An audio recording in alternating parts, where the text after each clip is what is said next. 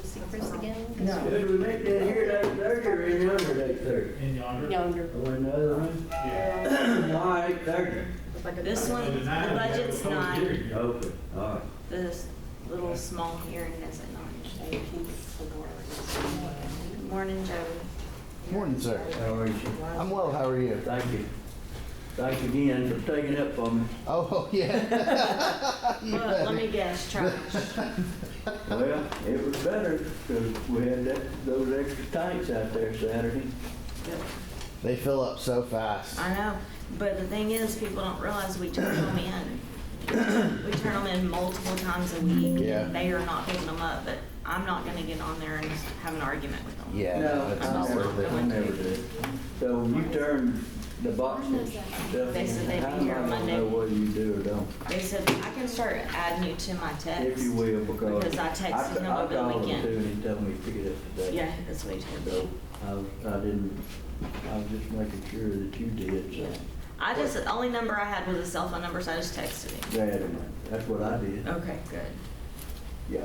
I don't even know his name. Justin, ain't it? I don't know. I think Justin. You remember the family that came in from, was it Fairfield that had the trash company? Yeah, bot. That's them. Oh, okay. Yeah, that's what these are out of, is Fairfield. Oh, I got you. Bostitch or... B-O-S-T-I-C. Yeah, Bostick or something. Okay. Yeah, that's I what was they're wondering out if of. y'all were able to secure something with them Yeah. I finally. mean, they're a little bit more expensive, but they are, Johnny on the spot, huh? So- Well, we're using them for overflow right now, so. yeah, That was the smartest thing I did. We hauled Why some y'all have that? yeah. more rock out there and widened our deal over to the fence, that new fence that we built, and was able to put them, they can't drive down both sides of them, but one metal one and one trash. Well, Why don't people just pay for trash? Hey, We're getting there. I mean, that was the first thing I had to secure when we moved here. I was like, ooh, we're gonna have a bunch of trash here. I need to find I've been somebody saying that hauls all along. trash. yeah. I've been saying all along, Michael, we need to just close our trash sites.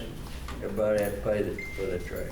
You're never gonna make everybody happy, so, Yeah, for sure. yeah. That's the way it works. Like everywhere I've ever lived, like you had to pay for trash. That was just On part your of water it. bill. Yeah, it was either on the water or in San Antonio. I think it was part of our electric bill.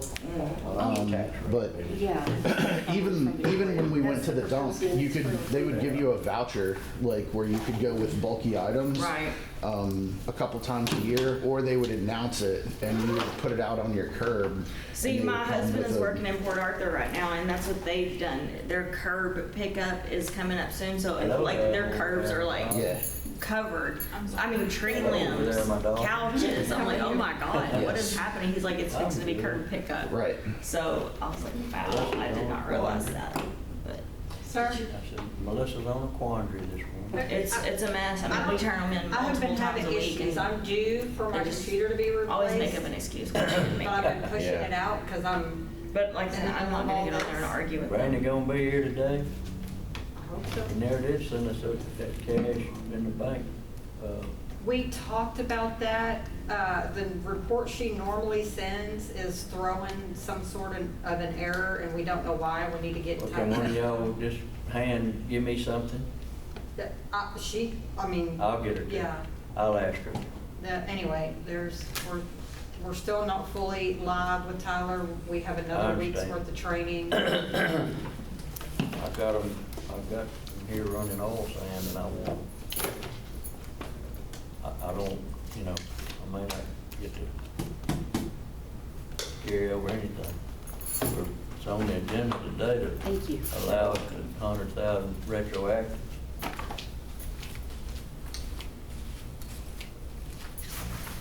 Which, I might have more than that. But, Thank you. well, me down there, he said, I need to get up. Hear me? We'll go in there if y'all have. Allergies. You'd think dry as it is, we wouldn't have that. I turned on my humidifier in my house and that made a huge difference. Huh? Get up there, Jerry. To put,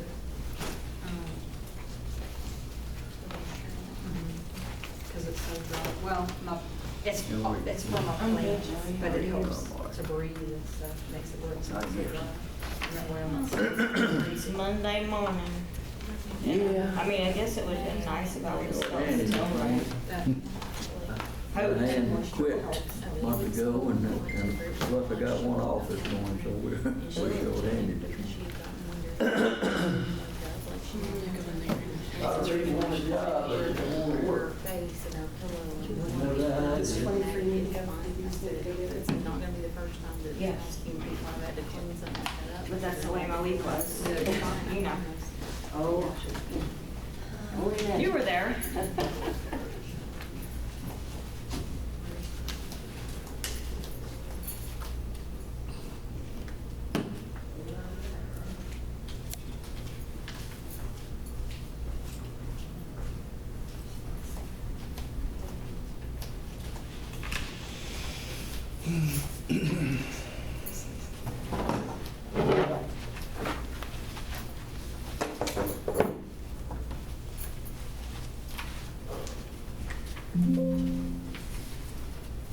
Give you guys a copy.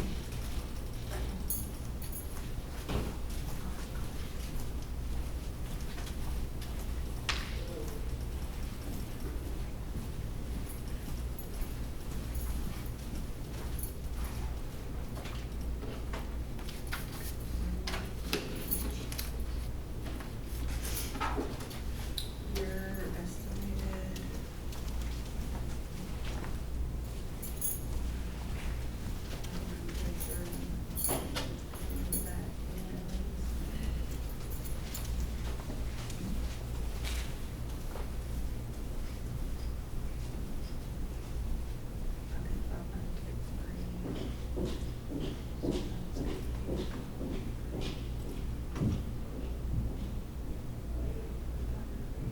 Remember that number, 5933. 5933.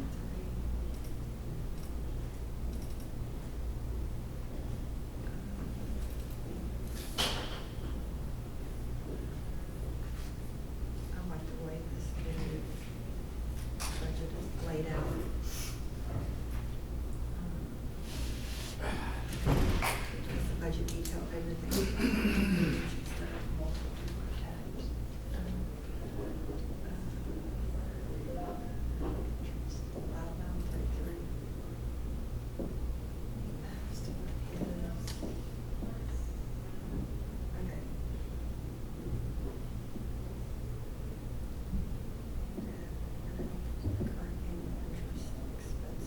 Interest expenses.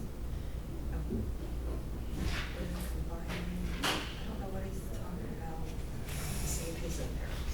I might have thrown him on the, where we used to separate the principal and interest, but now we're combining them. Oh, for So, payments? Yes.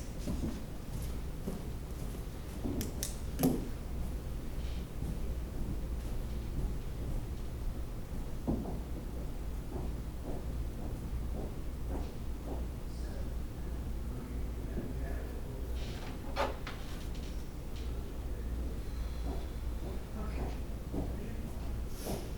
He is not here yet.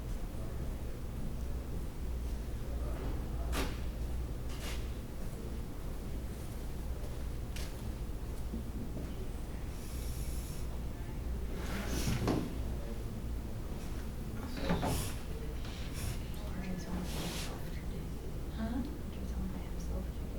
One. He's not coming.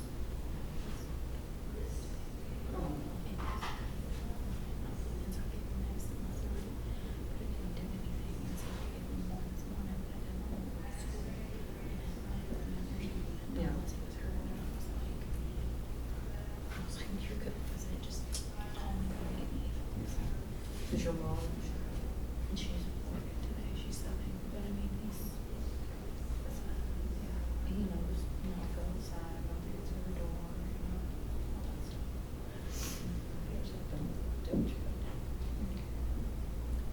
Yeah, I think he'll be fine, but I did tell him, I was like, text me if it's something else, or if you need me, call me. Yeah. If you're bleeding.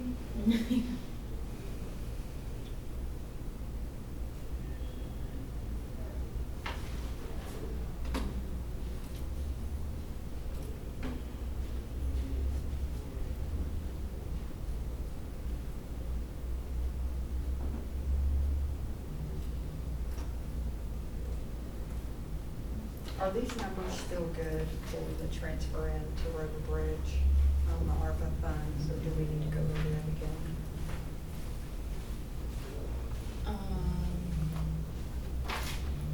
That's for next year, right? Yep. No, they said to put that, that needs to be taken out. They said to put that in, for Joey to just use for rock at the dump.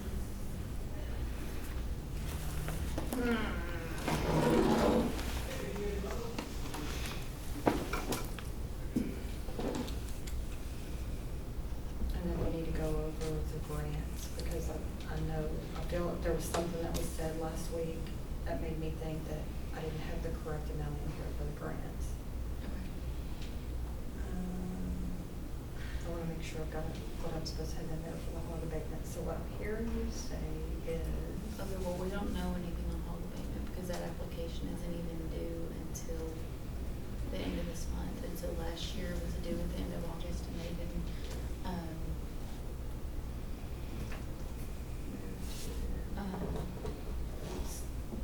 let me go, I'm sorry, I'm going back to the ARPA stuff. So I'm moving that into waste. I remember them talking about it, but I didn't realize like they decided that's what we're doing. But, so we're, yes, so it will need to be put into, yes, the waste budget, one for aggregate materials.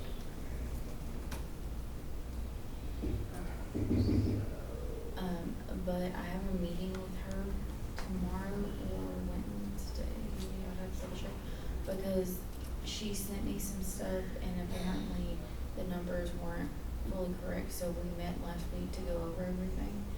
yeah. And so we're supposed to have official, like, hard numbers where absolutely everything we went over. And so that number is gonna change some. I don't know exactly what it's gonna be. I was trying to work off of what she was saying, but I wasn't following. So we're supposed to, after she puts everything back together, we're supposed to meet, like I said, either tomorrow afternoon or Wednesday. So it's still going to be though the 2671. There's no change in that total overall. There could be. Okay. So I'm just going to move this over into waste based on these numbers, and then if they change, we can change. Yes, yeah, and like I said, I'll know that. I think it's Wednesday. Wednesday morning. I know we work in the same office, but who has time to talk? Well, that stuff has been chaos. Okay. I swear, I get dressed and I make my dog stay away from me, but somehow, my white dog, He lives in the house though, right? the dog, absolutely. So you might do all you want to keep it away, but My kids are grown, so that is my, I Yeah. have two, and I'm like, they are my children. I've still got one that lives in the house, but we've got 3 dogs that live in the house. So there's no escaping dog hair. Yeah. Like, I don't care what you wear, like you're gonna have dog hair I on keep you. like period. rollers in both vehicles. Yeah, Yeah. it is, and he's a Jack Russell, and he sheds terribly, and he's a spaz. That's what his name should be, is spaz. I've got a rat terrier, and then a bull mastiff, and one of those mini Aussies, and they all 3 live in the house.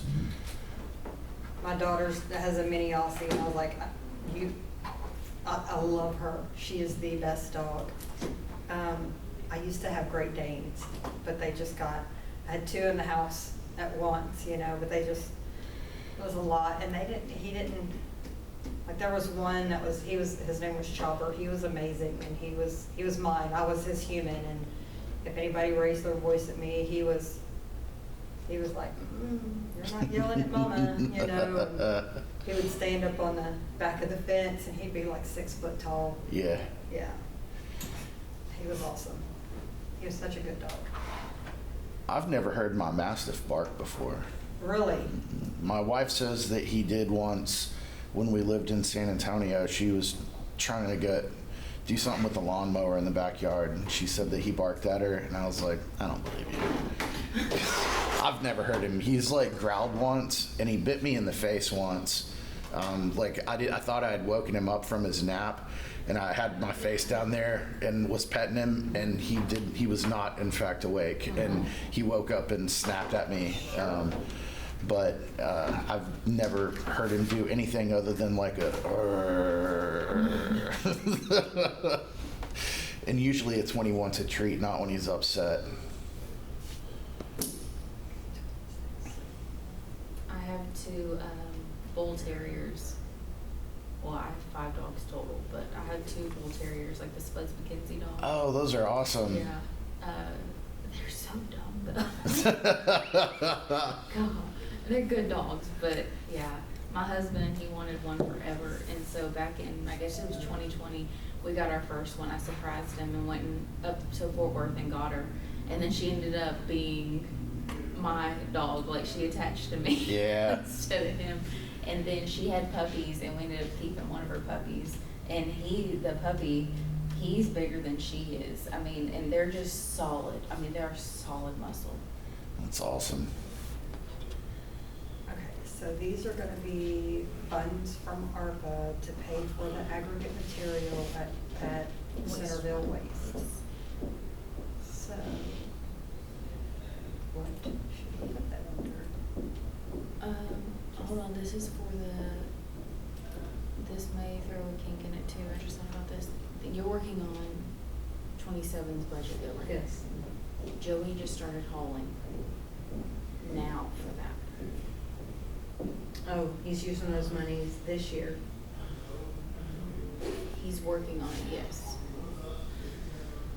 Okay. Okay, so I just thought about that. Okay, in ARPA. Okay, let me make a note here.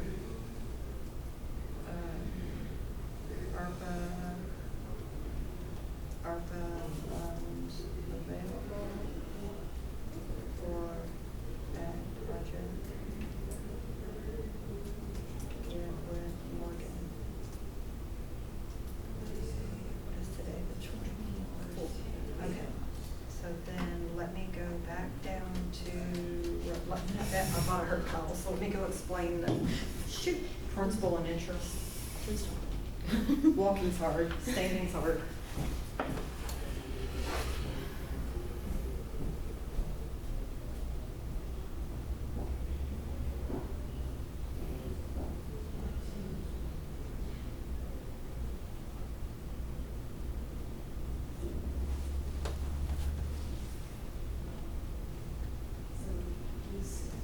He's pretty something kind of digital.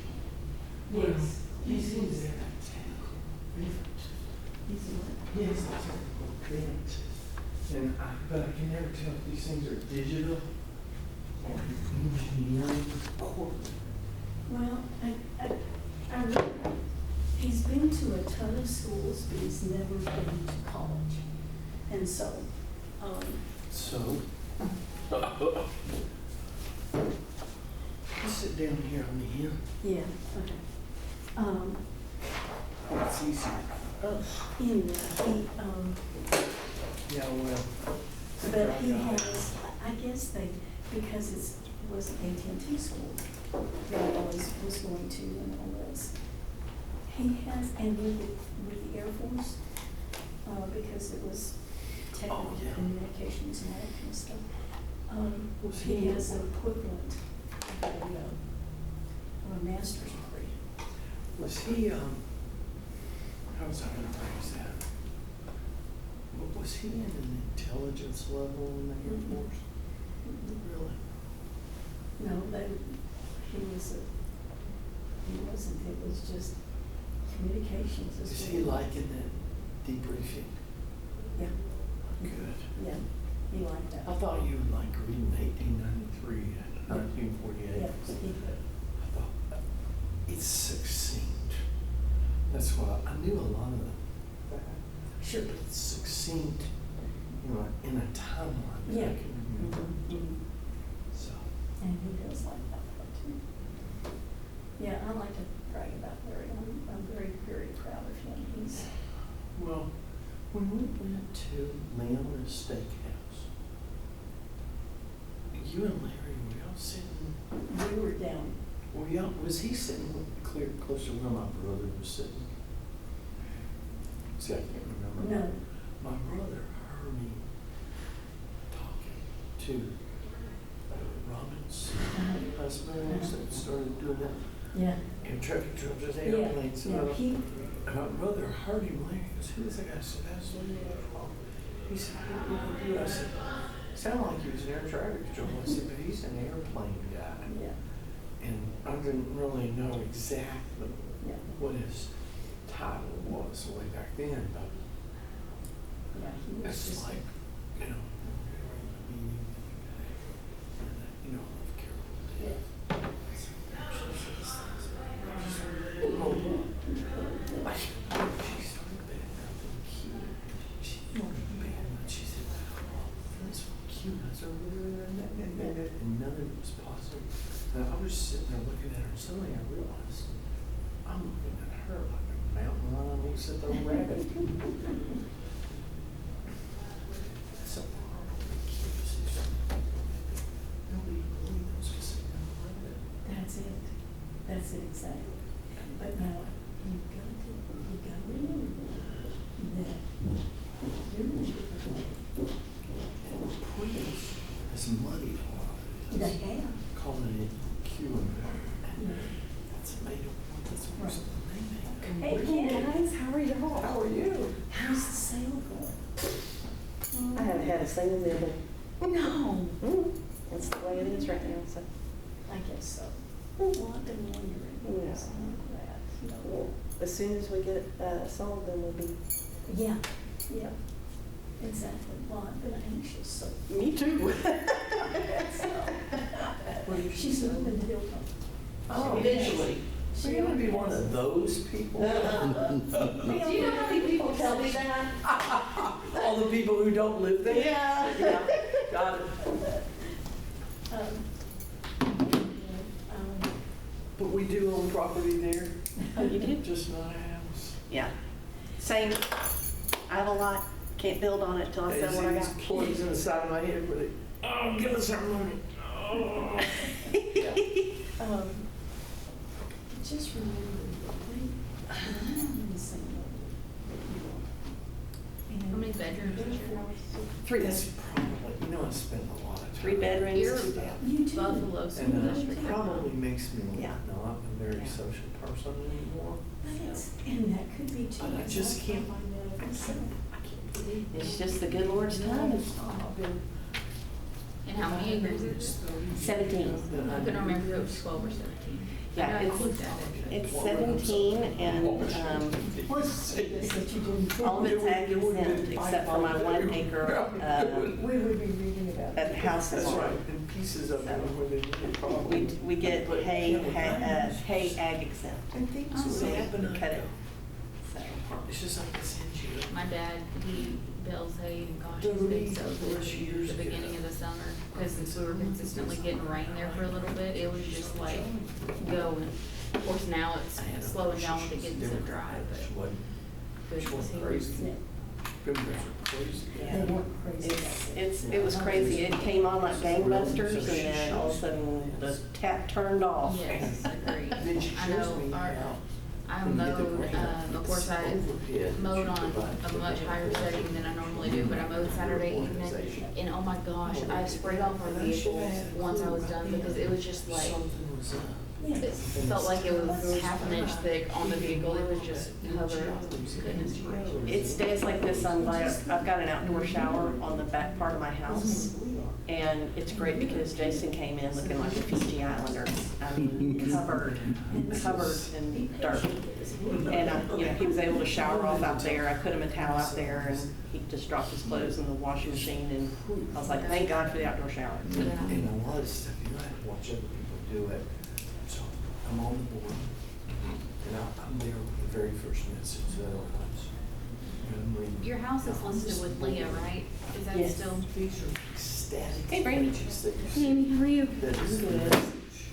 It's not like a you copy and then they copy it, or like IRC where you have a line of text where you talk about the court and so these are just, and so you have to come on and read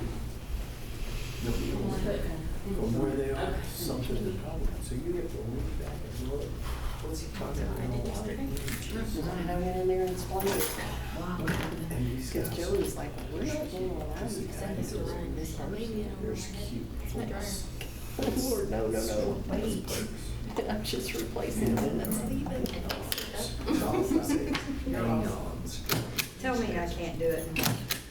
Did you finally get on? People we need to I did. understand. Morgan. How do you do a lot of times? Morgan knows how to do everything. Morgan can do it. You Sometimes need a meme that had, you know, like the lady with the. Morgan. Sometimes I just need her to stand beside, like, I can't do it, and then she comes in my office and stands by me, and then all of a sudden it just magically works. So I'm like, just stand there, Morgan. Is this Brandy? Okay, so we're taking that out.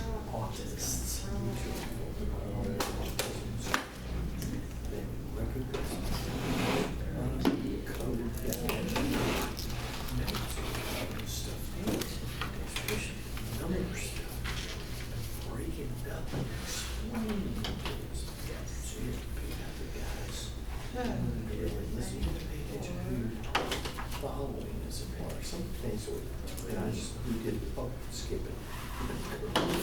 Yeah. This is guy who explained but I understood the gist. And what he would do is he would give them clues. He's proving that he's sitting inside control on a force field and doing exactly.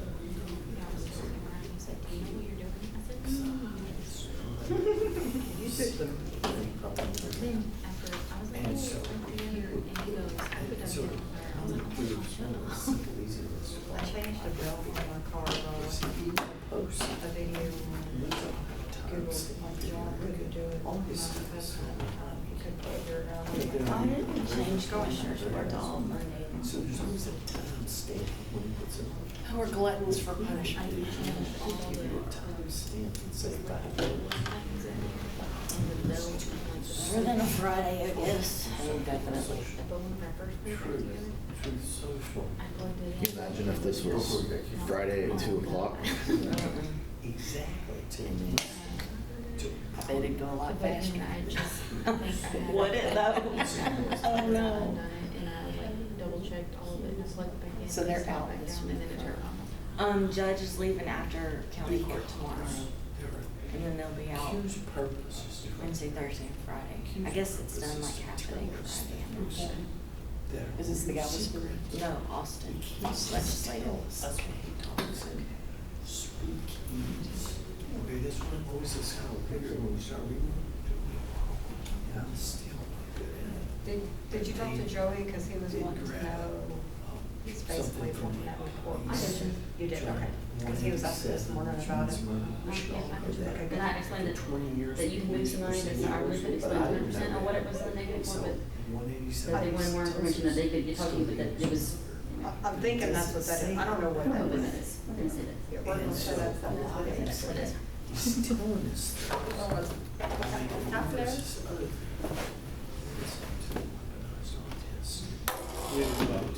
Give us a guess. And I know that sounds. Yes, do you need him earlier? He just would knows to show up at like 9 o'clock like he So normally there's does. always. Okay. Okay. So I think it's I Ian's. don't, And who's the guy who's a little closer to it. I mean, we may just have to wait till afterwards. Can we do that?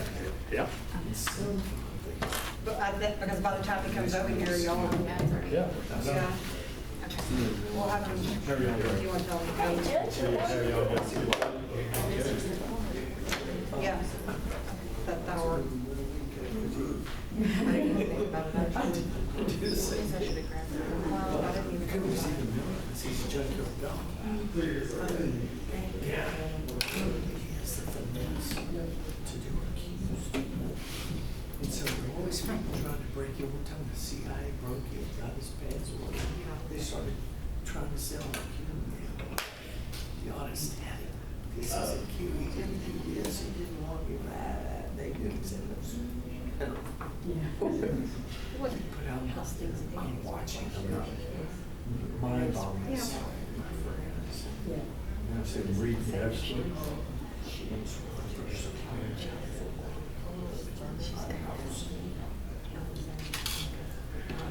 Let's just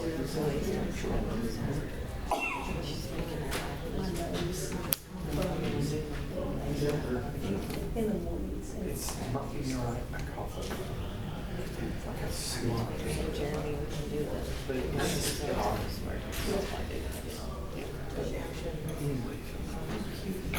It's, you're supposed to sit 22 next to your salad. I know. And so, but everybody, you know what I mean? Men should be. She passed me on 11:46. You got around like 45. Here she comes around and she like, but she gets mad. Slow and steady, one race. I never saw her even after she passed me. And she got behind 18 wheelers too. It was funny. But yeah. But you do, that partying all night, girl. I agree. Old house.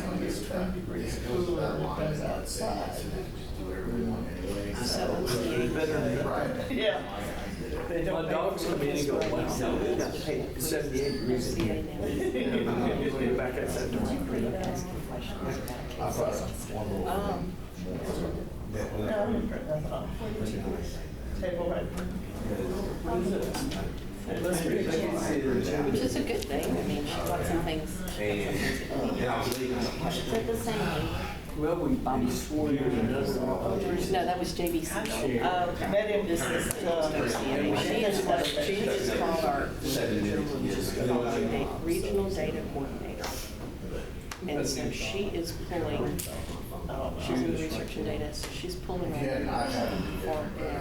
What is better than How are we prepared? good. We've got some things we've got to put in that, you know, even past the notes. She was like, I don't need you to go back retrospectively, but the active cases that you're showing on the end of the report, you need to go in each one and put in the plea and the sentence. And we're like, oh, okay. And we had in place because, you know, we were doing that directly into CJIS. They want us to put it into EJ first because eventually. Well, it is an EJ, but it's under judges now. Yeah. So it's gonna have to, it has to be in a specific area. We had that dinner.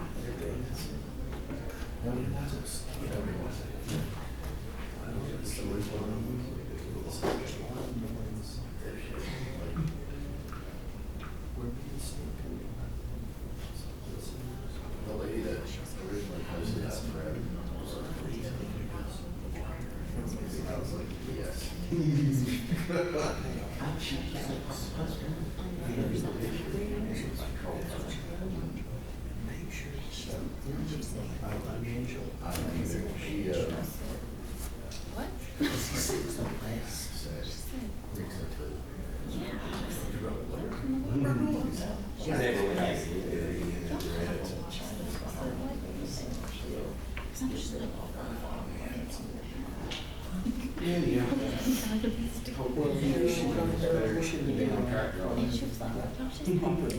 So in the past, we just had this division, and now we have to have complete. No, and I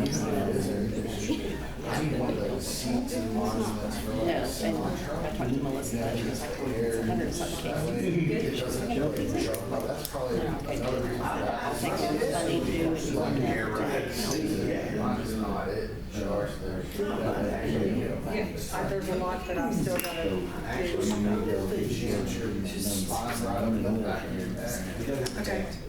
I'm comfortable right up until I hit. So you're talking about, Yeah, her report is really good. the journal entries to move all the things over. I will try to do that as soon as I can. So you're sure? Yeah, no, it's, yeah, it's, Brought a report this morning. right. Okay. We need to get pretty close. Order. I'm gonna get on this. Hey, you wanna try to roll through here and go around the back? You come straight here, we can move the I'll go table. back there. All right, that's fine.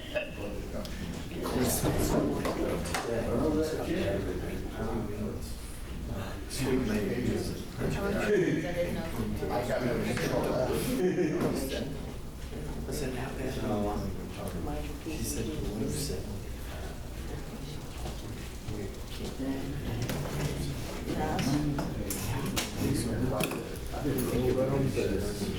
Pull your way through, Jamie. We'll get you there. I pushed over. Strawberries and girls.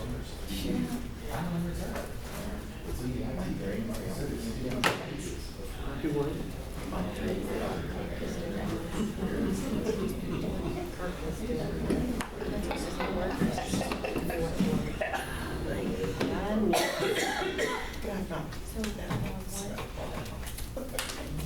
I remember when I had About you?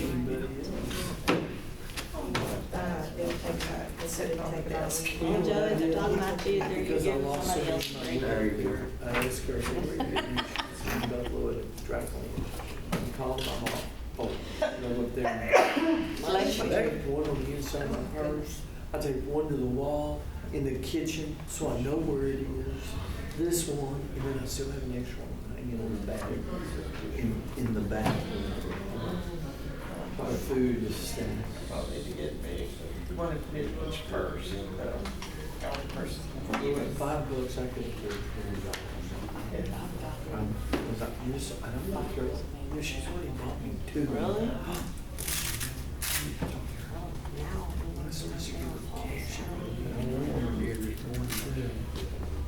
I was gonna pay for It's warm in here. Yes, sir. I can go and ask the DA's office to trade it down. Always, and Yeah. Yes, sir. Your glass.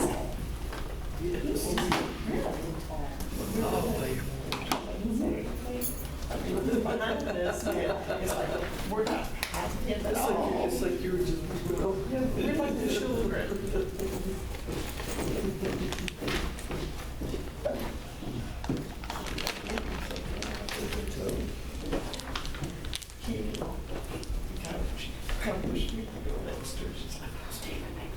Yeah, but this is what they're going to point out right there. another reason I'm running around. Well, And then on the, uh, our tax assessor collector. She controlled that. I'm not sure. yeah, I talked to her about it. The your carryover? So we put in that carryover that you said last time, that you put in last year. Yeah. It's not in, it's in your, it's in the budget. Yeah, that means they can go up It's not to in her thing. whatever, without mean having cash? to, That show it now. It's have not an cash. election. That cash carries over from when it's already in your cash. Good morning, Miss Susan. I just have it into your I'm revenue. good, how are you? So that cash is what you carried over from the previous year. I don't put more cash in there. I just put, I increase your revenue line item for the carryover. So it's not gonna show up in your cash. It's just a budgeting line in your revenue for the carryover. So let me-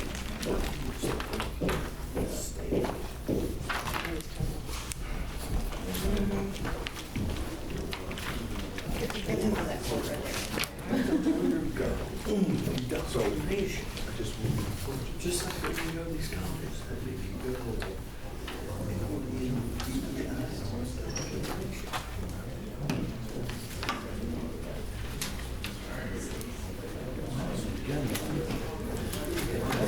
Yeah,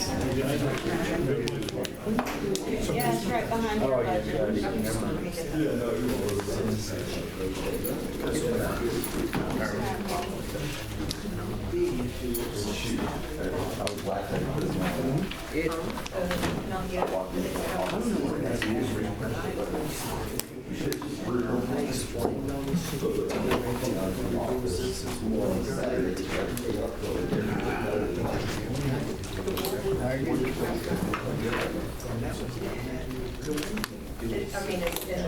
Yes.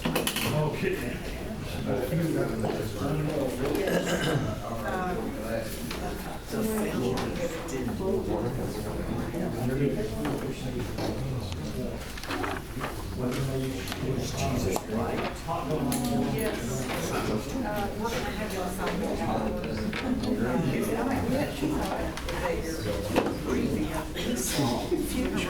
Xavier was gonna come in.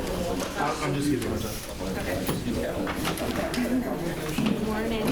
Good. Did you want this for the budget meeting or for the general? But Judge, if she called or my dad called, she fell. I don't know yet. So I may have to step out. So if my dad, were you talking to me? No, she said, hey, Mike, my but phone you were mic and Gary's- focused, we never heard her. I have that. I just wanted you to know. If I Using get the up and tunnel. leave. My nieces were okay.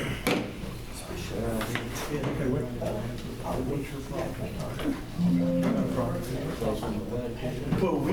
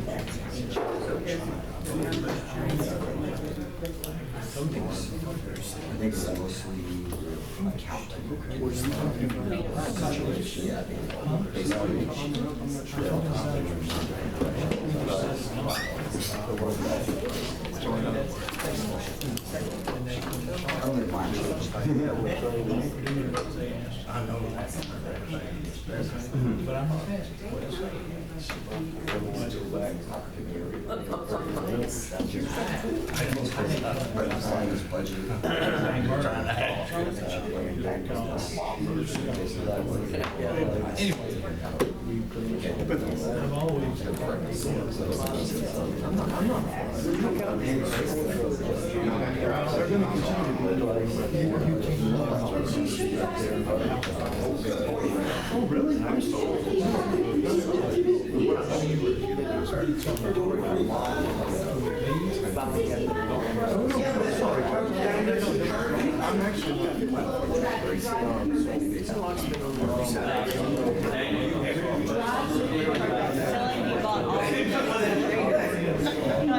Telling people on all the accelerators, not just a little bit. She said you want all of the accelerators. See, I'm a user. I'm good at about 55 miles an hour. You sound like my husband. Heating the As slow as it can. When I get it, I want to get it. I was going 45 this morning. Yo. I'm 11:46. I called my sheriff's department and said, can we start pulling over who are impeding the flow of traffic just as much as those, like, people should get pulled over for 55. The same as I should Yeah. get pulled over for going 80. Exactly. Exactly. I drug bus that comes from in the left lane. Oh, yeah. So basically they'll do good, so we kind of stopped and then we never needed to see the other one. But I'm like, you know what, I don't mind going around now. Like, get out of my way. Left lane. I drive slow everywhere, always. Oh, I can't take it. Just gotta slide over. You know what, if you're still gonna go 45 and 65, just pull into that driveway. If you're not, you know, you're not sure. Get out of my way. Do you feel attacked? I feel attacked. This isn't the first time this has happened. And it won't come back. Man, she's gotten behind me before, you know, 80 miles an hour. I passed it going 60. was writing that slow. I was going 60. He got behind the 18 wheel and still. Well, he turned on Around that 18-wheeler. Yeah, I never saw him again. I was around that 18-wheeler by the time I got to Yeah. I was around that 18-wheeler. Because who finds that person? You can't.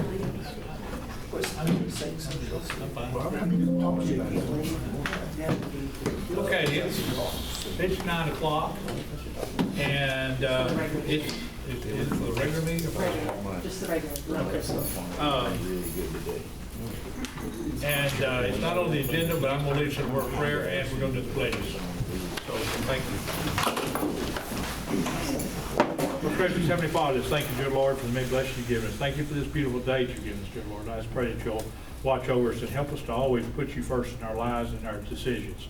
Help us to make the right decisions for Leon County and for the people of Leon County. I just pray that you'll help us always to know your will in everything we say and do. God, forgive us where we fail. In Jesus' name, pray.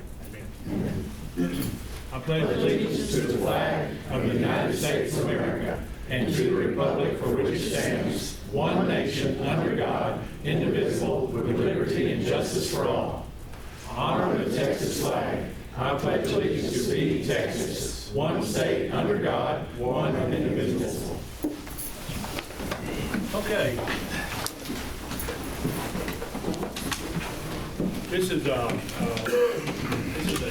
public hearing for budget, which is mandated by statutes. You've had this before you for several weeks, but it was in the newspaper. This is for public comments, so if anybody has any public comments about the budget, now let me explain the budget just a minute. This is a proposed budget. The budget will not be voted on until September 14th, but it is proposed. There's things in the budget that probably will change by September 14th, and that's just the process of doing the budgets the way the state of Texas wants us to do them. But there are certain dates that we have to meet, and anyway, this is one of those dates. So, is there anybody out in the public that'd like to speak about the budget? Okay. Anything here from Commissioner's Court? All right. And Lou, I will say one other thing. This taxpayer impact statement goes, and that's why you have that now. It goes with every agenda that talks about budget, or anything that's about budget will be included. It's just a formality, again, for the state of Texas wants us to do this. When we pass the budget in September 14th, it'll be with that packet. But that's what it'll be. It's not going to change. But that's what it looks like. Okay, at this time, I'd like to have a motion and a second to, being we don't have any discussion, have a motion and a second to execute the certificate. Basically, we're just saying that we're certifying the budget as is, with the revenue and expenses as mapped out for this day only. It'll move forward, like I said, and the 14th will be the final. So do I have a motion and second that we certify the budget that is presented in the website and back on the table? Let me clarify. We're not actually voting to approve this budget. No, all we're doing is certifying what we've done so far, that the expenses and income are in that budget to be able to run the county next year, 25, 26. I mean 26, 27. That's all we're doing. Okay. No, we're not approving the budget. The budget can be changed all the way up until the 14th. Okay. And Ms. Melissa, is it your recommendation that we approve this? Yes, sir. To certify this? Okay. Got a motion, I need a motion second to approve that. I mean, we're executing the budget certificate. Certificate, that's what we're doing. I've got a definition if you need the definition of it. Well, that might be helpful. Okay.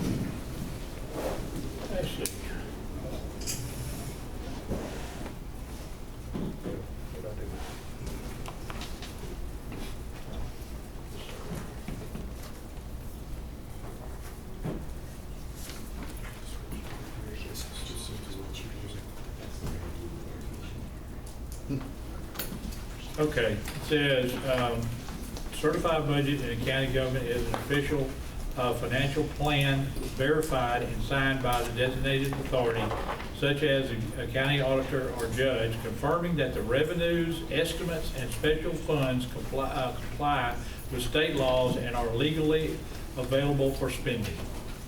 Okay. That's what it. So it's that's all it amounts primarily to. establishing what the revenues are. Your revenues and expenses are what they are, and you're authorizing them. What you see in the budget right now, you're authorizing those to be spent. At the beginning of the fiscal year. At the beginning of the fiscal year of October 1. Right, but between now and then, there may be additional adjustments to the budget. Yes, yes, sir. As things get allocated or moved around. Yes, sir. So this isn't locking us into this No. current budget. No, it's not like it's in at all. It's just, again, a formality that we have to do with the state of Texas. Need a motion, second.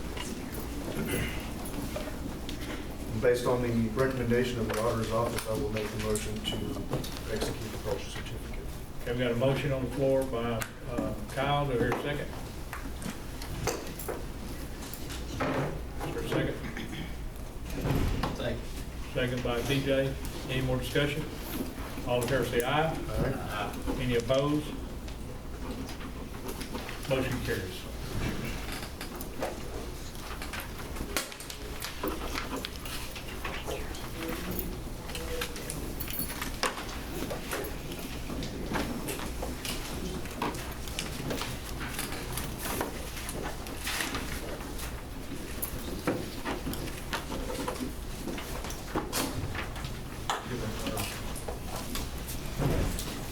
Matter of fact,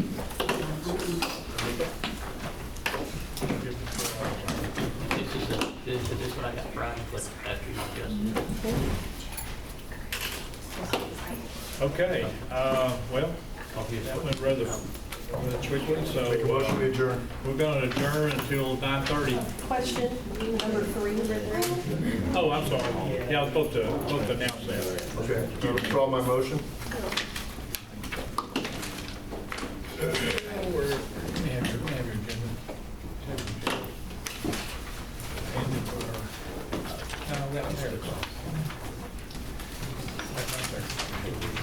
Okay, number 3, and says discuss and possibly take action on setting the date, time, and the location for the budget and tax hearing to approve the 26-27 budget and tax rate. It's going to be Monday, September the 14th at 9:30 a.m. in the Leon County Annex 2 building, the 3rd floor, located 155 Cass Street, Centerville, Texas 65833. Do I hear a motion saying we approve that? So moved. Got a motion by TJ, second by Kyle. Any more discussion? All in favor say aye. Any opposed? Motion carries. Apologize for that. Okay, we'll adjourn. I need a motion second to adjourn until 9:30. So moved. Got a motion by Kyle, second by Paul. Any more discussion? All in favor say aye. Aye. Any opposed? Motion carries. All right. Thank you.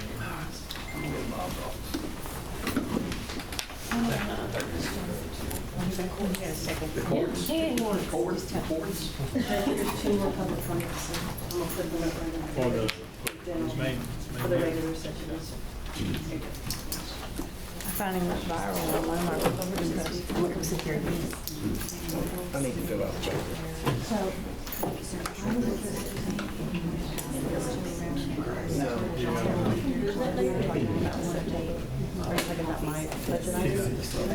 We did about the budget. Y'all want to look at this?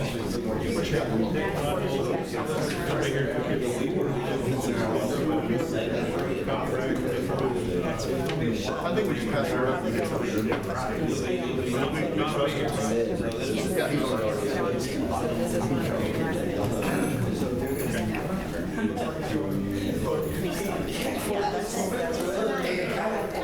I I was just counting. He's got a black eye. To get us into.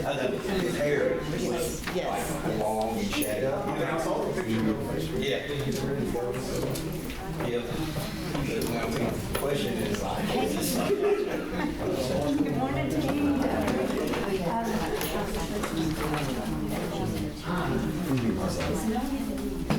I don't know.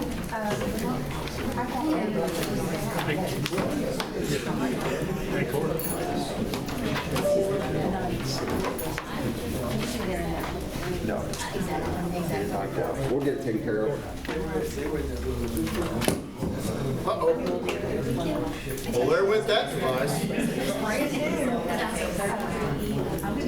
I'm having trouble connecting to the That's twice. Third time's a charm, Melissa. I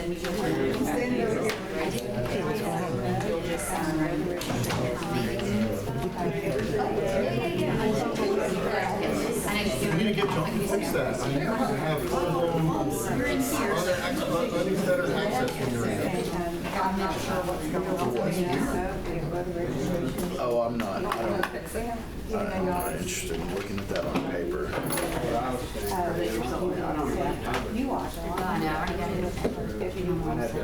I'll just get the PDF because it got updated the day after I posted about. Yeah. Family member that he's a registered moved to change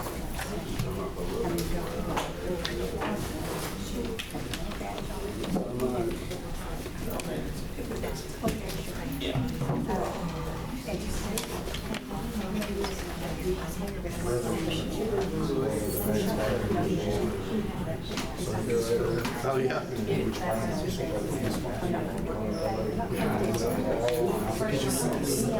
That'd be awesome.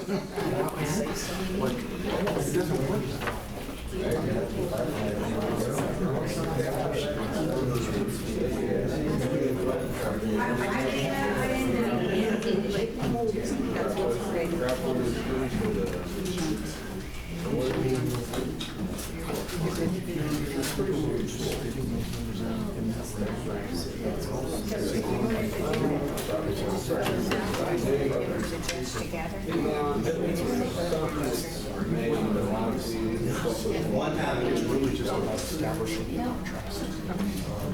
And then we can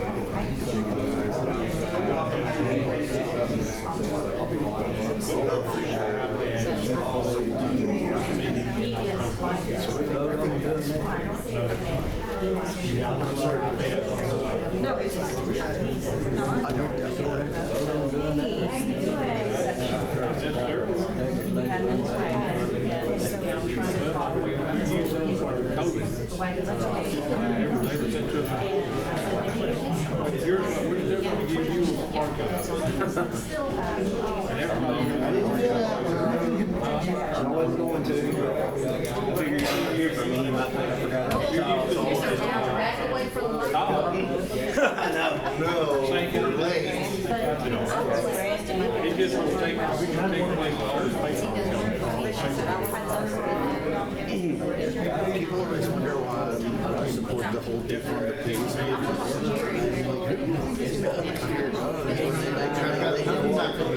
He knows about it. Picture what you're doing, not in mind. He's going to send it to me. It's a mistake.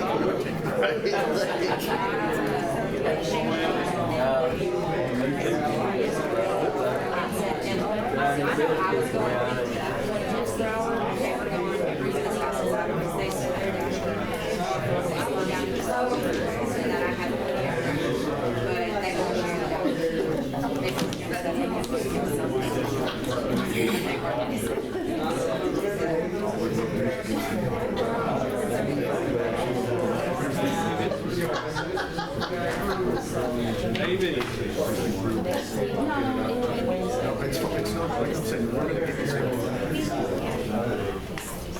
I know, I can tell. It's okay, you can call me anytime, like, that doesn't bother me, I'm just sorry that it's, you know.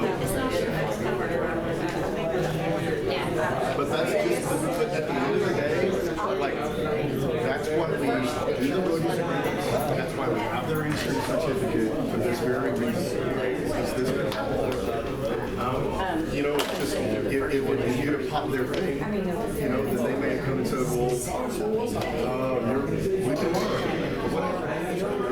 So, we'll get that. Sorry, it's not as easy. Have you gotten, we're probably talking about $500 or $600? Oh, Lane. Yeah.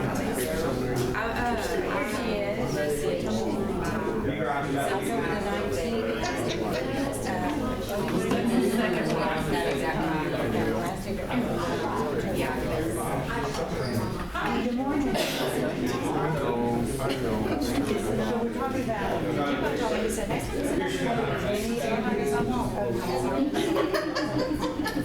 It's just, we're going to go deeper.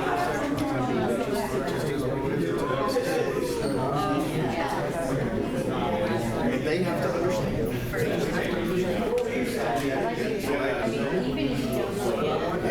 For the one that happened to you, like 10 or 15, but their racing experience with people. Like I get other calls about it.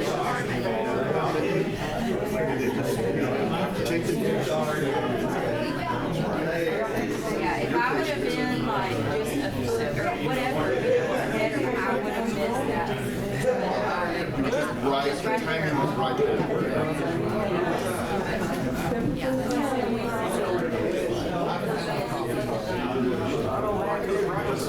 We'll see what they say. I'm sure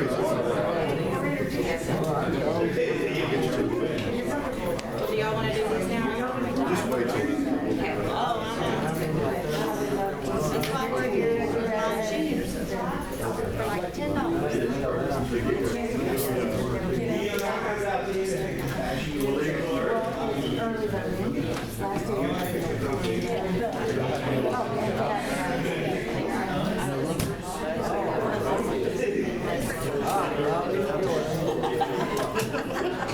That's a bit like that.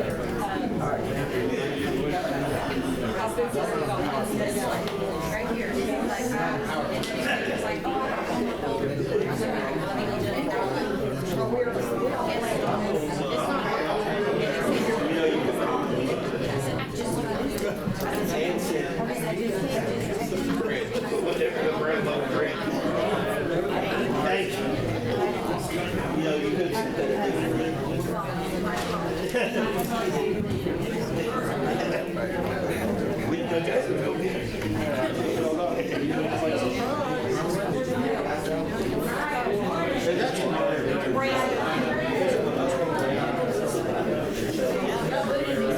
we didn't mean to. We were working on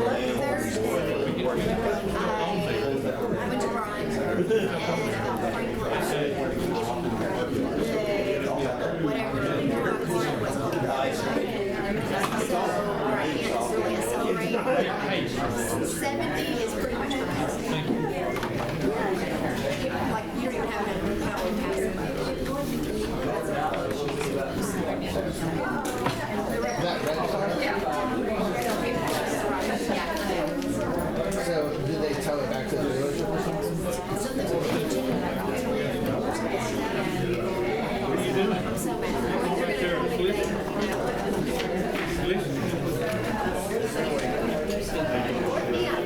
Right there, I got it from Keith.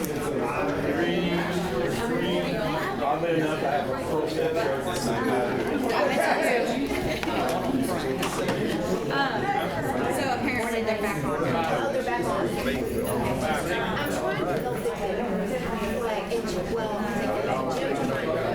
This is under, both of these are under 33. They're going to discuss taking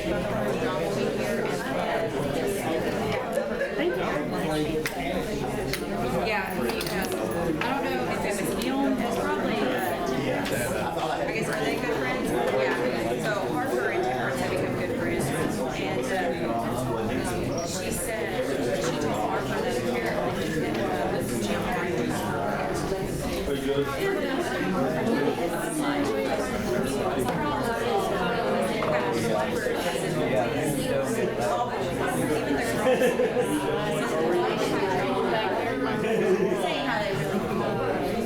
she was like, that's what Jennifer does. I said, because we know we've all been through it. I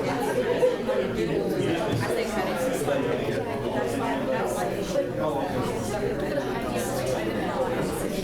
that's what I told you.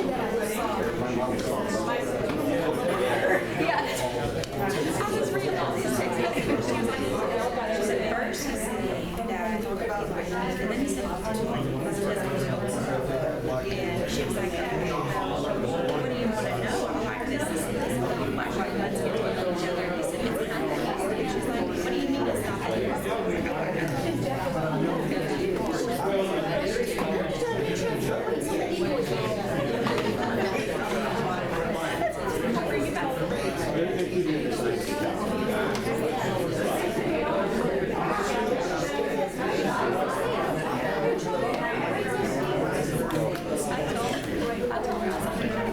a little bit of slack for Crusoe. She said, well, I asked her, it's like, she would like me. Yes, I think you would. She said, so you would like to be first time. She was like, I'm going to do your promise. And she was like, are you sure? Yes, I promise I really do. But I'm saying, just take it to work for it and just go home. Like, come on, let's. You know, I've turned it down before.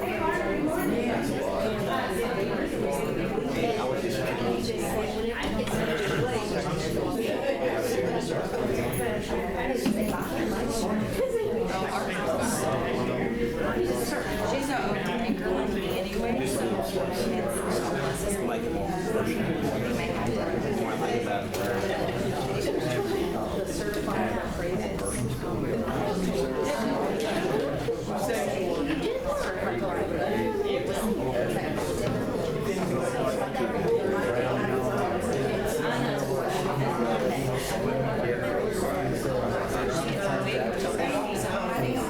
and she had no she had deleted his number and everything, and she was like, she said,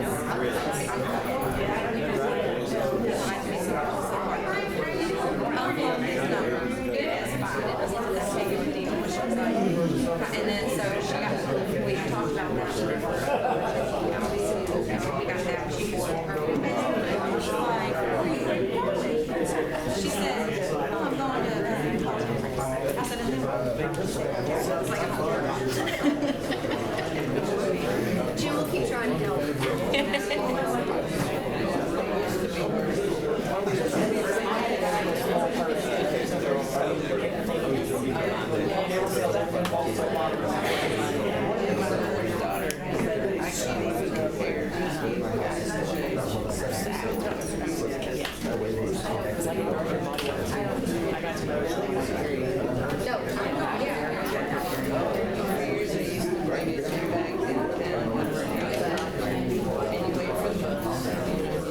all day long.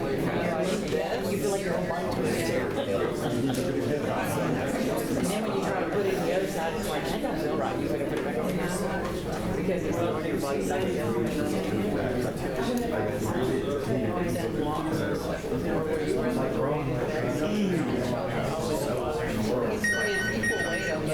After a while,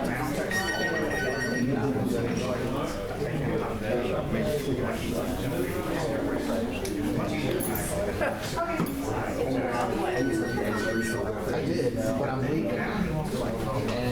And normally be up there, and I want to be. Well, about that? Yeah, I just want to pack up and love it.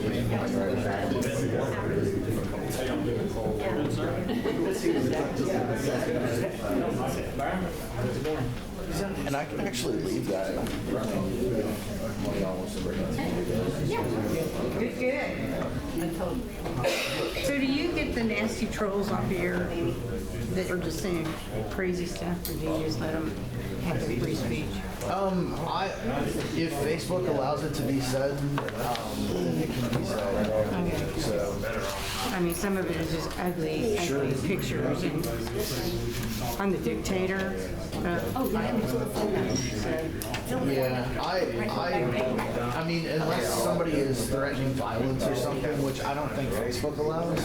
Well, I mean, all this pedophile stuff, I don't know about my page and abbreviated words for stuff. It's just.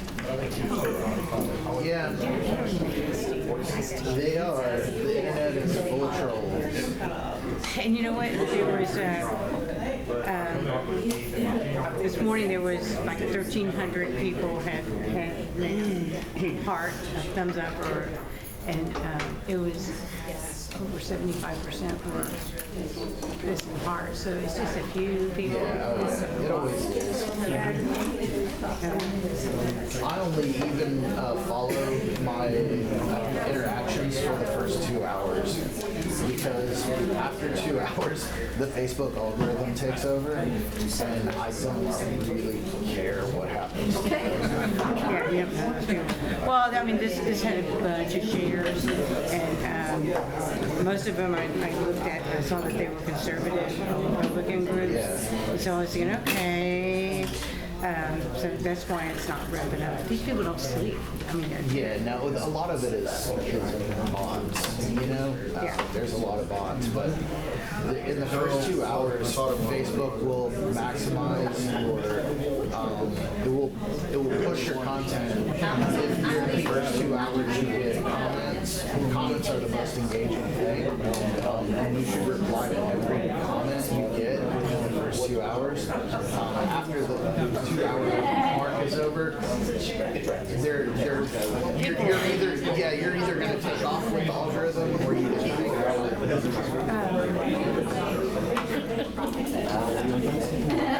I mean, they're still posting their junk, but I want to leave a place for people to get their positive things, so that they have a place where they can say, oh, I'm voting red too. Yeah, see,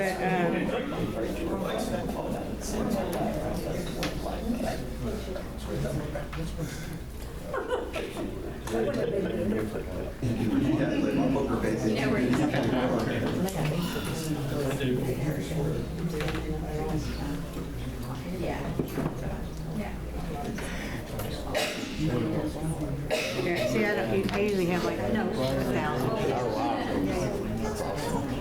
So that's the algorithm's kicking in? Yeah. But there's some nasty people. I was working on them.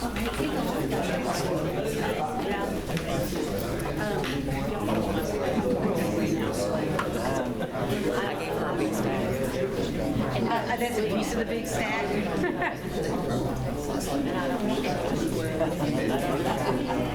I don't think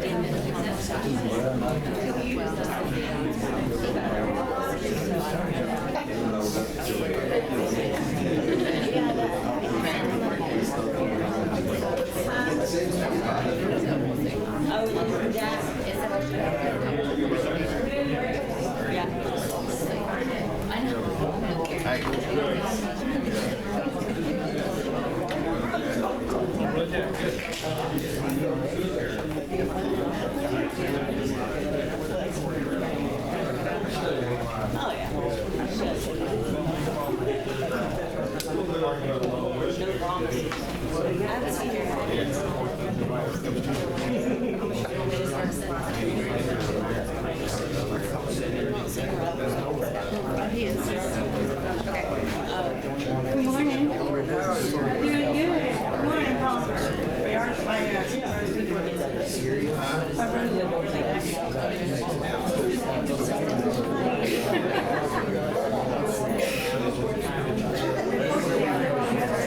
It was just what I But it's, I mean, I don't have that. I can just never keep it out. 280.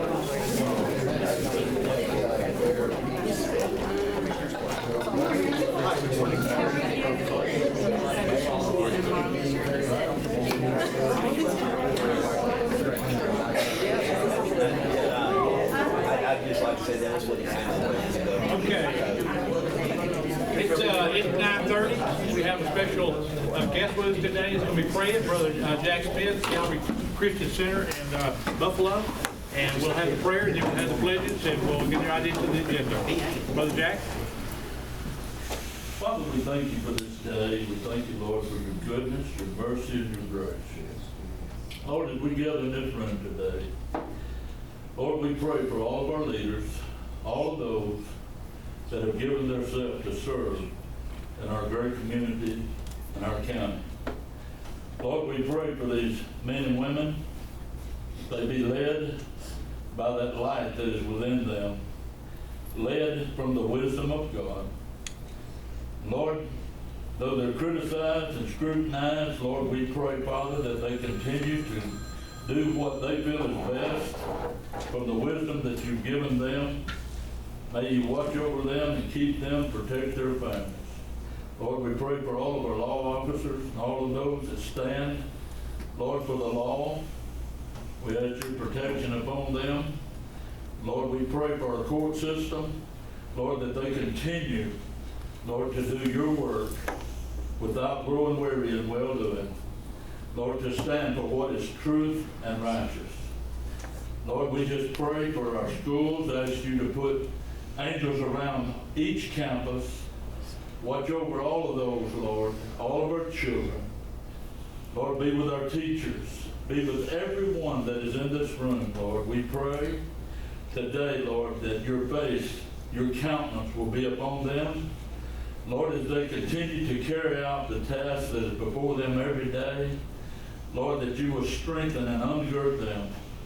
We pray, Father, Lord, that you will continue to bless our county. Be with all of our people. Watch over our families. Lord, as they do make the decisions that somebody has to make, though it don't always appeal to the masses, Lord, decisions that they feel that they have to make from what is right, that you will stand with them and be with them. We thank you, Lord, in your word you tell us to pray for those that are in leadership. So, Father, we pray today for them and put them before you, believing, Father, that you're going to move upon them, be with them. May your peace, your presence, and power rest upon every one of them. These things we pray in Jesus' name. Amen. Amen.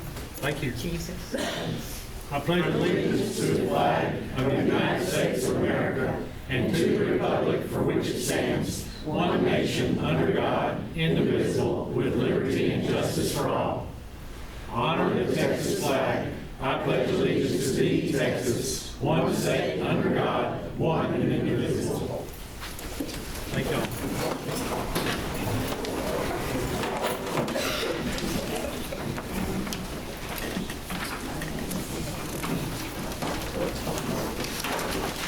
Okay, do I hear a motion saying we approve the claims and the claims of the lame duck and the minutes of the previous meeting? Good job.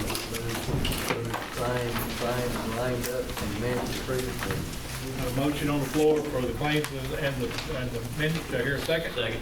Second by TJ. Any more discussion? All in favor say aye. Aye. Any opposed? Motion carries. Number 4, we have 2 payrolls. One is August the 7th, and one is August the 21st. Do I hear a motion saying we approve those? So moved. Second. Got a motion by TJ, second by Kyle. Any more discussion? All in favor say aye. Aye. Any opposed? Motion carries.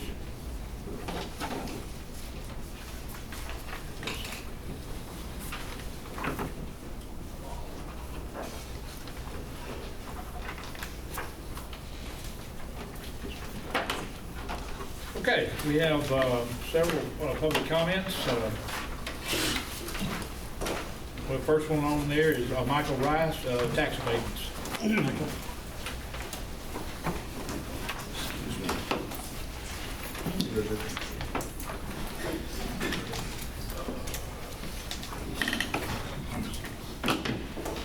Some of you will say that a tax abatement isn't a giveaway, that it's a tool. Fine, let's take that word seriously. The Texas Comptroller calls tax abatements a tool to attract new industry. And how does that tool work? By allowing one company to pay less in taxes than its neighbors are required to pay. If that tax break wasn't worth money, it wouldn't attract anybody. It works precisely because it has financial value. That's not my opinion. That's the mechanism. Now let's define another term, corporate welfare. Merriam-Webster defines corporate welfare as government money or aid given to help a large company. Put the two side by side. In both cases, government gives a corporation something of financial value that ordinary taxpayers don't receive. They sound the same because they are the same. Tax abatement is simply the phrase we use when corporate welfare sounds too honest.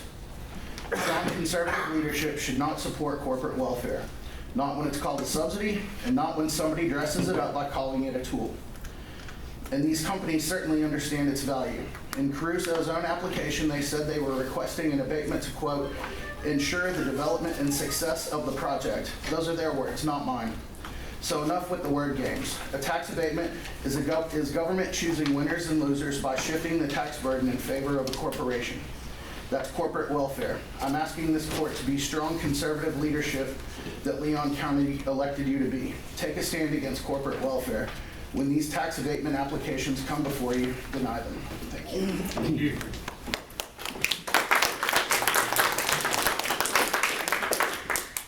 Okay, we have Melanie Ross speaking in support of Karen Moore.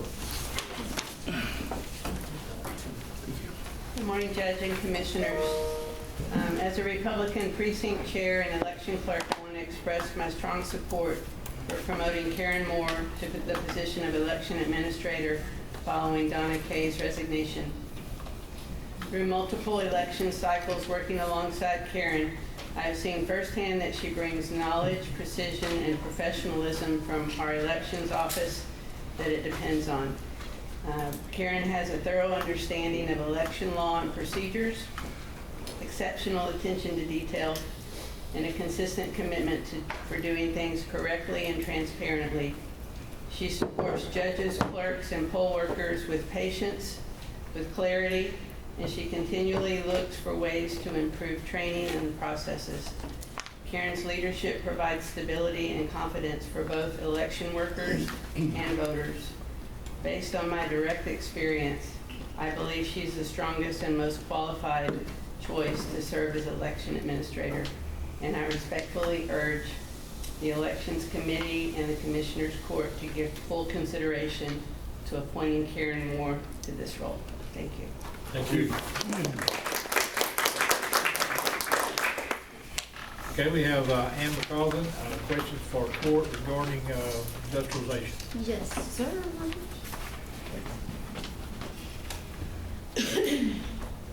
I just wanted to make it a point each time we meet to publicly ask if anyone or any business has contacted the judge or any of the commissioners about any industrialization, be it data centers, BESS, solar, or wind. I have. Okay. Any contact? They have contacted me and asked me for a road use agreement. Okay, what company would that be? Crusoe. Crusoe. Road use agreement.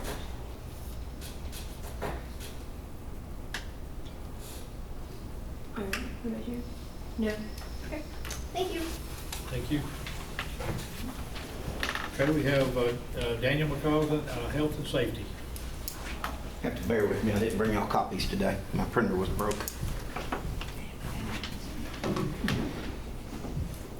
Every time this court convenes, you look the people in this room in the eye and you say you love Leon County.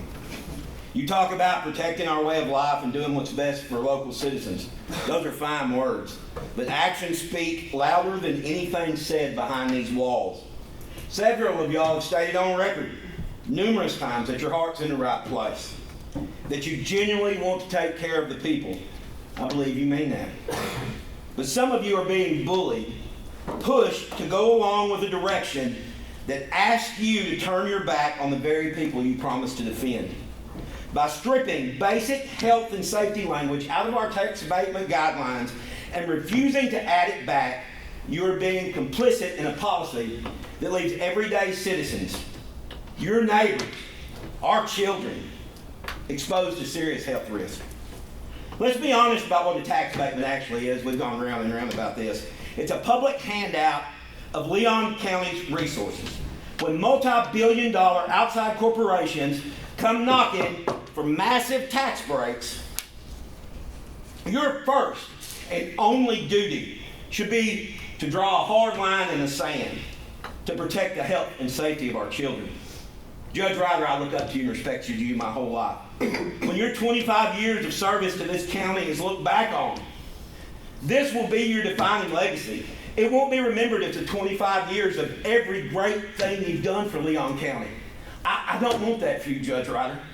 I want to remember all the good stuff. I don't want you to be remembered as a judge that failed to protect the health and safety of the children of Leon County.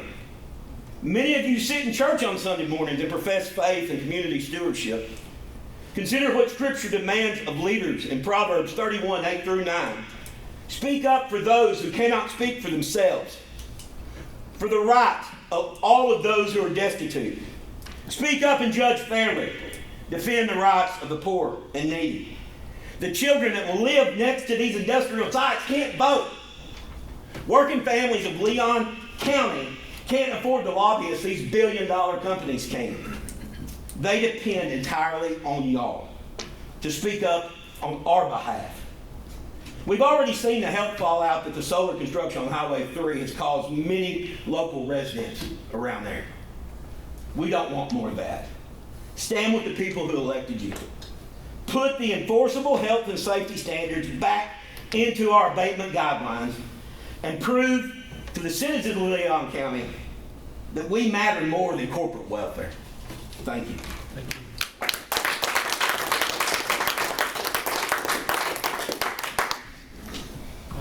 Meta Asball? Did you say that? Yes, Okay. Ashcroft. Get out the vote. Go ahead. Okay. Good morning, Judge. Good morning, Commissioners. I come to you today as a precinct, our county, Leon County Republican Party, a precinct chair. I'm precinct 6 at Hilltop Lakes.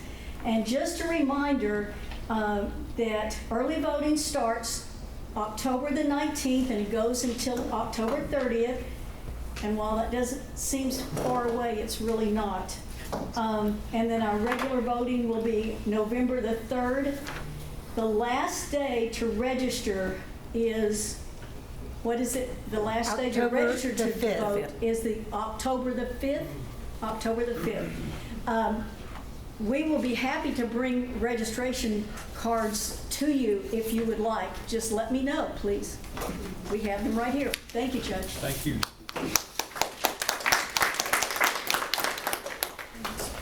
Chance Sloan, Karen Moore. Morning. Morning. So I'm here to stand up for Karen Moore and the job for election administration. I've worked with her as an election judge, as a early voting ballot board member, as a poll worker, and I can tell you that she brings a lot to the table. She's always been the go-to person that solves all the problems and issues. So I can only suggest that if you want a seamless transfer of duties from Donna Kay, you need to transfer those responsibilities to Karen Moore. She's already ready to go. You don't have to train anyone. She's there and available, and I think it would be a good thing for the election this November. We're almost there. We can't afford to mess around and get someone that's going to make mistakes from being new or unaware. Thank you. Thank you.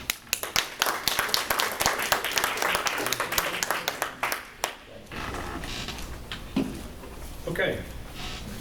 Number 6, discuss and probably take action on proclamation for Constitutional Week, September 14th through the 18th, 2026. That's DAR.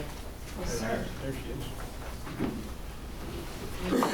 Constitution proclamation, we'd like you to read and sign, please, sir. Okay.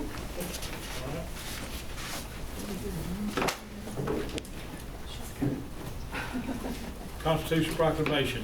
Whereas it is the privilege and duty of the American people to commemorate the 237th anniversary of drafting the Constitution of the United States of America with appropriate ceremonies and activities. And whereas Public Law 915 guarantees the issuing of proclamation each year by the President of the United States of America, designated September 14th through 18th as Constitutional Week. Now therefore, I, Byron Ryder, by the virtue of my authority vested in me as the Leon County Judge in the city of Centerville in the state of Texas, do hereby proclaim the week of September 14th through the 16th, through the 18th as Constitutional Week. And I urge all citizens to study the Constitution and reflect on the privilege of being an American with all the rights and responsibilities which that privilege involves. In witness there, whereas or whereof I have hereunto set my hand and caused the seal of Centerville for the Centerville, Texas, be affixed 24th of August of the year of the Lord 2026.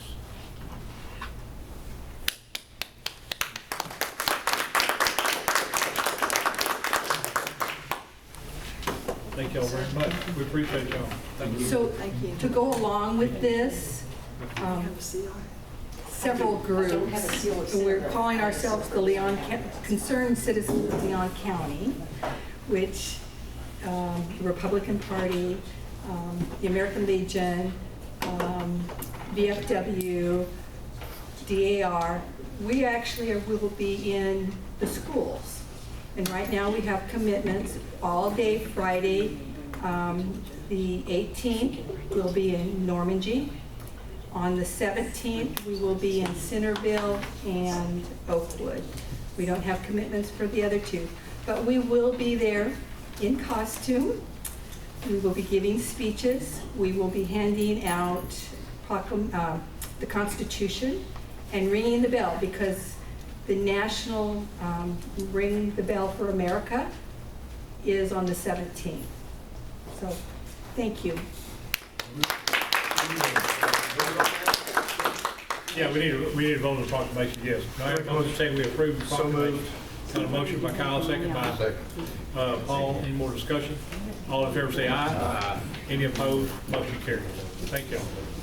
All right, number 7 and 8 are same person, but anyways, discuss possibly take action on amendments to the Leon County subdivision regulation related to the water meter and cost of RV subdivision application and approval. Robbie Robinson.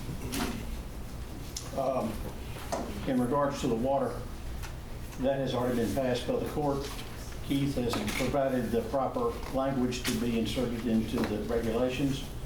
But basically what it says, the state of Texas came out with a regulation that says when you build a subdivision, every water meter, every payment that would be made with a water meter must be made before any lots are sold.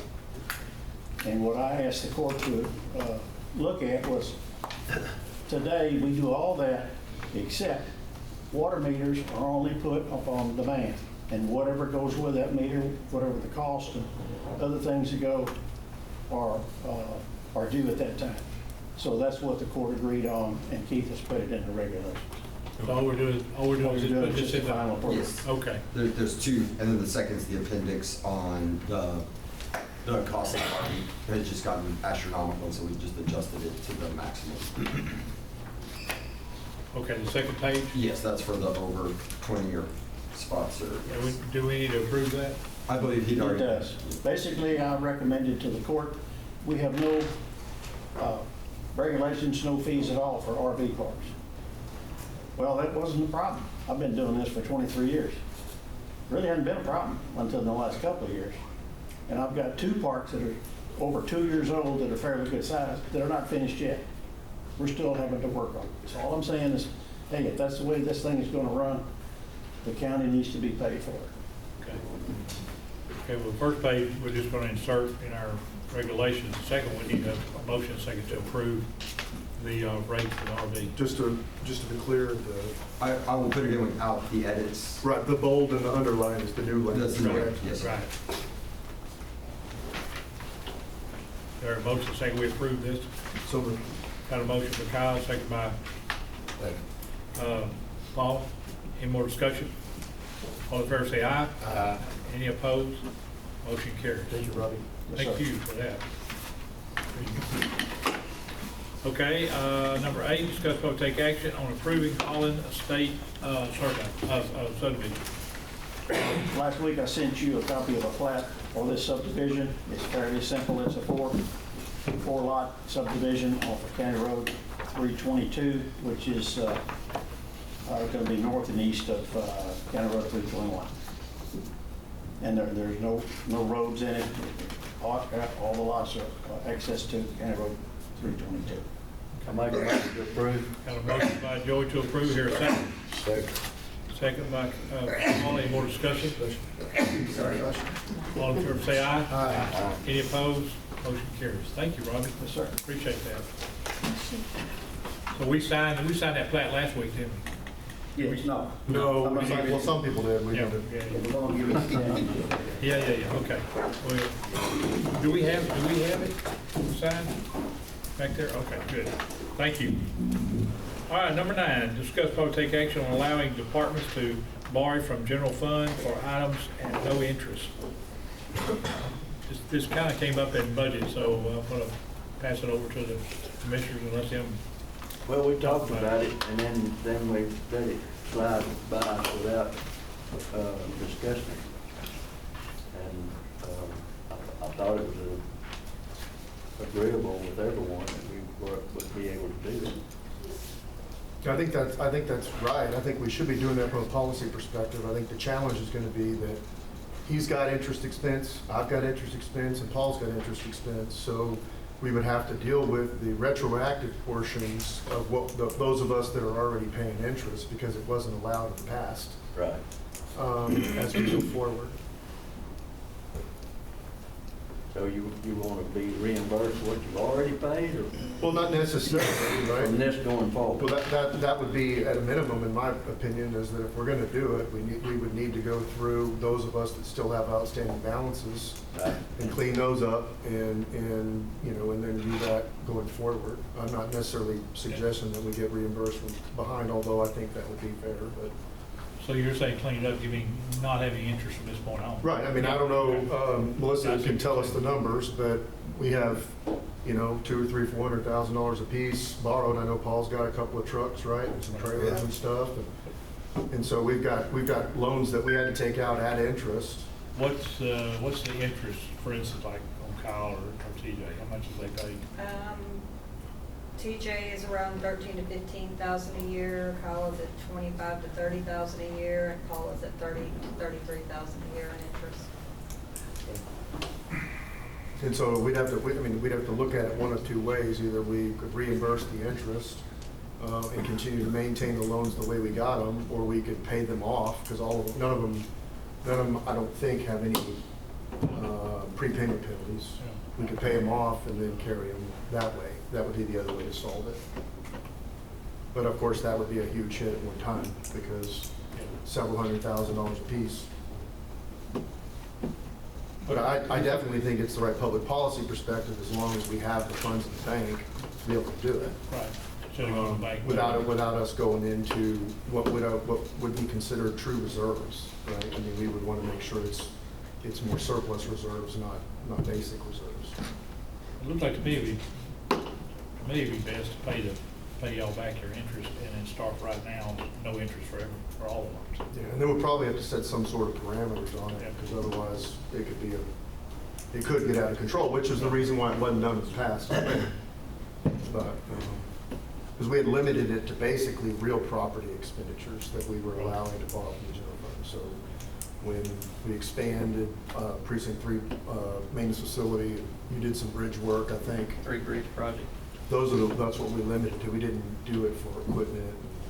That's going to be a good idea. What you just brought up on interest, right? That's going to be a good idea of what we're going to be saving. I mean, it's not going to be going out of your budget. Since Correct. No, that just I leaves think it's more good. money to Good put idea. back into the roads. I do that.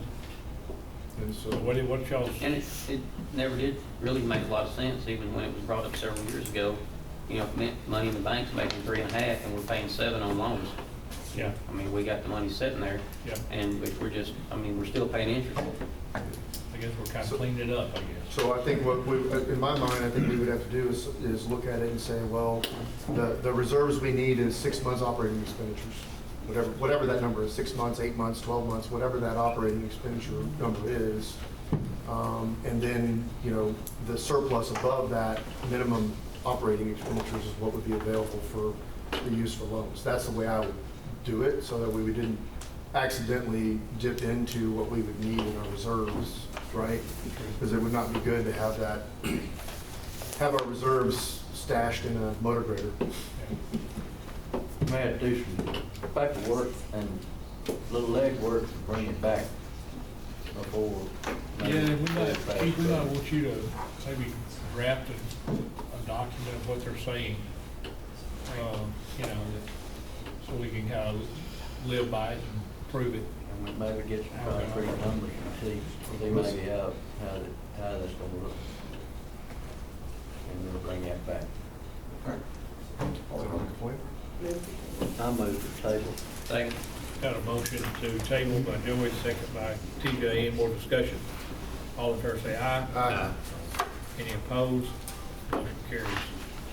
Number 10, discuss probably take action on allowing up to $100,000 carryover for 25-26 budget and be retroactive. I had that put on because I had budgeted a full-time hand that I lost last year and never have replaced, so benefits and all, it was close to 60,000 probably. I think they put 50,000 in my budget, but never hired anybody. And then I've had another hand that quit a little over a month ago, and you know, unless the court allowed me to take that money, and it's going to be hard to figure that.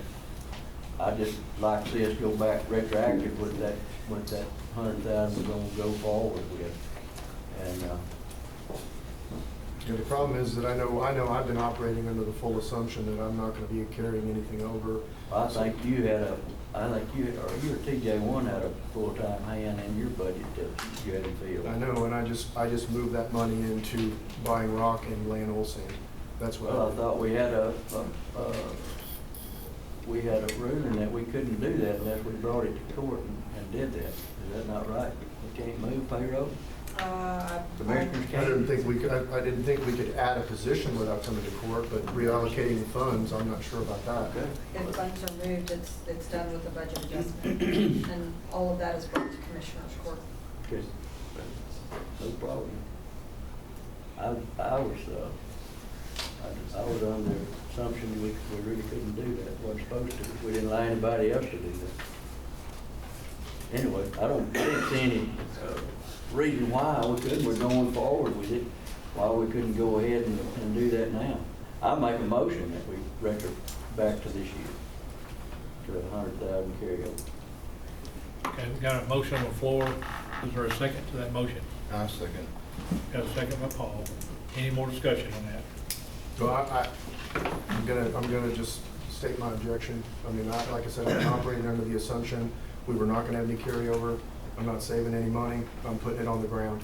And so for me, it sets me at a disadvantage. I mean, at this point, I've spent over 85% of my dollars, and we're on track to spend every bit of it. Other precincts haven't spent anywhere near that much, so. I understand it's gonna be hard, Joey. When we did that last year, my reasoning behind it was that I was trying to argue, since Precinct 4 for 30 years we got the least amount of budget, that I was trying to say, look, we're having to spend 100% of our money on the road every year because we're getting so little that it's not fair for somebody who's not spending it. If you don't need it in that year that it's paid in, give it to the ones of us that do. Yeah.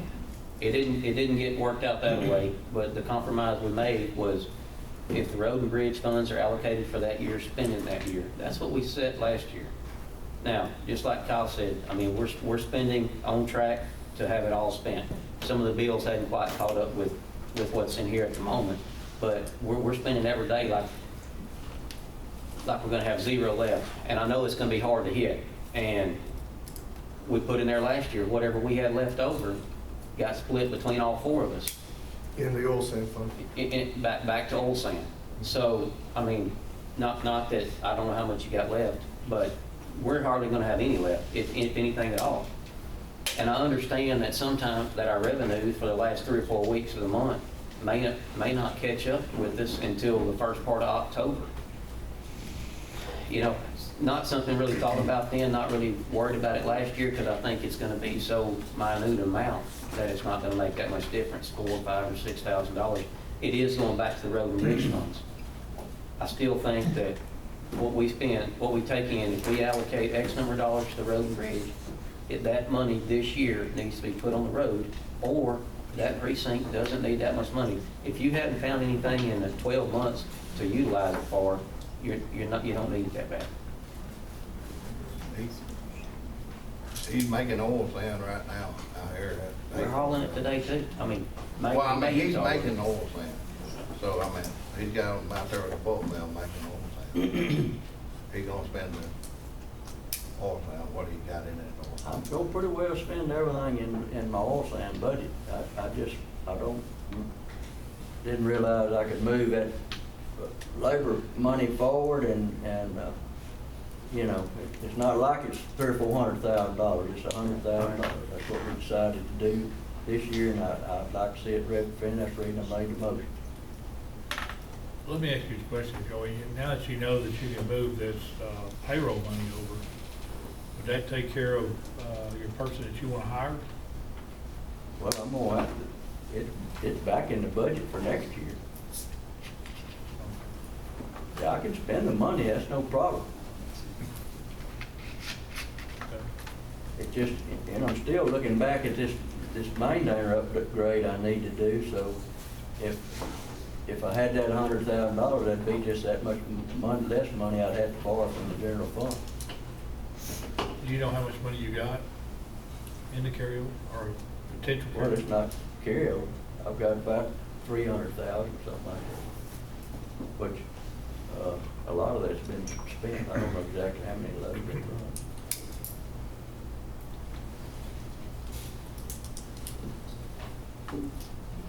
Okay. Can you not, I mean, I know it takes a while, but heck, we waited 5 months on our maintainers, or 6 months. Can you not pay that, go ahead and pay that on maintainer? Before the end of, before October, that $100,000? I'm just not real sure I want to spend $414,000 on a maintainer. I understand. They're not getting cheaper. I don't think you go any cheaper, are you? I understand that. But I've been elected to run my precinct the way I feel like it needs to be run. I've told you I'm a penny pincher. So if I can spend $50,000 and keep that machine running a while, we may do that. I'm weighing there's a maintainer on the yard in Houston now, sitting there waiting to come if I decided to buy it. But just hadn't made that mind up what I want to spend that much money. Well, I'll tell you, I mean, I don't mind sitting right here and telling you, we've got more problems selling new ones we bought than I do the old ones we have. Well, I can't disagree with that. Is it a new one you're looking at, Joey? Uh-huh. I mean, you name it, and Air conditioner. everything that's electronic on it, we get dust in it every day, and you got to unplug this sensor and blow it out because the AC quits working and the blade won't pick up and everything else because dust gets in all those sensors. That's Caterpillar. Thank you, sir. See, Best of the best, supposedly. we may be better off keeping the old. It's hard to argue with it. I mean, that's the reason I'd You can like to spend some money on it and That's the reason rebuild it. If I do have 100,000, and I may have 150,000 left, which I don't want to get to keep 100,000, roll over and make my mind up what to do. It's very easy to have 150,000 left, which 50 is going to go into that oil tank fund. Okay. You made a motion? Yes, Got a sir. second by Paul? Okay. Any more discussion? Before we vote? Okay, all in favor for the 100,000 carry-on retroactive? Say aye. Aye. Aye. Any opposed? Nay. Got 3-2. Thank you, Jerry. Okay. I make a motion, hold on. I make a motion that we increase precincts 3 and 4 budget for next year by $100,000 to match it. Second. Well, that's not in the agenda. Well, this has to do with carryover. We don't have any carryover because we spent all ours. So we're asking to be able to take 100,000 with us. Well, that wasn't money that you had, though. It is money that I could have saved, but I didn't save because I put it on the road. Quit spending money now. And you might have, you got another month. Well, with all This due is money respect, that was taxpayers' money I agree. in precinct 1. I agree, and that's the same thing for me. And I promised my constituents that I would put it on the ground every year. But if you won't take 100,000, it had to come out of general fund. I don't get to take 100,000 with me because I ain't gonna have it. That's the point. Because I'm spending it this year because that's what we agreed to 12 months ago. So my question is, can we take 100,000 with us? Because we don't have it. I'm not gonna have it.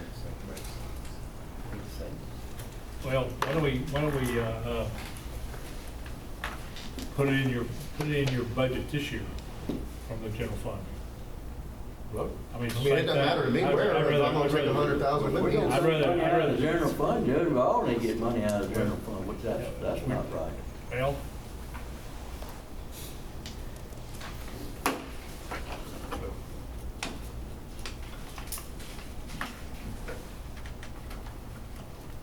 You know, again, 12 months ago, we sat in this room, actually it was in the other room, and we talked about this year we're not gonna do it. Well, I planned and scheduled my whole year We based on. talked about not. No carryover. Carryovers. Correct. Carryover, where we might have had $200,000 or $250,000 carryover. But we've made the motion for the upcoming budget to be able to carry over $100,000. So if you had some catastrophic, something you didn't have money for, you'd have a little cushion. That was based on my understanding of your need to carry over to purchase a piece of equipment. Well, That was what you said, and so we were under the impression, at least I was under the impression, that you were going to budget for that for the whole year, so that you could take another 100,000 the year following to pay for a piece of equipment. And so now what we're doing is we're looking back. We talked about borrowing from the general fund at no interest too. Absolutely, which is another huge step forward. A good thing to be able to do, yes. I don't disagree. I've been advocating for that for 6 years. I understand that, but So- I'm not against y'all getting refunded for your interest that you are gonna have to pay. Well, okay. I mean, and I think that only sort of levels the playing We field. got to get some numbers together for that. Sure. It's not fair for Paul and I if we're gonna get 100,000 in y'all's budget out of the general fund, and then we not get anything out of the general fund. Well, but you're taking 100,000 with you, because otherwise it was gonna go into oil In sand precinct fund. 1's money. It was paid by precinct 1's taxpayer. No, well, It was designated precinct 1, is that not right? it was designated precinct 1 this That's particular correct. year. So it's precinct 1's money. okay, what was your motion? My motion was to add 100,000 to precincts 3 and 4, so we have 100,000 carryover next year, because we're not gonna have it. Well, along that same line, what about precinct 2? I mean, if he would like to participate in that, that'd be fine with me. I mean, he's not gonna, I don't think he's gonna have it either. Him and I have spent over 85%, around 85% of our budget already as of the last run, which means we're on trajectory. I can't save 100 grand if I just shut my operation down today. What about you, Paul? But I got work to do. I'd do 50.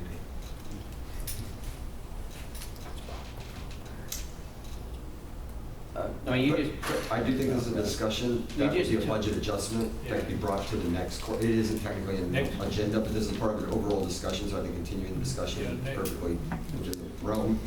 I think the motion wouldn't actually meet the changing, we're changing the policy on the carryover versus budgeting the money, but I think it could easily be brought on the next one. I would just say. Two different issues. Fair enough. Yeah, that would just be my September concern. I withdraw my motion. The next one, and it's, I withdraw my motion. I asked Tammy to put that on the agenda for yeah, next put on the week. bed for the 14th.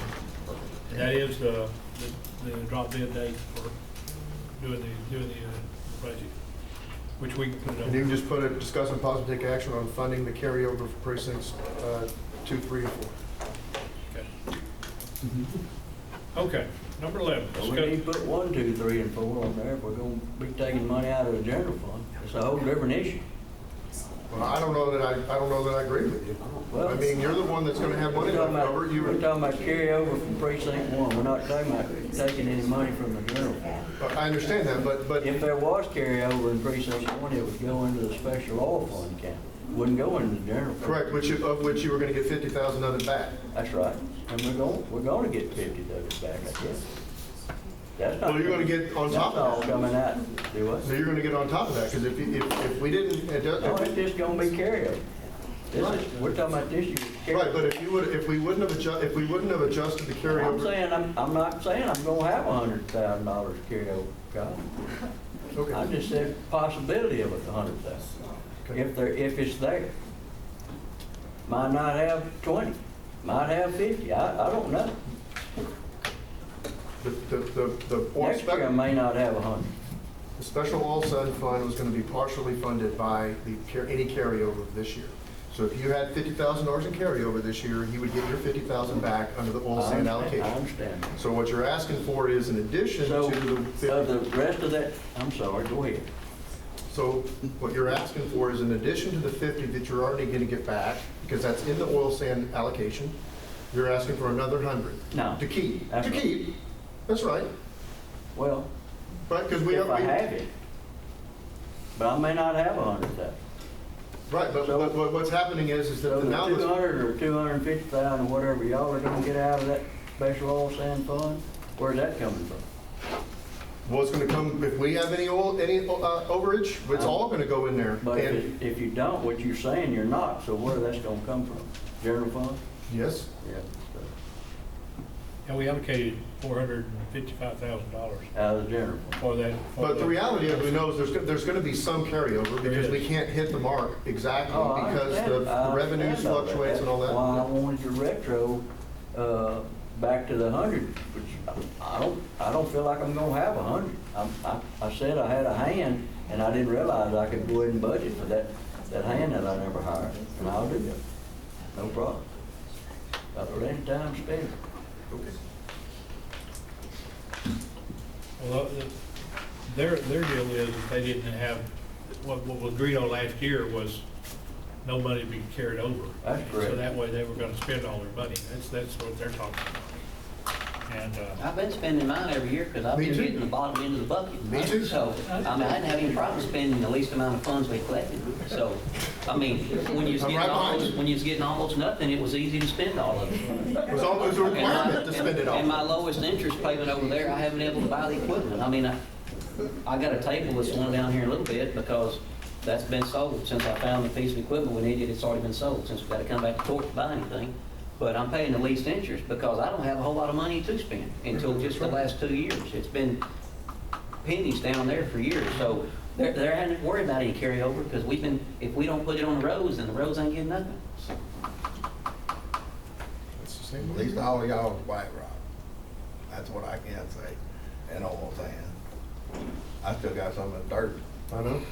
And that should be below the minimum standard. We gotta figure out how to get those up to minimum standard. I agree, 100%. Okay. let's put that on the agenda and we'll talk about that on the 14th.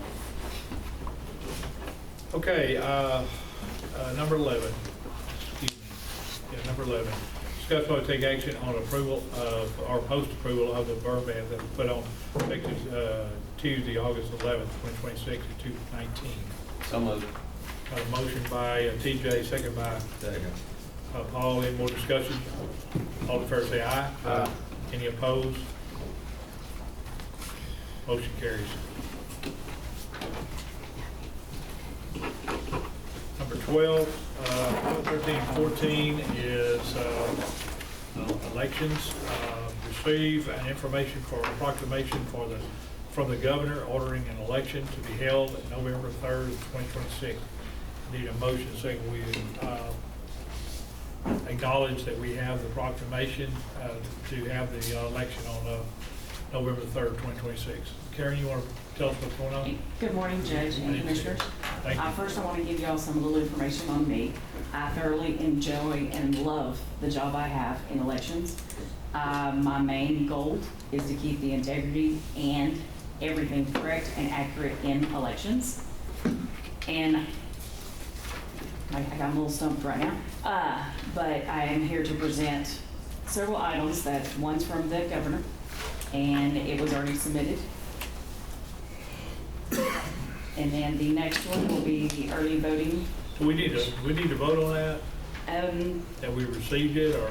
Just the designated deputy It's list? just showing that the governor Okay. designated Not a it. problem.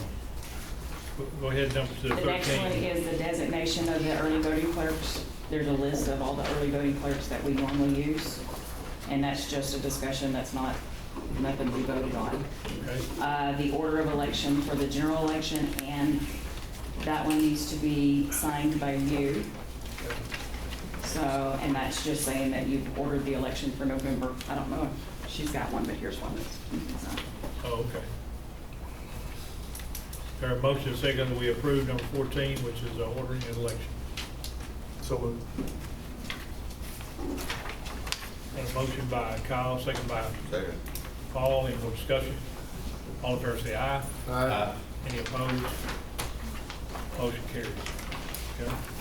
And the last one is for the ES&S for our maintenance agreement for the year on our election equipment. Okay. How's that So I going? have the- How's that going with them? Are they responsive? They taking Yeah, good care they're of doing you? very, very well, yes. And the machines are all performing as we would expect them to? They passed every one of their LNA testings, everything, so. And then the system that y'all put in place is working well in terms of check-in and going over to the other thing and running your thing? Okay. Yes, yes. And as soon as we call them, they're right on top of everything on getting it fixed. Well done. Okay. And they've been real responsive to this need that we have right now with the EA. Okay, Keith, do we need to, is there anything on this particular contract that we need to be concerned about? I was gonna say, I have the bill here. Oh, it's the bill? I was gonna say, all I have is, Oh, No, this isn't in the contract, this is just a bill where It's they their, cannot get well, work. it's their annual bill that we do for maintenance for our machines. Oh, that's the master agreement for something else. I was gonna say, I think you do too. So that was just, I received the bill and they told me I needed to present it to y'all. I didn't get it. No problem. Yeah, no, I just, it's not my time. That's okay. But yes, ES&S has been wonderful on any response. They've been right there to us. I got Dutch, I know, I didn't get down, I got the early voting and the judges stuff. Anyway, that's fine. Your recommendation that we approve it? Yes. All right, I'll make a motion to approve it. Got a motion by Kyle, second by Second. TJ. Any more discussion? All in favor say aye. Aye. Any opposed? Motion carries. Do I need to sign this? Oh, I think we need to sign it because we had to prove that we could I don't see pay it the place, bill, but so. I'm. No. I don't, Okay. Well, they told me I have to bring it, that's what exactly, Xavier told me, that I need to bring it to Commissioner's Court first. It's a contract. Okay. She has the information up Okay. there, so once she scans it in, and you can get it from her. Okay, Okay. that works. All right. Number 16, discuss public take action on road use agreement and pipeline agreement for County Road 112, Precinct 1. Judge, they never contacted me, so we're gonna, get the table it. Table. I'll make a motion to table. Second. Motion to table number 16, second by TJ. Any more discussion? All in favor say aye. Aye. Any opposed? Motion carries. Number 17 is Precinct 2. And discuss public take action on road use and pipeline agreement for 224, 263, 256, 258, 259, Comstock. Are you here? Are you here? I'm not here. Are you supposed to be here? Well, is that yours, Kyle? Paul? That was That's mine. mine, yeah. That needs to be, No, I that handed it to you to. No, that there is. I didn't ask you, not anybody here with Maximus, is it? Where's your, I just handed it to you. I was told the man with Maximus was on that. This is Okay. Comstock. Was that mine? That was yours. This is Comstock. Joey, I Oh, kept give me Joey those. with this table. I thought that was the one you were in. No, that's yours. Tammy says the man with Maximus has been on vacation, so maybe by next time they'll be contacted. They're drilling a little wildcat well down there and they're gonna travel about 7 miles of oil sand road. I make a motion to give them 120 days. Is that what that's on there already? Yeah, 120. Got a motion to approve number 17? Second. Got a motion by Paul to approve number 17, and second by TJ. Any more discussion? Kyle? All in favor say aye. Aye. Any opposed? Motion carries. I don't think there's anything to sign. Just give it to her. All right, number 18, discuss vote take action on road use agreement for solar farm for OSR Precinct 4. Yes, sir, we're still working on that. We haven't got that finished yet, so move table 18. Second. Got a motion and a second to table 18. All in favor say aye. Aye. Any opposed? Motion carries. And I don't see a number 19. Oh, go ahead. No, I feel like.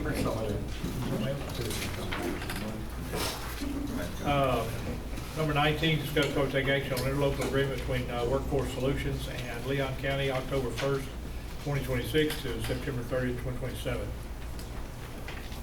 And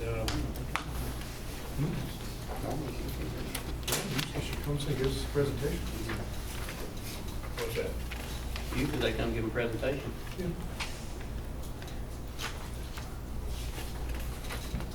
Workforce, well,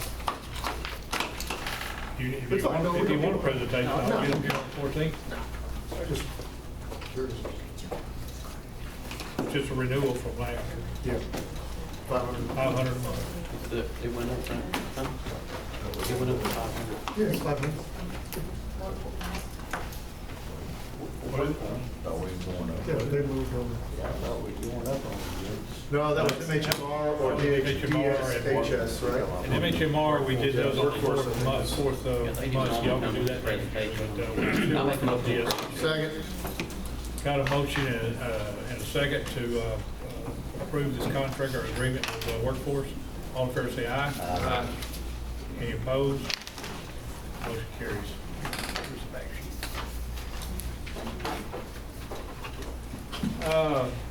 Number 20, discuss vote take action on any budget items for FY 26-27 budget.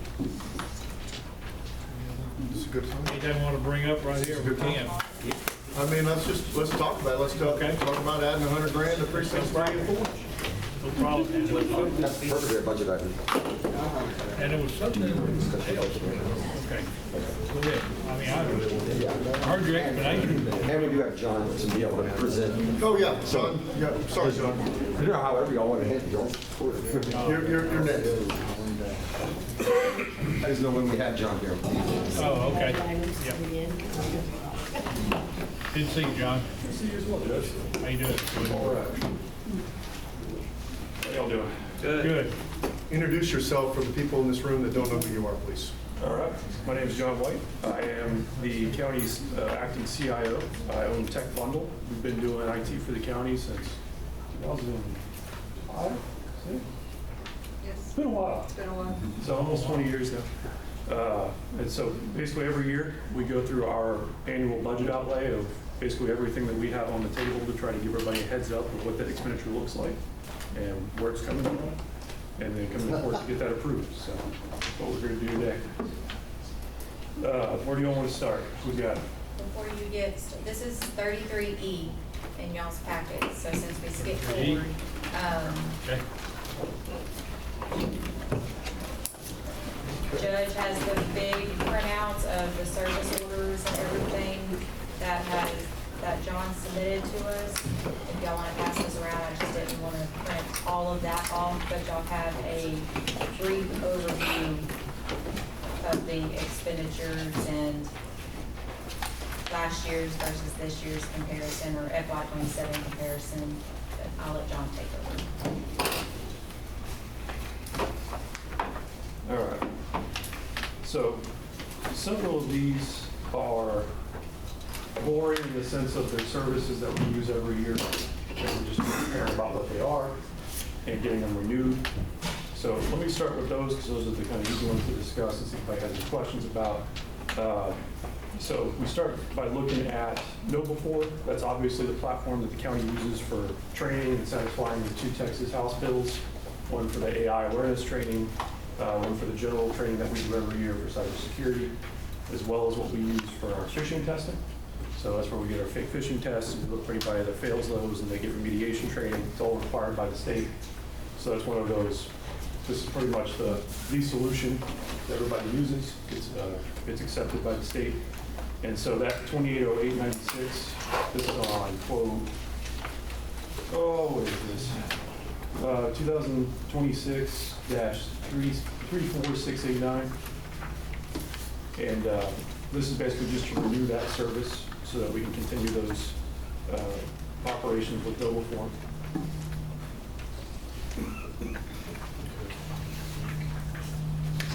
So I don't know how would y'all prefer me to go through each of these, and or just go through all of them? No, I mean, obviously, we'd like your recommendation. Right? Sure. Lisa, I would Yeah. just like you to go through, explain, I guess, what you're doing for your basic service.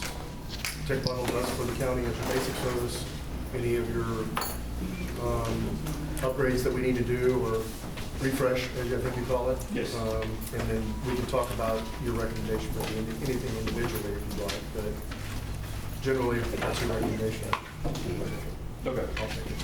Well, just to shut the door on this thing, that's definitely our recommendation. This is a core part of what the county is required to do by the state.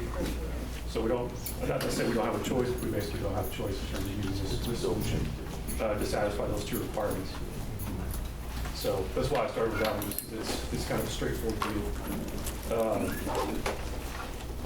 Let's switch gears to your point and talk about our annual agreement renewal. So to give everybody an idea of what our core services are for the county, there's a couple different areas. So obviously we're doing general IT support. So that means anybody has issues with computers, the software, the network, we're covering those as part of the agreement. A lot of that is expanded into cybersecurity, as you might imagine. It's actually a big part of what we do now, whether we like it or not. And so that goes to, someone has a situation where their email's compromised, and we have tools in place to help us with that, but also a whole kind of playbook we run where we're going through that process end to end, step by step, making sure that we understand what they call a blast radius in our industry, basically how many people were impacted, to what degree, how big of a deal is this, do we have anybody communicating out with the public or vendors or other people in government, basically trying to understand what's the scope of the damages, and then reacting to that, and getting everything cleaned up, getting back to the way it was. So the cybersecurity has become probably roughly half of what we're doing on a regular basis. And that also includes up in the county when they have FOIA requests, anything with overarching requests, we go back, we get that email, the whole chain, present that back to the governing body that needs to represent that information, and get it back to the person that made the request. We're administrating everything to do with email as well, and we're working directly with the vendors that the county has. So the major players like Tyler Technologies, we're hand in hand with them with supporting that solution for the county and making sure it works. Same thing for eForce for the sheriff's office, WatchGuard, Motorola, the whole 9 yards. So on top of that, I personally, like I said, act as a CIO for the county, so I'm responsible for setting this budget, defending it, explaining it, as well as overseeing it, and then being part of the IT committee that we meet with once a month to kind of stay on top of these things. So as far as that portion goes, the big changes this year, we rolled in the Numio stuff for Amy's department. So basically that was through a contract that they had with, I forgot what the company name was before, but basically they got bought out. And so it was a situation where we're trying to figure out what we're going to do with that going forward. Because they're pretty much just stepping away from it and saying, here you go. And so we didn't want to buy a whole brand new solution, so we reused all the equipment we could, try to keep that responsible fiscally. But we did take over ownership for that, including the server that she's running out of her office. And so those were added to the agreement under our scope. Other than that, the number of users pretty much stays pretty consistent, as you imagine, because anybody gets added, we all know about it. So I think that went up by maybe 2 or 3 people at most. But the actual managed devices, we handle those as well. So Sheriff's Office has iPhones, some of the county department has, like magistration iPads for the jail. So we're managing those as well. Those are on that list. Do you happen to know off the top of your head how many managed devices you're in charge of? I was just curious. I do. If that number, seems like that's gonna be a pretty big number. Consider laptops, phones, servers. It is. You should have a list of that. Oh, okay. I mean, you probably don't want to count it, but there is a I was list. just curious. I was just really curious. I didn't want to interrupt your. No, you're good. I'm pulling it here because, right, it is a large number of devices. 125. That's 125 employees, so it's got to be more managed devices. Yeah, I think the actual total of the devices is about 158, 160 when I looked at it last, plus 12 servers. Okay. So it's quite a number of devices we're supporting. And then on top of that, you've got 47 of the mobile devices that are under CJIS management, and I think about 4 of the magistration iPads that we're administrating. So it's grown to a fair number of actual devices that we're And CJIS, just for everybody's verification, that's a law enforcement. Yes, criminal justice information systems. So all the fun stuff where, you've got evidence, you've got criminal investigations, there's all sorts of laws from the FBI that we're all beholden to, whether we like them or not, we don't get to decide it. And so they've gotten really, they used to be kind of these general guidelines, and as the years have gone by, they've gotten very explicit about what they want to see. And they've actually come down pretty hard in auditing for that. So part of what we're responsible for, we just finished the Sheriff's Office in terms of passing them through CJIS, and now I'm about to be doing John Franks' department. And so that's, every year. But yeah, that's what those devices are. They have to be enrolled, they have to be set up a certain way, so that you can't just take a random device out, take pictures of a crime scene, and then the photos go, who knows where. And you get a CJIS file issued. So. But as far as those services go, so that's the one that's the $25,976.20 per month, and so that's I think up a little bit from last year, but not much. I don't know if you have the exact numbers for comparison. Look at this. All right. So yeah, that's up 12.4%, but like I said, a large chunk of that is because we enrolled, I think it was like 12 to 13, maybe 14 devices that we took over support for new That was office. part of our agreement that NUMO gave us these brand new computers and they were no longer managing them, so they had to go under the county's umbrella. I remember that discussion. Yeah. Anybody have any questions about the big package agreement before I talk about the asset situation? No, but you just, again, you've got basically 24-hour tech support, correct? Yes. I mean, any of the county employees can call in to your office and they can get the tech support. Y'all can remote in. It's not like you drive out here on everything. They can remote in and help manage the devices, right? That's correct. And we handle all the on and off forwardings to work with HR and the various department heads to make sure things get set up correctly, people get access to what they need and only what they need. And yeah, I mean, our support extends in both directions. It can be something as silly as, well, I say something like a printer not working, it's important to say. All the way up to, like I said, some kind of major cybersecurity incident, which we've had, a couple of, when people get phished, it happens. I don't blame anybody. They've gotten very good at it. So it extends the gamut of the whole range of what we do.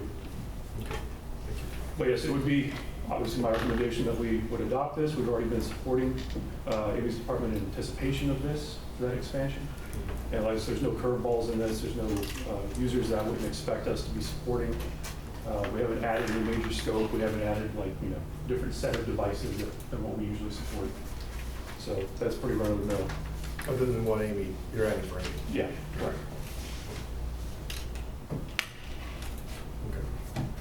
Okay. Let's talk about that's currently in the, I'm sorry, that's currently in the budget? The current 26-27 budget will have that service amount in there? that we Yes. just went through? I made myself a note to double check the figures, but I believe it's in the figures. Okay. As presented. Thank you. The next big chunk, as per usual in the year, is the asset refresh. So everybody knows what that is. It's a fancy way of just saying, hey, we basically go, we have so many machines we want to replace every year to keep everything current. We try to do that as fiscally responsibly as we can, get as much life out of these things as we can. Use, good, decent machines that get pretty good longevity, have warranty coverage from Dell or Lenovo or whoever it is that we're getting them from. We fit those to the people as they need them. So for example, the sheriff's office uses think pads predominantly because they're a little tougher. They can survive being dropped or have something spilled in the keyboard. Basically what we do every year is we look at where we are and we take into account which machines or assets are having issues that we need to retire, which ones we need to take out just based on age so that we can spread the cash hit for the county every year. So we're not doing something where we get to a year where all of a sudden we have to replace 75% of the systems because that wouldn't work well for cash flow purposes. This is actually one of the cheapest years we've been able to get away with in terms of an asset refresh. It's down 15% from what we did last year. We met in IT committee, we talked about the kind of initial draft of those workstation refreshes. Commissioner Workman asked me to go back and kind of take a look at that and see, where all it made sense to keep things, where all it made sense to go ahead and replace. And so what I ended up doing is making the decision where we have, just so everybody knows, like if you've got a laptop, you probably know, have docking stations used to connect your displays or whatever. We've been using pretty nice ones. They're not cheap, they're a couple $100 a piece. We have a number of those out there that would essentially just be replacing the same thing for the same docking station, which makes no sense to do unless there's a problem. So I went back and removed all those.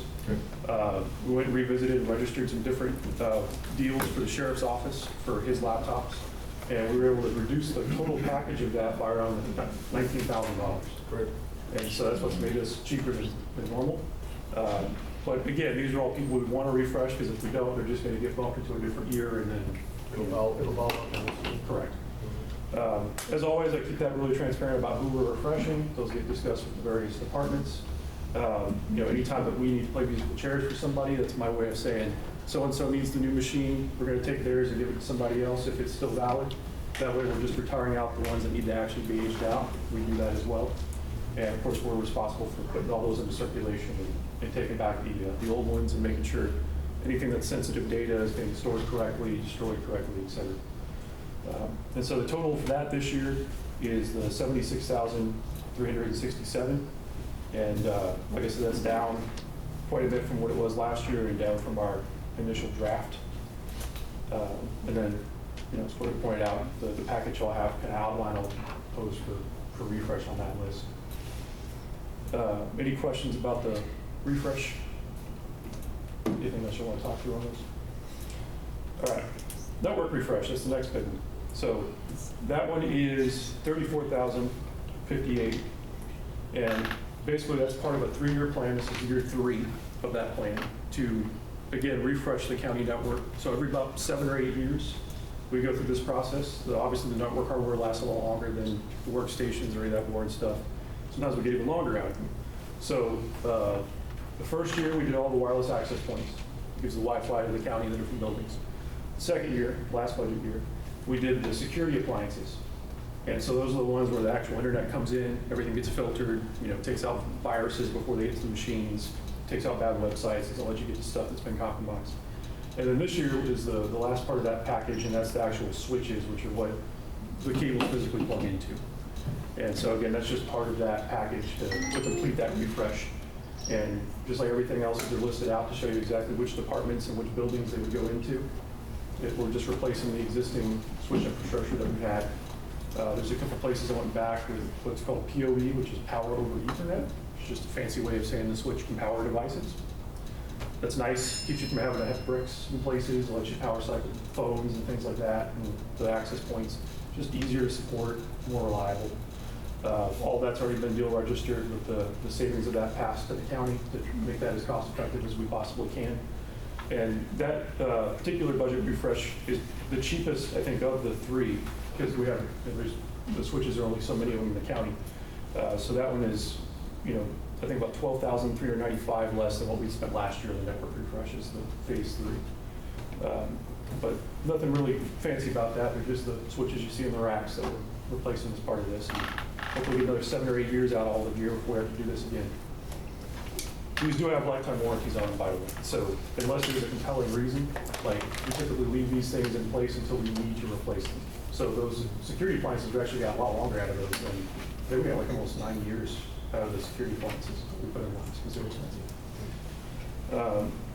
So those are the big three that we're talking about that have all these individual line items out of them. The others are the ones like I started with that are just the recurring services. The datos, those are our backups that we use for our main 2 servers that we're still running. One of those is the sheriff's office stuff. So eForce, everything that he's running, the Xerox server, we had to expand back up to because we just the vendor kind of abandoned that. For those who don't know, that's where the sheriff's office went in and started digitizing their records.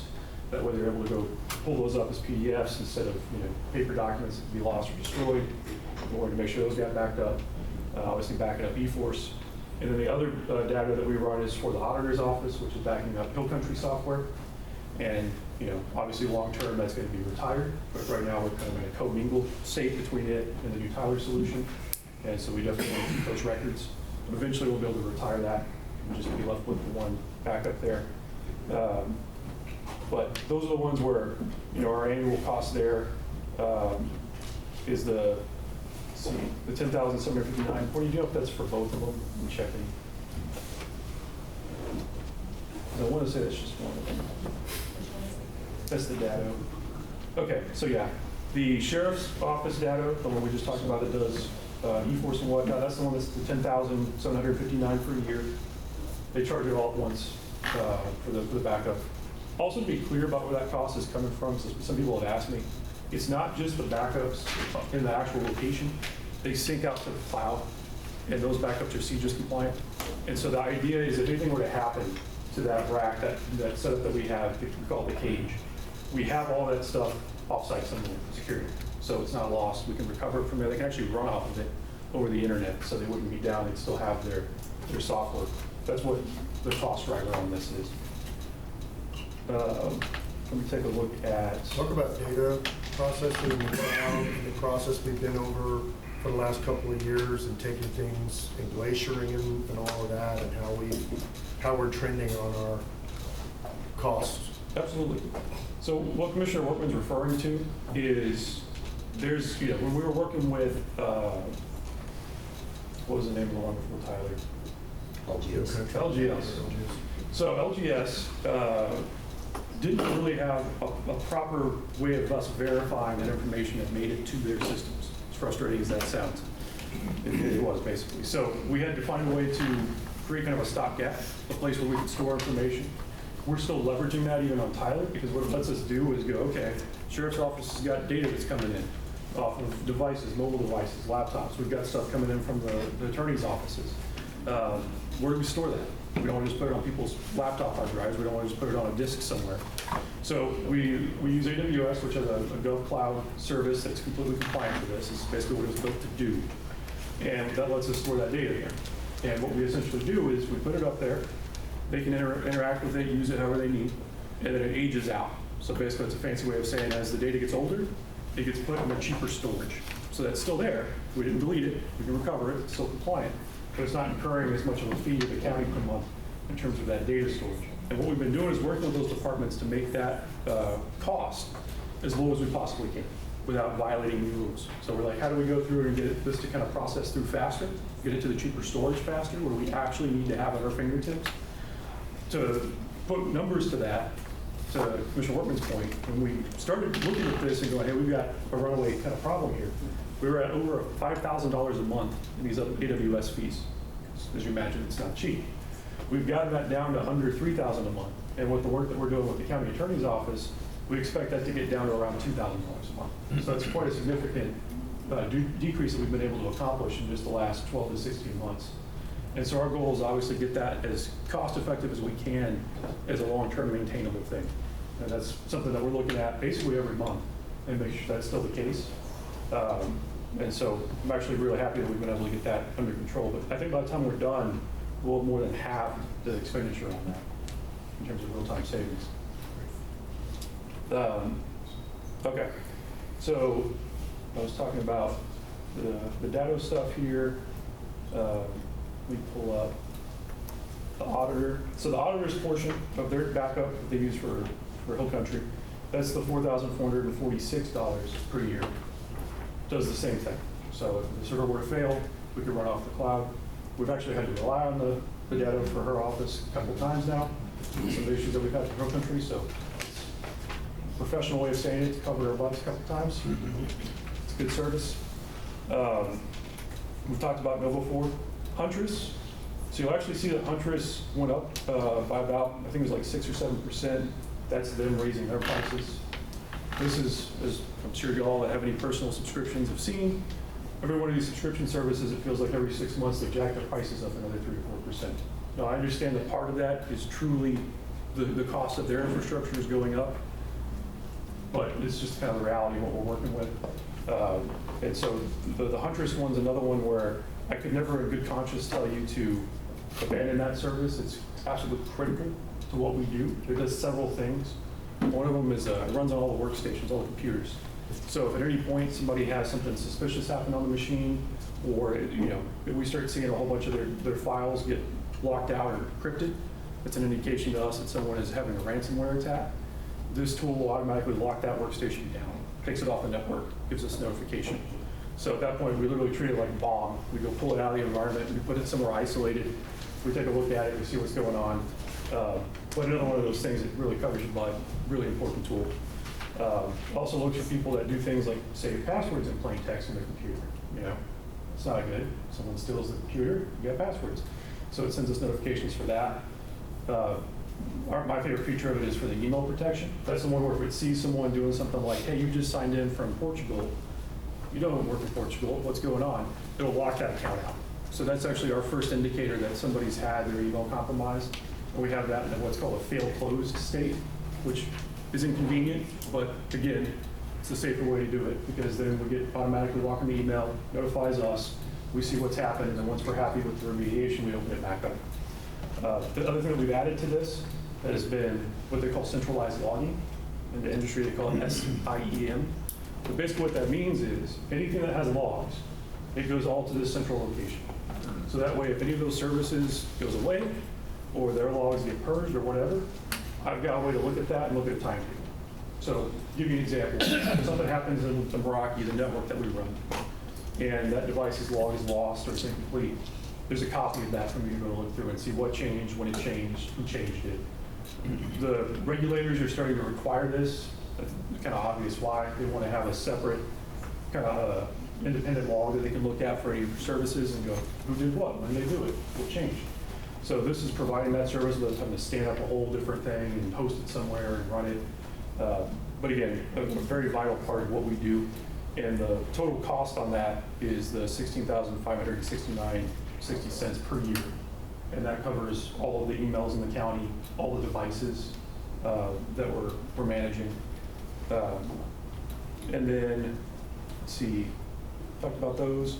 Scale Fusion, that is $200 a year, but it's a software that the clerk's office uses. Basically, it lets us lock down workstations the way that Tyler wants to see them locked down, so that if someone from the public goes up and uses one of those stations and then walks away, it resets back to the kind of baseline, so that you're not dealing with, as you might imagine, what would happen if you had people just randomly using the computers over a couple of days and it never reset. So not a big expense, but an important tool for what we're doing. And then I think the last part of that was the CGIS backup overages. So that's got to do with the backups that are happening on the workstations themselves for the attorney's offices and the sheriff's investigators' machines. So we obviously, basically the way it works is if you're following CGIS, anywhere evidence ends up, you need to be able to maintain a backup of those files. So if an investigator is moving stuff to that laptop in the course of their investigation, and then it ends up in what we just talked about, AWS, or it ends up in eForce, that's great.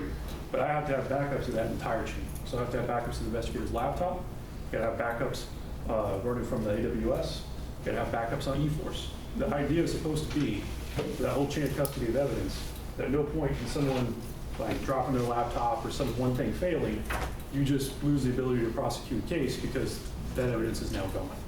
And that's where the concept of those laws come from.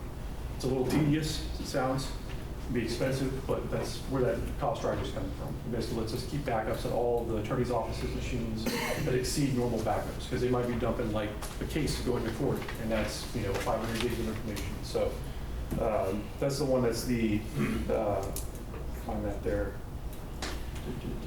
Backup, okay, that's the 3,888 per year on those overages there. And I believe, I was looking through to make sure there's nothing else that we have on this. Did you want to talk about the email signature enforcement? I think this is as good a time as any. Okay. So that is a proposal that we put together. We talked about in IT committee. And then basically what that does is it allows us, I think we've talked about this in court a few times now, to standardize the email signatures for all the county employees. So no matter where you're sending an email from, your phone, desktop, laptop, doesn't matter. It basically stamps on the same signature with all the same provisions, statement, format. So it does a couple things. One, gives the county a much more professional presentation when it's interacting with other counties, the public, because everything's standardized. You don't have somebody's signature that's in cursive and somebody else's that looks entirely different. The more important thing from a compliance perspective is now that we're dealing with AI, we're dealing with CJIS, we want to make sure we have the right disclaimers in those emails so that everybody has the legal protection in writing that's always going into each email. And obviously, if you're trying to do something from, say, your phone, and you don't have something applying that for you, that's very difficult to do. Nobody's going to sit there and type that out at the bottom of their email. And we also don't want to have people have to be responsible for setting up their phone and adding some kind of manual signature. So that means every time you change your phone out or your computer out, you're having to redo that setup. And that's just asking for trouble. So this solution has nonprofit pricing. It's called Code 2. Basically what it does is we set the email up to use this, email goes out, slaps on the signature, passes it up. So y'all don't have to think about it. There's nothing you have to do as a county employee. We've already discussed kind of the standard template for that in IT committee, what that would look like. We apply it to this service. And it's something, I mean, this is being driven by requirements coming down from the state, correct? I mean, there's the new, explain the new AI requirement from the. Yes.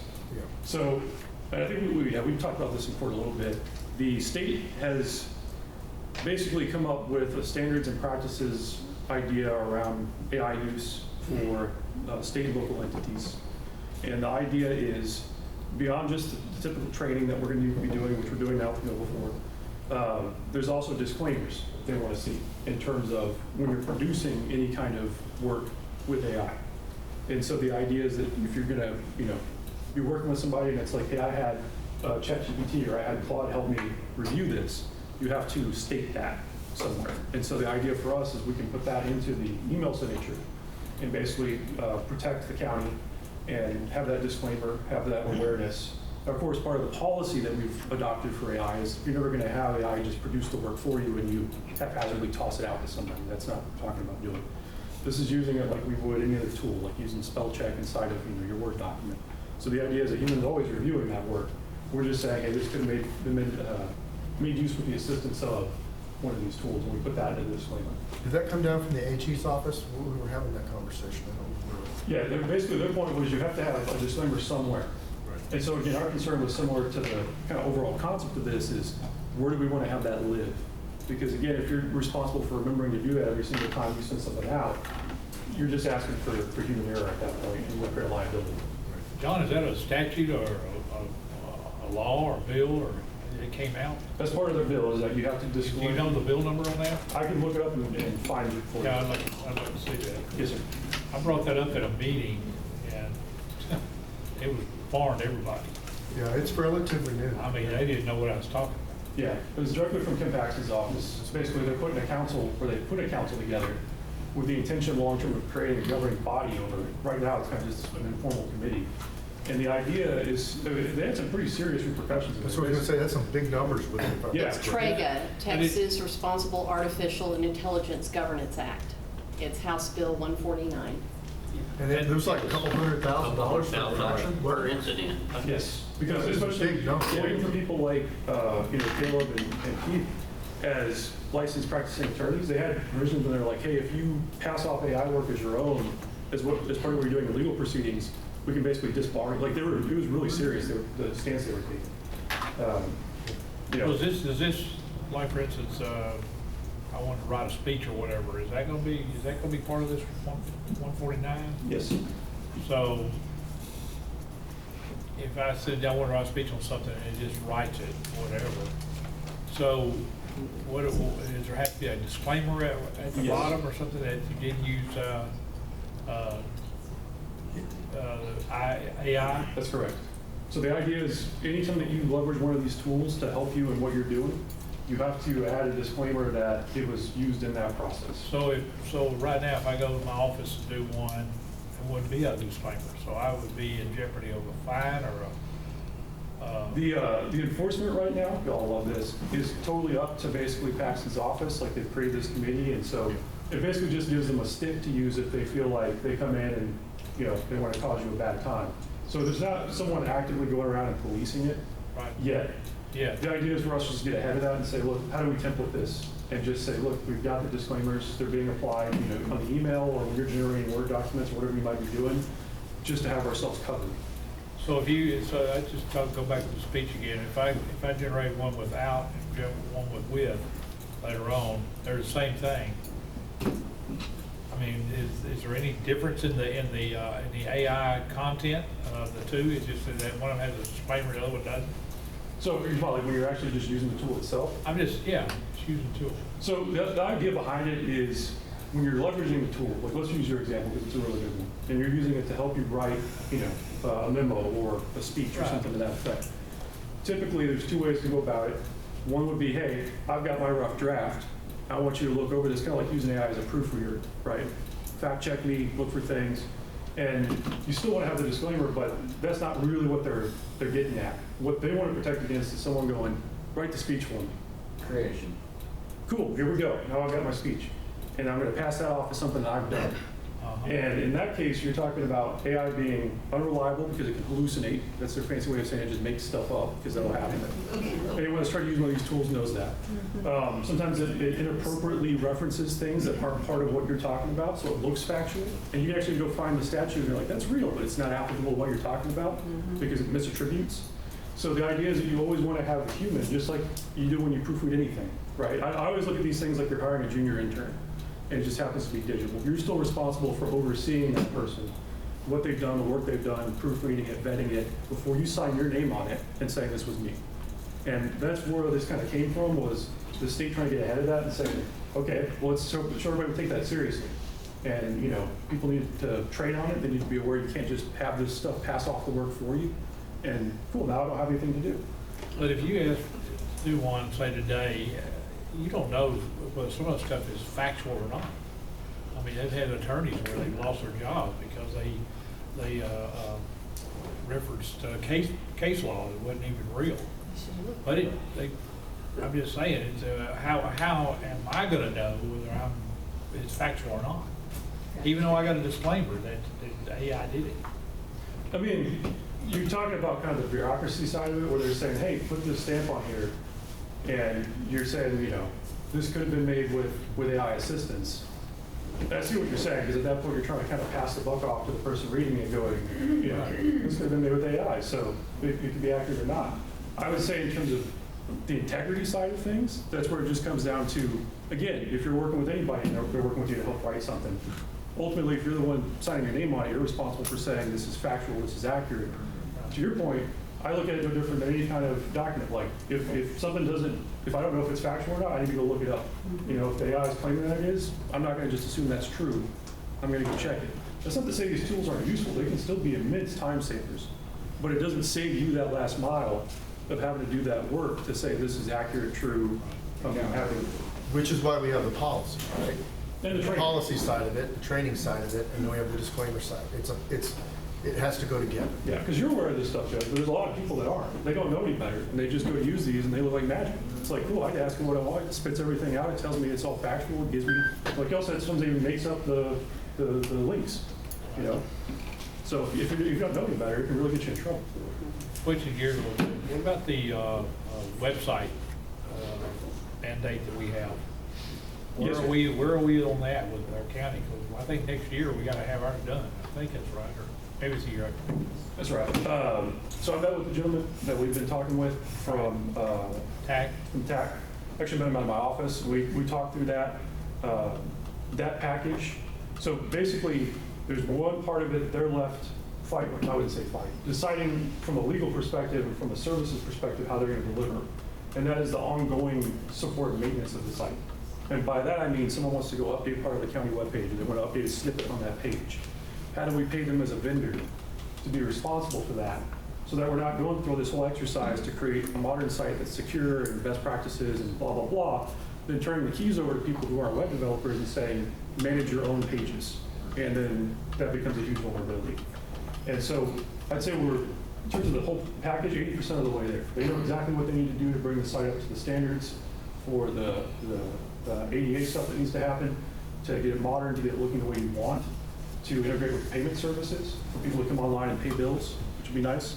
The last part of that mile is, how do we get a good service agreement with them to maintain the site? And we're the only ones asking that question.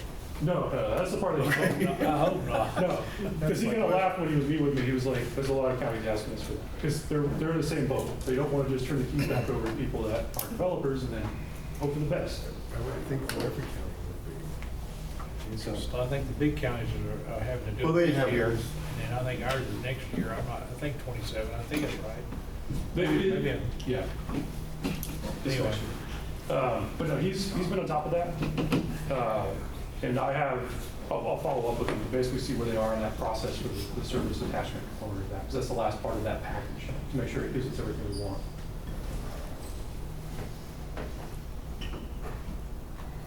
See if there's anything else here. Unless there's anything else we need to cover. Do you have a page just with all the services on it, mapped out how much each service is, coming down to the total? For the Kind of on page 2. Well, No. I've been looking at that.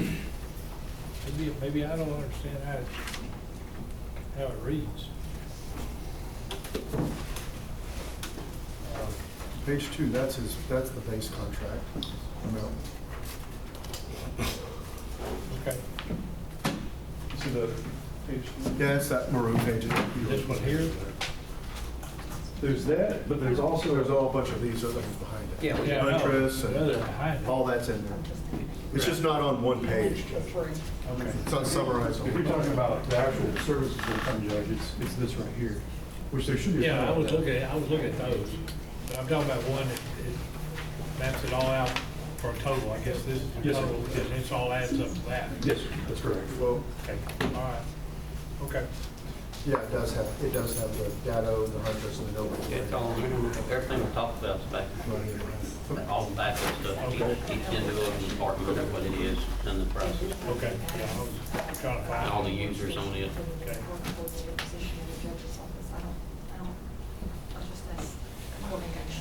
I don't think we have. So how would that affect the annual pricing by adding? So what Melissa's asking about is the district judges, right? It's county. Other county judges. So adding those two support, so we have two options. One of them is replacing their workstations on their behalf, but not supporting them. Like us just sourcing the workstations to keep them fresh. No, they're employees. We need to add one employee. Yeah. Oh, you're adding, I see. Support coordinator Yeah. position for the county judge's Okay. office, and I don't think that, We don't have that included right now, is what you're Correct. saying. So we need a budget for that. but that would probably also mean maybe you'll need to go by his office, once they figure out where they're gonna put that person, or maybe some additional. I don't know what that means. I understand. Okay. Checking here. I mean, so We gotta be able to basically, get pretty close for now, though. Right. yeah, because you're talking about, I was looking at what this would project out to. I know it's minor, but. No, but it's a workstation. I think the judge included that estimation of the workstation, just not the service side of it in that budget I proposal. think the cost per county employee we add is basically like $1,900 a year for adding that extra person. But we would just be adding it to the agreement at that point. That's kind of how you figured 1,900 a person. Is that based on slots or slots that are full? Oh, you mean like in terms of full-time employees? Yeah, I mean, because the sheriff's department is always looking for people, so if he's got 4 slots that aren't filled, is our cost with you I see what you're saying. It's only the people that we're actively supporting. active? And basically the way I do it, since it's an annual contract, is, you know, if we get through the year and all added 3, I just add 3 to the next year. To the I next don't year. try to true it up. Try to Anything like make that. That's too much work on my part. So why'd you tell them, Wilson? If you'd have just waited a week. Yeah. I'm kidding, obviously, I'm joking. And we've been discussing going to Outlook Gov server system for the emails. We have. There's a lot to that. So everybody, just to back up, right now we're on the commercial version of Microsoft 365. That's what existed at the time that we migrated to Microsoft 3, what was it, 12, 13, 15 years ago? It's been a while. Since that time, Microsoft has come out with a number of different service tiers. So depending on what you do, whether you're like a local government, state government, all the way up to Department of Defense work, and they have different tiers of Microsoft service for those different types of industries. And as you imagine, they get more and more restrictive as you go up, all the way to like, you kind of Dragnet TV show data center, you go through 15 doors, everybody's fingerprint background check, right? So what we're talking about is potentially moving the county to one of those government plans. Where it gets complicated is you don't just activate a new service. We actually have to migrate the county from the current mail system to this new service. It's a completely different data center, different, basically just imagine it's a completely different mail service as far as Microsoft's concerned. So we have to change our licensing, which is basically a 30% increase in 365 licensing, which is not inconsequential. 365 licensing is a big chunk of what we have a year. And then we're talking about actually migrating the county itself, which is a pretty big effort because you're migrating everybody's workstation or everybody's mailbox. Everybody has to sign into a new mail provider, about to set up multi-factor again on all their devices. Everywhere we have mail integrated, scanners, printers, software, e-force, everything has to be reset up from scratch. Anywhere we're doing it for like scanning email, PDFs, all has to be set back up.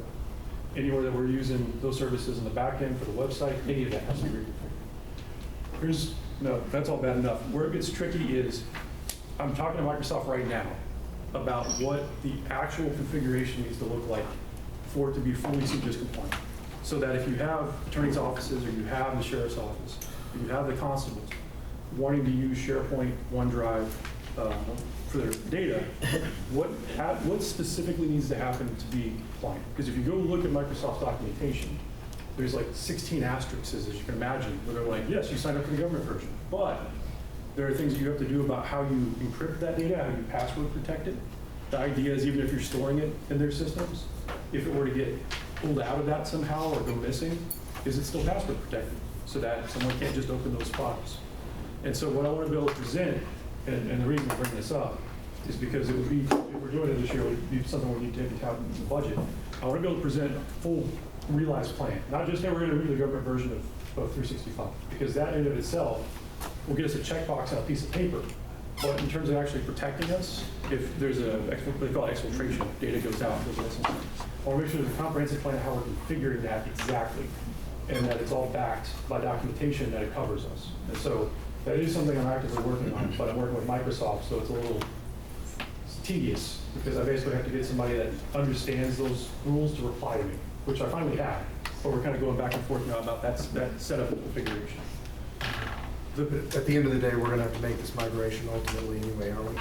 Yes. Now, the pro to this, so when I was talking a little bit ago about this AWS cost that we've gotten down, we could basically long-term go away from that if we were on the Go version of 365, because that would give us access to their storage through SharePoint. That would be CJIS compliant. So we would need to have 2 different solutions for that. The reason we want to do that is twofold. One is that, again, in the professional sense of covering our butts, someone accidentally saves something to OneDrive or SharePoint, which is very easy to do. You literally go to your phone and save a file, and it goes straight to OneDrive or SharePoint, unless you know better and tell it not to. So one is just data's going to probably end up there regardless, so let's cover ourselves. The other is, when you're working with these, they're much easier to share things from securely. So if you're working with other departments or you have a need to work interdepartmentally, there's ways to do that with OneDrive and SharePoint. Anybody that use these tools know that you just can't do with the GovCloud stuff. That's just really designed as a bucket that you put data into and say, hey, it's protected. So it is a net improvement in terms of the day-to-day use. It would supersede the AWS. So we'd be able to retire that out of the business. So it's not just a complete net add, it's just a complex thing to. And it's going to cost us to do the migration, and it's a higher annual or monthly subscription fee for that, because of all those protections that are in place. It can't just be any data storage place. It has to be. Yes, and to be clear for everybody, what that means is when you move to this tier, the data centers that Microsoft runs, that this stuff lives on, they have to follow all the same rules like we do as a vendor, where everybody's fingerprint, background checked. Anybody that can touch the data center stuff has to go through those processes, and they have to be data centers in the U.S. The data can never leave the United States. So that's where all that cost increase comes from.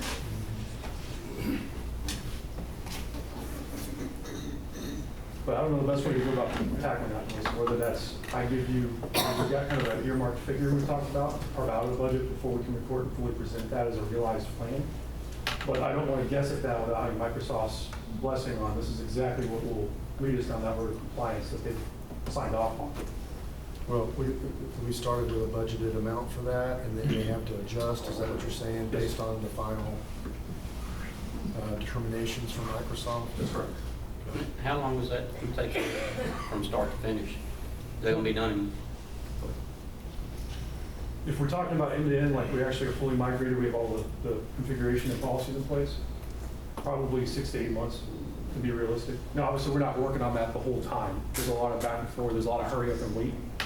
But a lot of it has to do with get everything moved over and then you get all of your configurations in place. And I've got to be really careful how I do that, because I don't want to put the sheriff's office in a situation where we're using it and all of a sudden it's not compatible with their workflow, they can't get their stuff, and you've got, people have to get their jobs done. So my experience in IT is if you do that, people just find creative workarounds. You've actually made the environment less secure.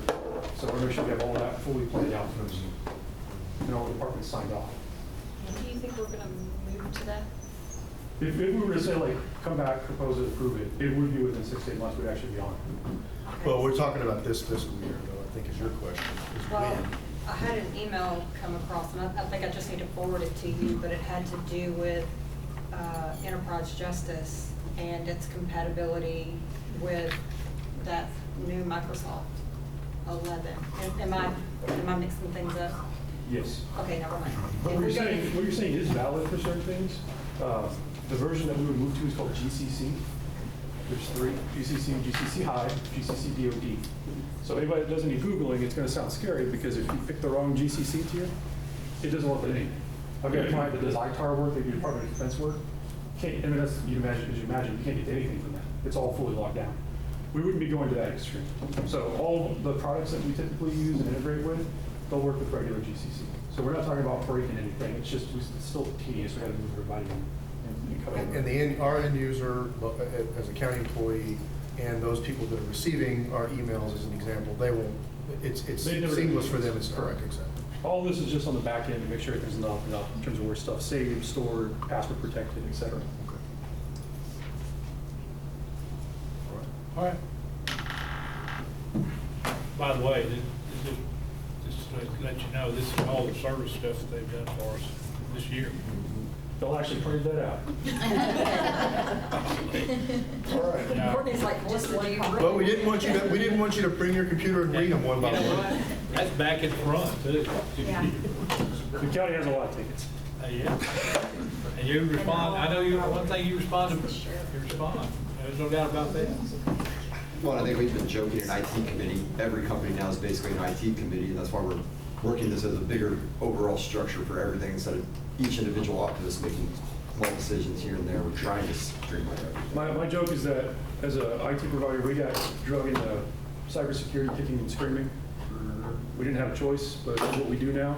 You have to be able to do it. One thing I will say, when I talked about our services earlier, the reason we're able to do that is we deliberately limit ourselves. We don't support any more than 30 clients at a time. So we're a pretty unique business model. We keep our team small on purpose. We keep our client base small on purpose. That's a personal kind of business belief of mine. I feel like anytime a company gets too large, you can't maintain that level of personal service. It doesn't happen. There's a lot of things I love that end up being bought out and going public, and then I feel like I have to find a different solution because it's just a race to the bottom. So we very deliberately do that. And so we've been working with the county, like I said, almost 20 years, and we've kept to that. We've never gone below 30.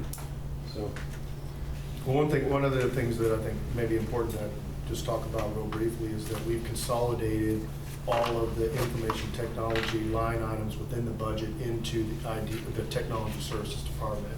That's one thing that we talked about at the IT committee this year. That's to try to get that to where it is manageable instead of every single department having a little number here and there and trying to deal with it. Now it's consolidated into one spot that you and the auditor and any of us can see what's going on from an information technology perspective instead of having to dig through 100 pages of $1,000 here and $5,000 there. Now it's all in one spot. And that's the genesis of that new department, was for us to be able to do that. Yeah, because the past, used to be, you'd argue with yourself of what warrants having full IT support on something. What does somebody do? If I'm a commissioner, I literally just check my email every day. What do I do on a computer? Not to, but, different people have different uses for their machine. But nowadays, every single person that has access to an email, has access to a county asset, they're a potential target. They're a potential way to get into these systems. And so it's really changed the way that we have to approach this and think about it. And that's what led to a lot of the centralization. Because like you said, if you're a smaller department, you're like, I can't afford the budget for these tools. It's like, well, we don't have a choice anymore. Right. Because now we just put up a castle wall and we left a hole right in. So what was the point? So it's really kind of forced us to that approach. I think obviously we're all better off for that, but it does create expenditure. There's no way around it. But at least now it's consolidated in a place where we can look at it, manage it, understand it better. And we're looking at things like year to year, like what's our increase, what's our decrease, so we can try to be responsible, just like the other department, of how are we managing those funds, and where is that spending going? So I think it makes it much more compatible with the way we go budget in general, just to understand that as a percentage of spend. Well, I think the AWS is the perfect example where Caleb and I were basically just had an arbitrary number in our budget, but there was also helping the clerk's offices, helping the sheriff's offices. And then actually looking at it is when we figured out, hey, we could save money by, but I wouldn't know to look at that until I'm like, oh wait, am I taking 30% of the AWS or 45% or those sorts of things. And just noticing we focus on it a little bit more. Okay, do I hear a motion saying we approve the contract? Do you want them to approve it now as is and then just next court have an addendum with the new county court coordinator? Or do you want to wait and adjust those numbers and then bring it back next week for them to sign? Either way, that's what. So it starts next year. Morning? Or do we now, wait? Yeah, we're talking about next year. Did I say, I meant next court? No, hang on. Right. When are we going to need that? The court coordinator is going to start October 1st. October 1st. So it'll. It needs to be in his, but you still need to do an it needs to amendment. be in She's here. right. It's just we can go in and approve this now and then add an amendment, or do you want to update it and then And submit then it? we bring it back. That's what she's asking. Or is it included in the price you Yeah. submitted, since you're? It doesn't matter to me. Whatever makes it easier, I mean, I want to make a motion, we approve the tech bundle contract, the proposal as submitted. He can decide if he needs to submit for an update or amendment for the new court coordinator position or not, but. Yeah, let us know if it needs to come back for that or an amendment or whatever, but, okay. As sort of, I'm not going to say, well, as a participant in the IT committee, I can appreciate what all you do for this county and how we do not have IT problems that I'm sure others do. And so I want to thank you publicly for that. You because did it's a great job. I appreciate it. It's a very thankless profession, so I need a lot. Thank you. We got a second by John, Paul. I appreciate what you did too. Yes, sir. I'm on the IT. So Joy, just for you, that's why I got the 19,000 cut out of that refresh budget. So Penny pinch.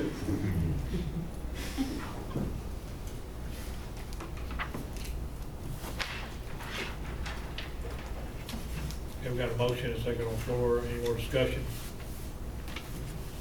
Okay, all in favor say aye. Aye. Any opposed? Motion carries. You need to initial these and I get signed too, right? I'm gonna send it around to her. You can get it over there with her. All right? John, thank you very much. Appreciate you. Appreciate you. Council speaking, you have to ask a few questions. Thank you. All right, I want to go back to 20. Yeah, we're still on 20. Well, this was 33E. This was 33E. That's what it was, but we started under 20, and we just brought them up. We're going 220, or we're in 20, or whatever. 33E is where we were. Okay, let's go to 20. Any budget item for 26, 25, 26, 27? How about this? How about we, how much, whatever Mr. Sullivan has left over, that he's gonna carry over, we'll add that amount to precincts 2, 3, and 4. Okay, so Whatever his carryover is. whatever his carryover would be, that's what 2, 3, and 4 get. That's exactly what I was Can we have public comments on this? thinking. Just a minute. Is that a motion? Sure. Okay. So here, second that motion. Second. Okay.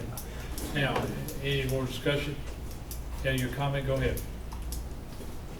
Well, I mean, just from my perspective, I don't know what caused y'all to not say we're never going to have carryovers, because that's kind of a common thing in accounting when a budget's approved. But to give more money to you guys just because he didn't spend his money from this year, I don't know, it seems like funny money to me. Well, Seems- the way they're counting it though, is it's not gonna be anymore, it'd be just like them having carryover. So I think the important distinction is that for 30 years, we've been getting the short end of the stick by a significant number. And what we're trying to do is get it to where it's more, and we're way behind on our road conditions. Right. And that's what we have presented in previous courts. The idea of restricting carryover, that's only been allowable in road and bridge only, anyway. And what had happened in the past was that there was significant amounts of money carried over to a point where CDs were purchased. So you would have. Precinct 4 had a CD, just before TJ came in. I didn't. They decided to want to cash it. Yes, sir, and I didn't attack anybody. I'm just saying there were CDs purchased. Yes, sir. Which indicates that there may have been excess funds for that particular department. So the discussion last year was, if you collect it, it needs to be spent in that year. That's your philosophy. That's my philosophy. Yes. I think you should spend the money, and because if you're not, then maybe we should lower the taxes. I have a question. Yes, ma'am. So how do you decide who gets what money? Is it all of precinct 1 taxpayers go into precinct 1 bucket, precinct 2 go into precinct 2 bucket? No, it's designated by percentage. Yeah, if it was done based on what you're talking about, precinct 3 would get 36% per year instead of the 24% or less we've been getting. Right? It's not based on taxable value. If it was based on taxable value, the split would be completely different.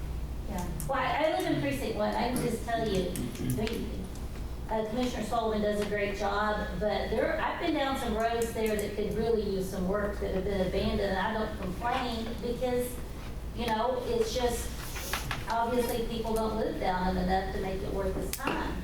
But I mean, I was down some this morning that were totally abandoned. So it's not like there's things there that aren't getting done. And it's not his fault, it's just a money problem. Yeah, I mean, ideally, we would all have sufficient funds for all the things we need to do, right? We don't. Okay, we have a motion on the floor, and any more discussion here? Yes, second. Okay, so the motion is to, whatever his carryover is, would be put in the L3 also, right? Yes. Okay, whatever that amount may be. Whatever that amount. Up to $100,000. Was his carryover though for a person? It wasn't for Olson, was it? It just precinct 1. You can use it for whatever. But originally it was budgeted as a person to I fill? didn't thought that's follow what he that said. either, but I mean, no, I don't think so. I thought that's what he said. Anyway, any more discussion? All in favor say aye. Aye. Any opposed? Aye. Okay. 3-2. Okay, anything else on budget items before we move to 20? I will say this, I was gonna bring it next time, I'll bring it now. And Caleb, you're in here, and that'd be good. I got a letter, and I think I got it several weeks ago, from the public defender people that we've dealt with before. We did not do it last year, but our portion of that is $3,700, like an insurance policy for public defenders. I'm gonna let Caleb and Keith kind of address that, see what their take is and whether we should do it or not. This is the capital defense. It's capital defense, right. That'll mostly impact Mr. Henson's office. I don't deal with capital, but I think there's been issues with the way that the insurance gets used or abused possibly by defense attorneys that I think he may, am I speaking on your behalf? Or? I mean, I'll cover it. So with the capital insurance defense, what that is if there's a death penalty case that comes up in Leon County, if we pay into the insurance fund, the state of Texas covers the cost of the defense attorneys for a death penalty case. It doesn't cover all the costs associated with the defense in a death penalty case. It's just the cost of the attorneys. Defense costs of a death penalty case typically run around $1 million. The attorney's fees are typically around $200,000 of that. The issue, as I understand it from talking with prosecutors that have handled a number of death penalty cases, is that the attorneys that get assigned are out of the it's kind of a pool of public defenders that handle death penalty cases across the state. And their approach to the defense tends to be to leave the county as much as possible in their costs. They run up costs by getting expert witnesses that aren't particularly relevant. They don't tailor their defense. They do it in a way that it causes the cost to go up by more than the cost of a appointed attorney from the local pool of capital qualified attorneys. And so it's my understanding that the economics of it work better for the county to just hire local attorneys that are more in tune with the local court system rather than the public defenders that get assigned under the insurance program. And so I think the better course for the county is to forego the insurance and say the insurance costs money and do it as private pay attorneys. Or not private pay attorneys, but court-appointed attorneys from our capital qualified defender will. Correct, which results in the county having a potential liability that we can't budget for, correct? The timeline on a death penalty case will typically exceed whatever budget year we're in. And so if a case arises that would look as though it would necessitate seeking the death penalty, I think we would go through a budget cycle ahead of a lot of those costs coming out. But I think the costs tend to be backloaded in a lot of ways because a lot of that work is done towards the back end of the case, and they are always going to exceed a year. It's going to be more like a 2-3 year timeline on an actual death penalty case. And so we would have the opportunity to budget around it. And like I said, the insurance only pays for the attorney costs, not the full cost, not the full litigation costs associated with it. And so I think it's money ahead for the county to, again, use the local qualified attorneys versus the public defenders. So your recommendation is not to do it? That would be my recommendation, is not to do it. So, we had this discussion last year, correct? Yeah, this is the same. Was your recommendation not to do it, or? My recommendation has been not to do it. And we did it anyway, correct? That's talking with elected attorneys that have done death penalty cases and talking with members of the Attorney General's state and capital teams that have handled double digits of death penalty cases, is that it tends to be better for the county to not have the public defender's office on it. And you probably have access to sufficient data to be able to help us budget that when the time comes, right? When the time comes up, yes, we'd be able to budget. How much is that premium, Judge? I thought it was only 3,000. How much? $3,700. Same exact. And what is the possibility of what would it payout, and what would it, it would We said about just, 200,000 of the That's million. my understanding is it typically costs you about 200,000 in attorney's fees if you're going with your local capital qualified attorneys. But you lose And so control. that would be the savings is that they bring in the attorneys, the insurance covers the attorney costs because they're on salary for the public. It doesn't Capital team, but you're still on the hook for all the other associated litigation costs. Right, which can balloon because of And that's, again, my that particular understanding is their approach. strategy tends to balloon those litigation costs beyond what justice would call for in that situation. Right, so it may very well be more cost effective to forego the insurance because you maintain control. Control's not the right word, but some influence or whatever over that process. Yes. It's a bad word maybe, but. And as I understand too, the second chair is not covered either, right? That's right. I think it's typically two attorneys from the capital defense team that comes in. It's not local attorneys. The trials that I've observed in adjacent counties. So I think both attorneys are covered, but again, the majority of the costs are not the attorneys. The majority of the costs come from expert witnesses and all the associated litigation costs that come with a 2 to 3 year case. and we hadn't had to use that insurance before, right? We've But had it. we've had these instances, but they've settled or something else to where we just hadn't went this far, correct? Yeah, I mean, we just did a capital basis, ultimately, that's the only case which would have triggered the insurance. So, and that's where even with the majority of capital cases don't typically result in seeking of the death penalty. The insurance is not triggered by those types of capital cases either. Okay, what is the pleasure of the Commissioner's Court? I'm going to take the expert's recommendation personally. So you're making a motion not to do it? Well, I mean, is that the way we need to handle it? But, I mean, I can. Yeah, I mean, we need a motion second.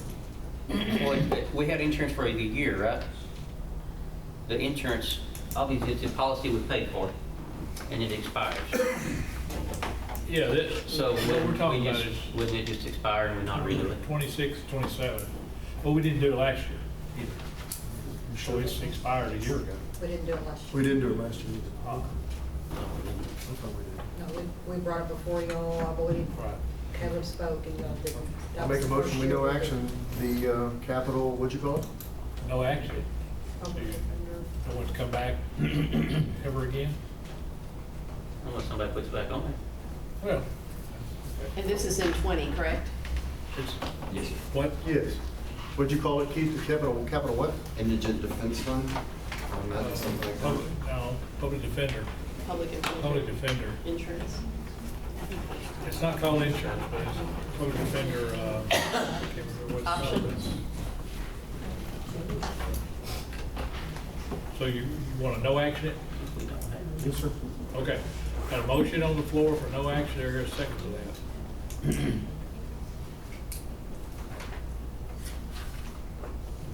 Okay, it dies for lack of a second. Is there another motion on the floor for it?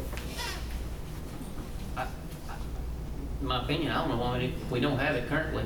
We don't have insurance. Nobody's asking us to get it, correct? No. So why do we even have to discuss it? Well, I mean, what do we have to vote on? we need to vote on whether we're gonna do it or not. Each year I get Who's presented it for us to do? I got a letter in the mail Oh, you got a letter. from the public defender office. And each year I get that, each year I bring it to the court. And this one is what they're asking, is 26, 27. So the judge brought it up. To budget for next year? Budget for next year. Next year. I just didn't see anything on it. Well, I was gonna bring it up at 14th, but then we got these budget items on 20, we can talk about this. This is a budget item. I'm fine. If we didn't use it last year, if Caleb and Keith decide that they're our defenders, if they decide that that's in the best for the county not to have it. Well, is there a motion for that? I mean, Go that no way? action. Okay. Second. I renew my motion. Second. You renewed your motion? I just didn't, I mean, I didn't know Not what to do it? what we were talking about. No action. Sorry, that's my fault. Okay, no action on your motion. All right, do we have a second on no action? I did. Oh, you did? Okay, we got a motion and a second for no action. Any more additional discussion? All in favor, say aye. Aye. Any opposed? Motion carries. Okay, we got one more item. I'll do it on the 14th. 14th, okay. All right, no problem. Okay, 21 and 22 is I wasn't done. I wanted to raise the concern I think we're all going to have. We've talked about a little bit related to the purchase of rock going forward. You know, we understand that our rock prices are going to go up significantly.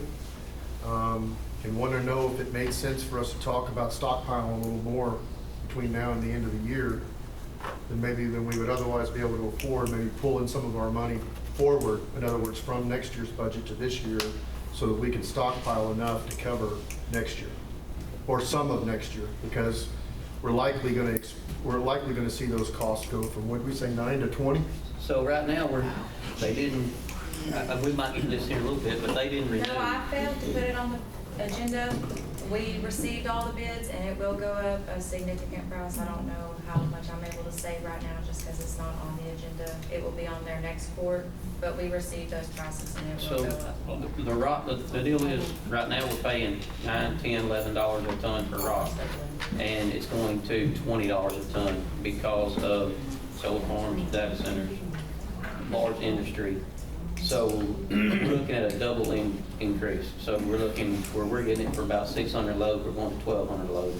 Our current prices are good through, they have to honor our contracts through September 30th. So the thought was we should talk about whether or not we should stockpile as much as we can get our hands on. Because if we buy it at $9 a ton right now and we're able to carry rock over, then it's going to save all of us a bunch of money next year. I know we've looked at this before. What about, I'm just bringing this up, what about train? I had her work on it. Yeah, so we tried last year getting a rail in. Rock currently in Georgetown is $6.50 a ton. But by the time you get it here, it is equivalent or more to getting it at that price. So I can kind of weigh in on that because I was looking into it whenever I was working for Kyle over there at the precinct. In order to do that, we would have to have a designated, the county would have to have a designated spur. So the county would have to pay and figure out which railroad they wanted to go through, whether it be through Union Pacific or BNSF or whatever. Figure out where y'all would have to purchase the land, have that spur built, so that way whenever they're unloading those cars. Spur or whatever? I tried to work on it with Nucor, but they were worried about their environmental concerns, and nobody was willing to take the risk of us having rock stockpiled on their land. So the only other concern was when we was talking about that last year was even if Nucor decided let's do it, then we got to get it all unloaded from the train. We got to rent equipment to unload it. And then, if we're not able to store it on site, then we got to turn around and haul it to our designated spots anyway. So it's kind of going to be double handling it, even though it's going to be a little bit cheaper, but by the time we double handle it, it might not be. Their deal was if we had a spot where we could just haul rock in all year and everybody haul out of it, like Mr. Sullivan said, he doesn't have a rail spur in his precinct. The rest of us Kyle and I have 2, Paul's only got 1. Somebody was going to be at a disadvantage no matter what. And then we were going to be at a disadvantage of where it got unloaded as well. And then have to differentiate between, with no scales there, how much rock each person was hauling. So how could we do this where they can get as much as they could in September? If that's what... I was just throwing it out there for discussion for a purpose of budget. Yeah, I'm interested in how that would be appropriated. I mean, it seemed to me like it would be handled the same way as that we're talking about borrowing money for the general fund for a motor grader. If we just borrowed $100 grand from next year, pay it back as soon as the budget year starts, you just pay it back. I don't know why not we couldn't do that. But then you could go ahead and start hauling rock and get your stockpile built up while it's $9 a ton. I mean, that, because it's gonna go through the roof. That and And we're gonna, prices and is we're gonna be big. sitting longer, because every one of those pits is gonna be full. So we'll be sitting longer, waiting longer, possibly not be able to get rock when we get there. I mean, we're. Oh, what are you looking like? What are you looking like? I got spot miles now. I've been spot miles. 300 or 400 loads? Nah, I probably got, I don't know, 50, but I don't need that much right now. Like I'm saying, though, it's going from $10 to $20 a ton. You gonna get it frost? I ain't got no place. No, no, where you get it? It won't matter where you get it, but yes, I mean, we'll try to get as much as we can out of them before they. I'll say you got some off solar. They gave me all that out there, but I mean, you gotta deal with the plastic out of it. They're grabbing about the plastic. I mean, I did get some rock out there, so they gave me. Well, I got a lot of rock roads. I know you talked about needing That's a what bunch of rock for roads that you just got dirt on. We're hauling right now, but the problem is we're only getting 6 to maybe 8 loads a day. Waiting. Well, we don't need to wait till the 14th. We're gonna have to have a special meeting or something. Because I see that you need to do it now. I mean, if a precinct's gonna purchase very much rock, it makes sense to do it right now at $10 versus $20.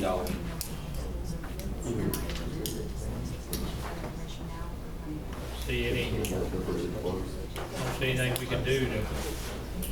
This is kind of a contract. Because we don't have a contract. Sorry? That's why I didn't put it on there, because it's not.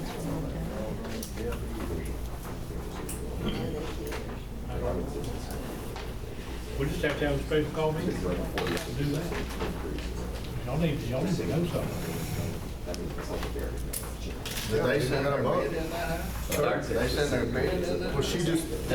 So, after talking to Keith, you know, the bids are closed, and so I have all the amounts and everything. I'm not gonna disclose companies or who bid or anything right now, but I will say that 2 vendors bid on the rock, and their lowest price was $17 a ton for base. So Everything else is more expensive than that. One of them designated that they did not have a turnaround time, like from when the trucks arrived to be loaded and out of there. The other one said 15 minutes from pulling in to loading the truck and getting out. So, and they said that they could coordinate times and stockpiles on there. Anyways, but that's the information I can give out now, and I'll have it all ready for next court. And our current contract amounts to 9. So we're paying $9 a ton right now. And in 30 days, it's going to minimum 17. We could, if we set the agenda now, we could have it Monday, 31st. Which that would, and give you the whole month of September. I mean, basically, what it amounts to is, whatever rock we get hauled between now and September 30th is at today's prices. Yeah. Everything we moving forward after October 1, we're hauling 2 for 1. We're paying for 2 loads of rock that we can get today, but we're only getting 1.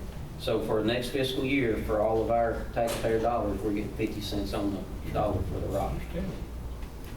So if we can, if we bought $100,000 worth of rock, if we haul $100,000 between now and the end of the year, next year, that same $100,000 is going to cost us $190,000. We're saving 90 grand. Saving 90 grand. No any more complicated. Well, we could have it Monday morning. Monday morning, for sure. So did y'all want it is that a budget meeting?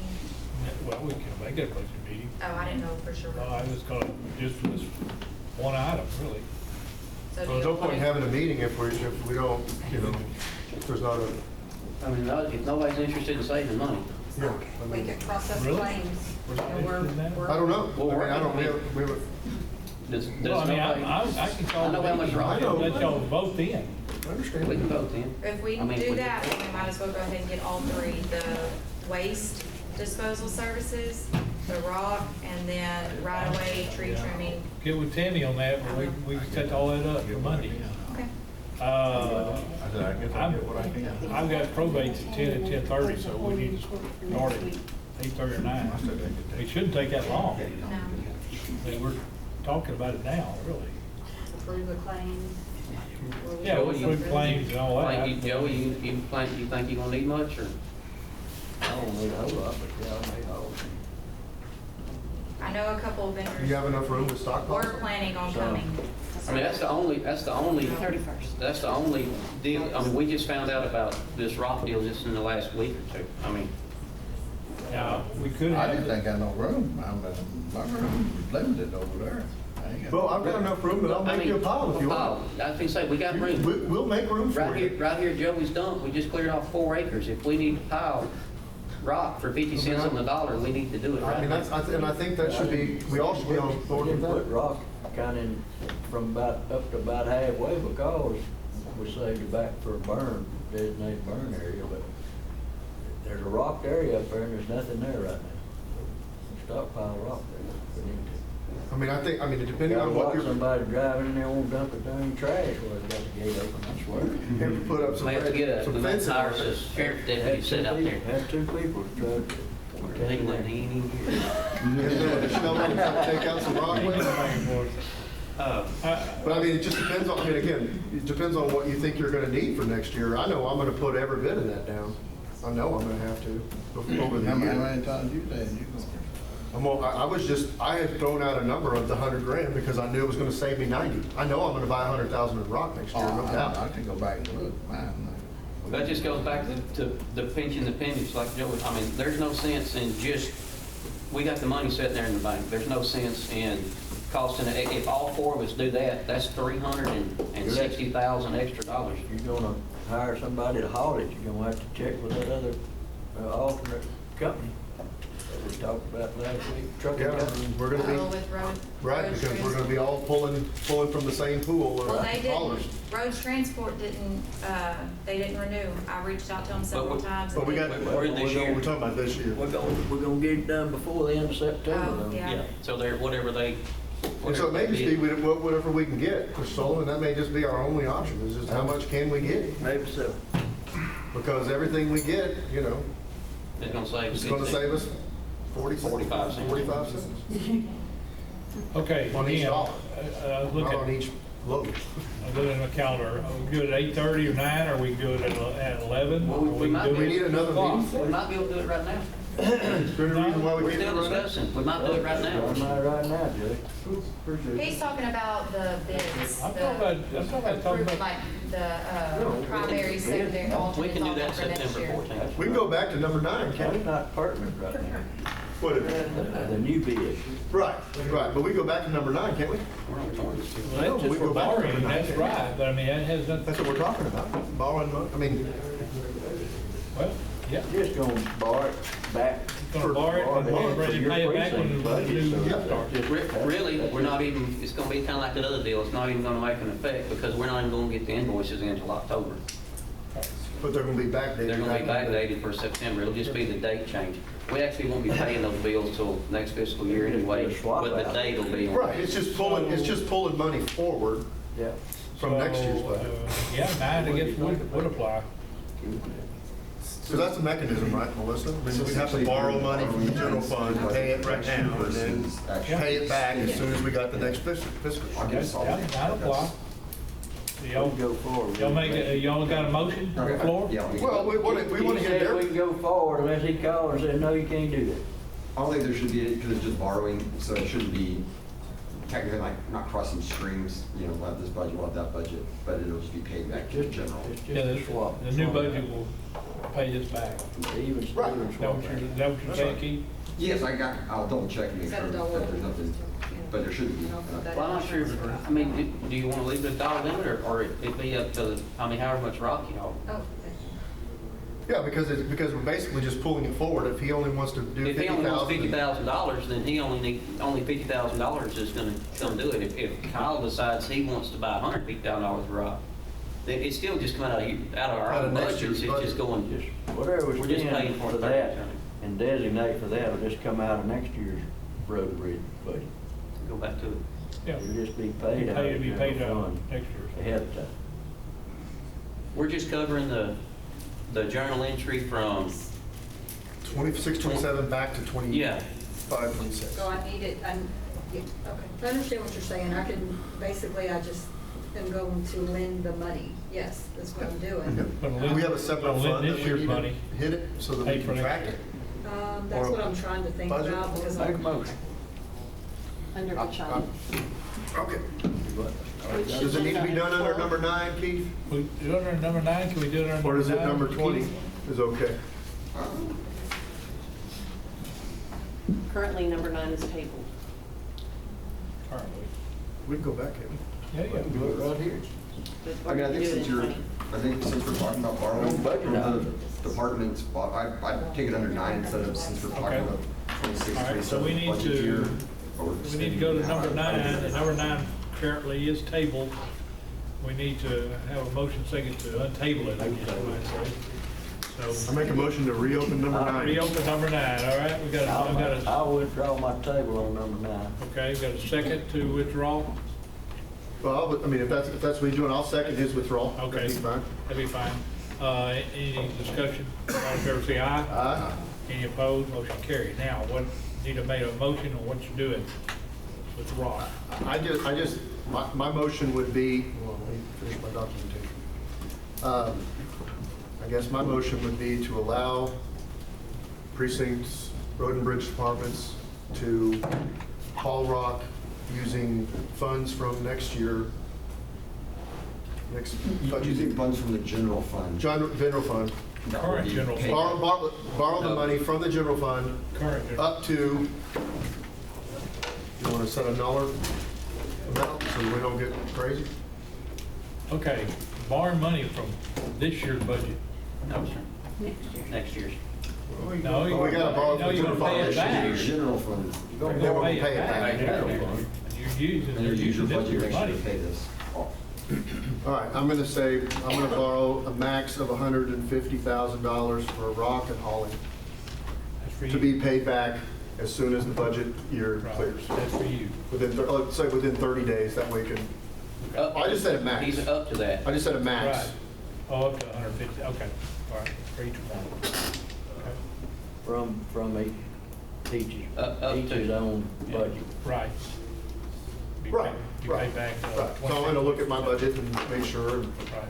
I'm gonna try to buy as much rock as I can. Okay, we got a motion for up to 150,000 to be borrowed. For each and pay precinct, back up next to year. that, for one each precinct, 1 through precinct. 4. 1 through 4. yeah. Second by TJ. Any more discussion?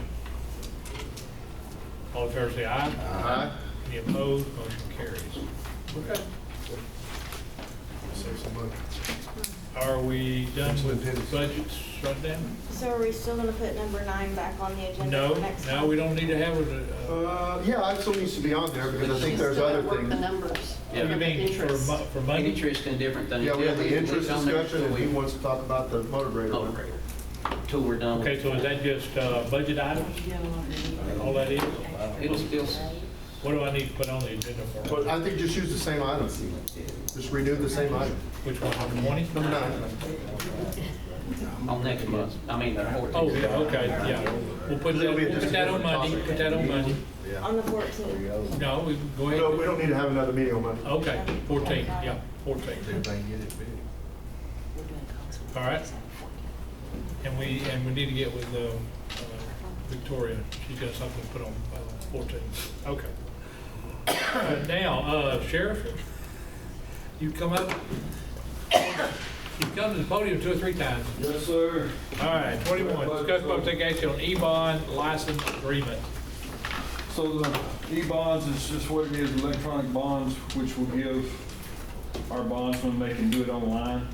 It will not cost the county any money, just the initial setup is gonna cost $800 that I can use out of my budget for the signature pad that comes along with this, but this will take a lot of work off our jailers. And that'll land at your office, the signature pad, and it kind of Yes. ends through there? Okay. Yes, sir. All right, I make a motion to approve it. Based on Got a Sheriff's motion by recommendation. Kyle to approve the E-bond, or a second? Second by Paul, any more discussion? All in favor say aye. Aye. Any opposed, motion carries. Now, do you sign this or do I? That's a good question, Judge. I think possibly, You probably. maybe Gino? Yeah. I thought it had your signature block on there. Both of y'all sign. Oh, we both signed, Judge. Technically, he's the only other one authorized to sign the contract with them, so both of y'all. Okay, so we'll both sign it, Judge. Okay. All right, we got number 22, discuss public take action on Crown Correctional Service Agreement. You signed that, Judge, and I thought we signed that last court. That was approved on the last court. On Crown? Crown Correctional. I didn't sign. No, yeah, Sterling. no, we didn't. That was, yeah, that was Sterling. I don't know. I'm Yeah. just, No, that's, anyway, that's a renewal contract, yes. Okay. Need a motion second to approve that? Can you tell us what it is? This Yeah. Crown Correctional is our phone service Phone service. in the jail. Inside. Yes. Okay. Is this part of the Windstream deal, or are we able to break out a Windstream with this one, or is this just the internal? This is internal. It is, okay, Yes, this okay, is so it's internal. not really tied to Windstream? It is not. It is Windstream provides the service, or did, in there. From the outside to the Yes, inside? to the outside. This is just inside? But this is inside. Gotcha. This is the money that goes back in the general fund that's created from the jail. Okay. For phone services and the iPads. Oh, okay. Crown Correctional Services provides that service in our jail. Okay. And it's regulated by federal statute. Yeah, we receive proceeds based on our percentage. The percentage changed or stayed the same? Our percentage stayed the same from last year. Okay. Yeah, I'm sorry, I would review this a little better. I was mixed up with the Southern Health Partners. I wouldn't. All right, so it's your recommendation we approve this? Yes, approve it, yes. I'll make the motion we approve. Got a motion on the floor to Second. approve, and second by Paul. Joey. All in favor say aye. Aye. Any opposed? Motion carries. And Judge, you do sign that. Yeah, get with me right forward on this one. Yes, So we'll figure out what we gotta do. Okay. Thank you. Thank you.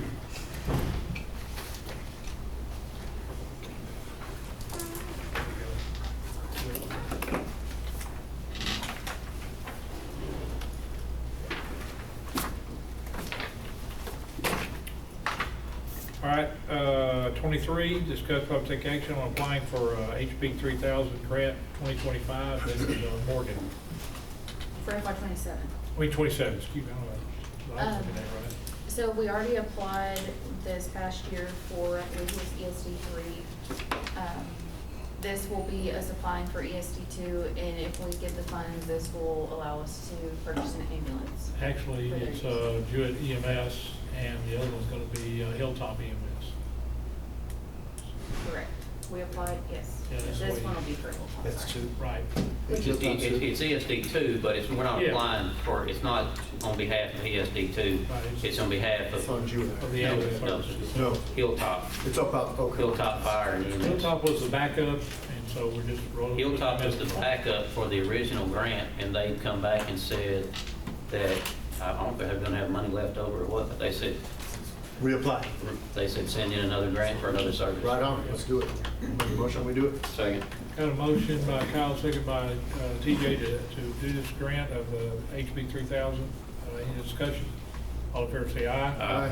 And it's $350,000. $350,000. Up to $350,000. Get that going, 'cause it takes a while to order them, right? We talked about that. Well, we can't order it until the Until- state actually sends us the funds. Now, Yeah. that's not gonna cover the whole cost of an ambulance, but That's a crazy deal. They can't order till we get the money. most time, just like the other grants through the state, you gotta order it when you receive it. Yeah. And you send in your confirmation, they send the money back. Right. This grant, they want to send us the check prior to ordering the ambulance.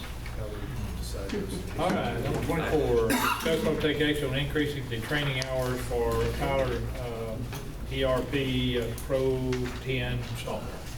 We just need approval for a few more hours. We requested 5 more hours of training for the payroll model. So It's about $500 or $600. $525. Okay. Our office as well. you need more too?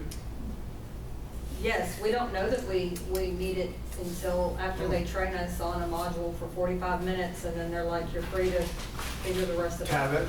So you need additional what she's asking for? It's correct. Mine's just the 525. Yes, so it's combined between the both of us, so collectively, we're asking for 10,000 maybe? 10,000? 10,000. They are. Went for 800, she said. Yeah, I know, Mine was It's $105 an hour, they were gonna do 5 But we've hours. got more training we're doing next week, Yes. so. It's, How much it was already budgeted for? we busted it, that's why we have to, that's why we're asking for more, because if we don't, then we don't get any more training than what they're giving us now, and we need. Okay, let me ask a question, it's 105 an hour, how many hours do you think you're gonna have? We've already exceeded our hours, and so we need to pay for some of the costs associated with the overage. Our apologies for exceeding the budget, but we desperately needed Well- it. So what she's asking for right now is just for an additional 5 hours. We owe them money for overages. How about we ask for 100 hours, which would be $1,000, at $100 an hour, right? Well, that's $10,000. That's what you're asking? Yes. Up to. And what all departments? It's just our Just department. treasurer and auditor. Related, yes, Do related y'all to have this to, do they training. charge you per person if y'all are all sitting around the same computer? No. What if you don't, Whoever's on it, so it's per hour. what if you don't use the full 10,000? We don't pay for it. We're just saying up to what we need. If we don't need it, we won't use it. What's left in our tech fund for the year? Can't we just put that We under can tech? use what's there. We're just What is that? respectfully requesting. How much is that? How much do you have in it?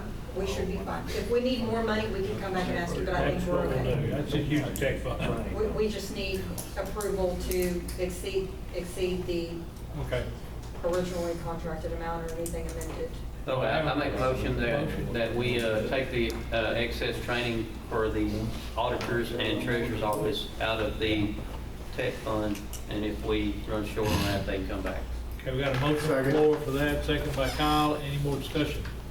All in favor say aye. Any opposed? Motion carries.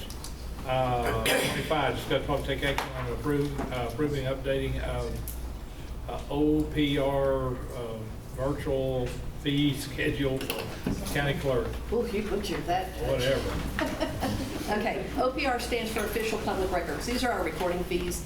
These aren't really changing. I've just been wanting to clean it up and put it all on one fee schedule along with the law that allows me to assess the said fees. We did go down on a couple of fees, but it's just an effort to clean it up and to have it look much more organized. Why would we go down on fees? Because on the declaration of informal marriage, we needed to assess what the local government code was telling us to assess. And it went down. Correct. I think she tries to maximize. Yeah. On the assumed name fees, we need to be assessing in accordance with the Texas Business and Commerce Code and in accordance with the local government code that tells there needs to be a separate type of fee for that. We hear a motion saying we approve these fees. Is your recommendation we adopt this? Yes. And I don't think there's a signature page, is there? No, sir, it's just the new schedule fee. Okay. So moved. Got a motion by Kyle, second by Second. second by Paul, is that right? Okay, all in favor say aye. Aye. Any opposed? Motion carries. 26, discuss take action on acceptance of FY 25 audit. I talked to him. They were supposed to have something to me. I'm still waiting. I do have the draft. I do not have the single audit yet. Move it table. Got a motion to table by Joey, second by Second. TJ. Any more discussion? Still on our checks, right? All in favor say aye. Yeah, we're not paying them, will we? No, we're holding. All right, discuss or take action on ESD audits. No changes, No changes. no updates.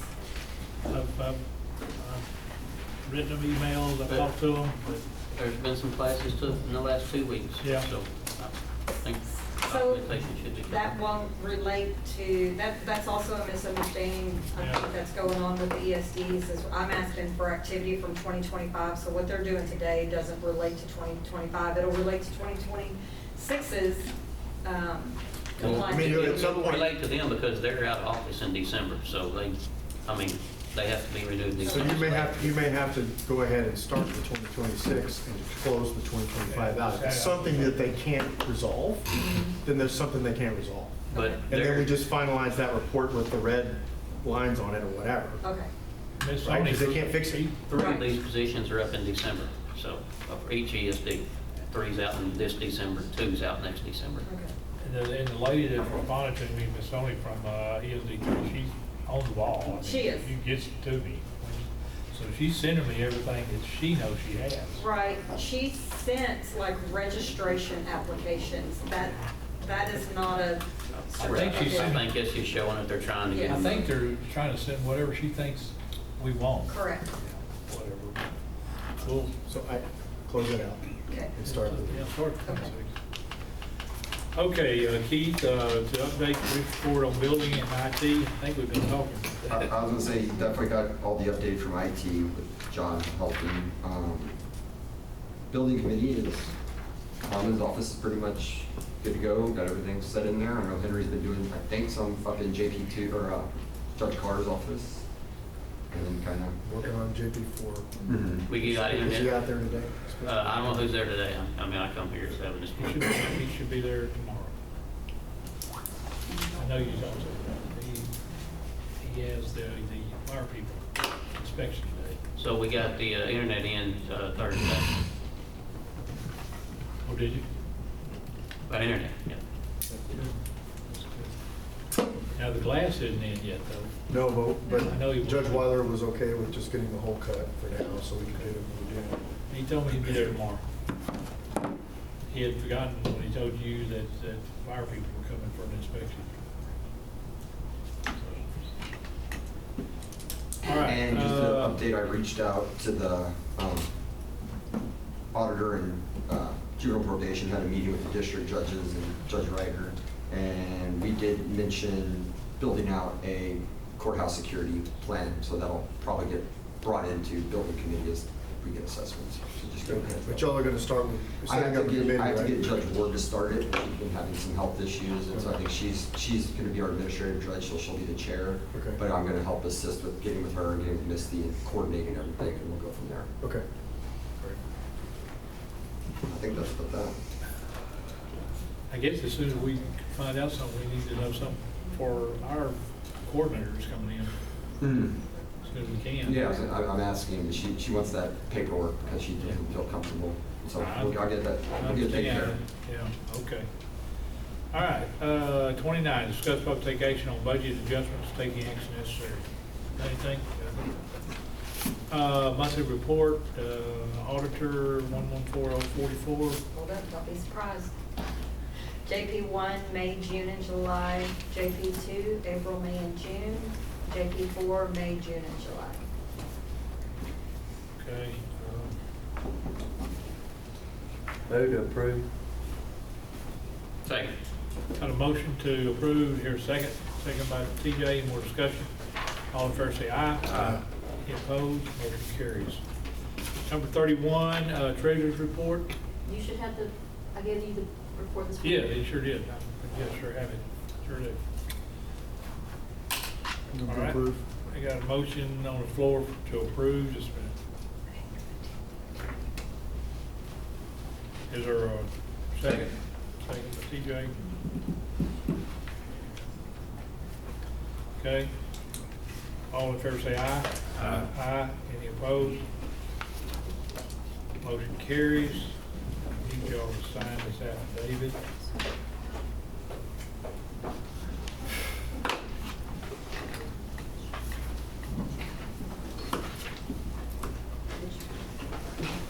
Morgan, when we're over, I need to get with you on how the signature needs to be part of this grant.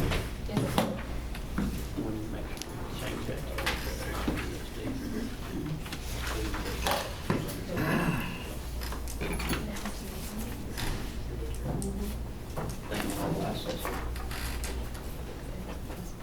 Okay, 32, donations and reimbursements. Yes, sir. For the month of July, Senior Nutrition received donations of $1,330. And then the Expo Center received a donation of $250. How much? $250. Okay, got those two on the, got senior nutrition and Expo. Do I hear a motion saying we approve those? I'll make a motion to approve. Got a motion by Paul, second by TJ to approve. All in favor say aye. Aye. Any opposed? Motion carries. I think this is Courtney, purchase and selling request. Yes, I don't know where Kevin went off to, but this Nuvo is for the sheriff's office. It is a contract that they have had in the past. This is just renewing it. This is what he thought he was doing a while ago. What is Possibly. Nemo or whatever it is? It's a, yeah, it's a document scanner, Oh, okay. I believe. Okay. Let me call it. Call. Yeah. He run right back in here.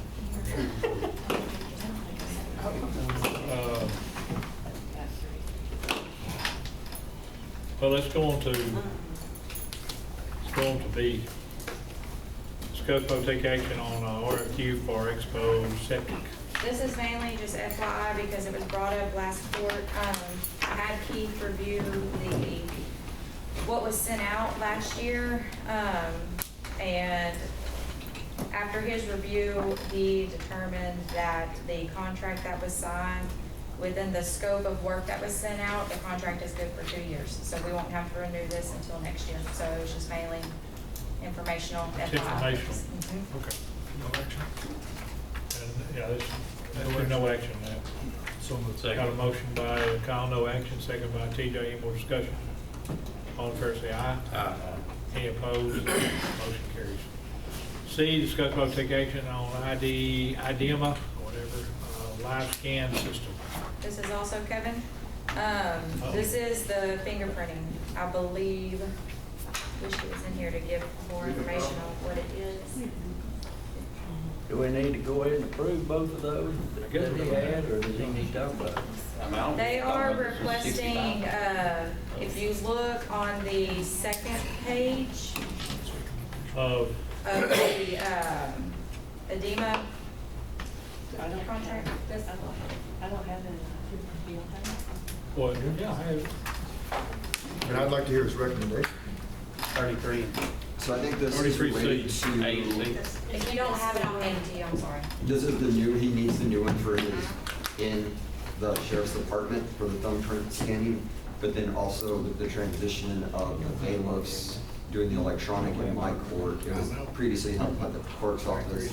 It basically, yours is completely done, worn out, and so this is, they're two separate scan things. I think we discussed it in IT. I was gonna say, I Yeah, thought. so table 1 listed on the second page of the contract itself Is that for the NEMA or the NEMA? Yes, that's what's for the jail.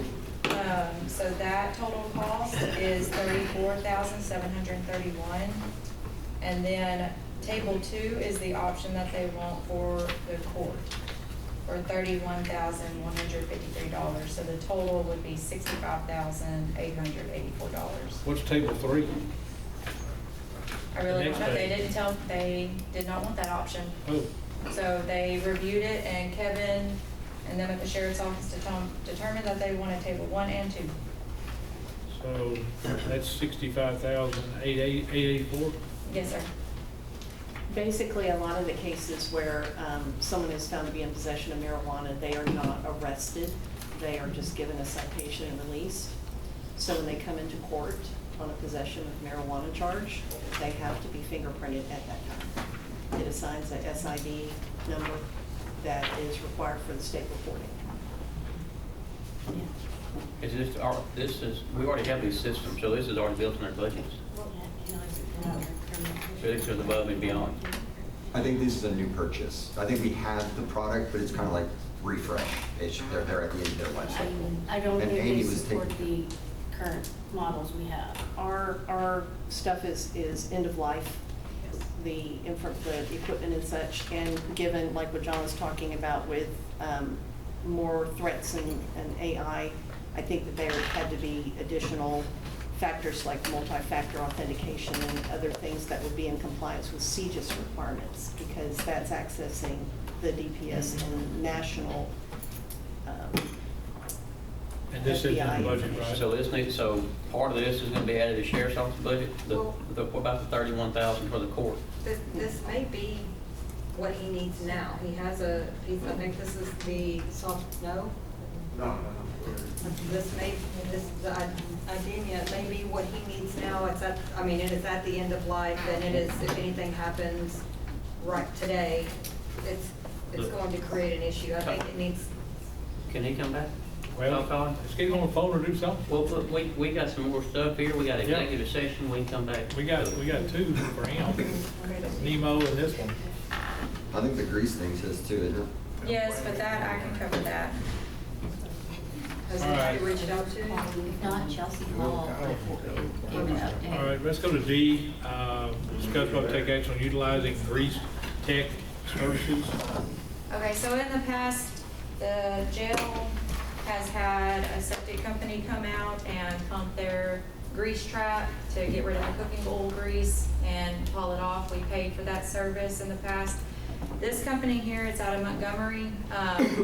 They do not charge anything because the money that they make is off of the grease, the old cooking oil itself. So basically what they will do is they will come, and in here you see a picture of what their container is.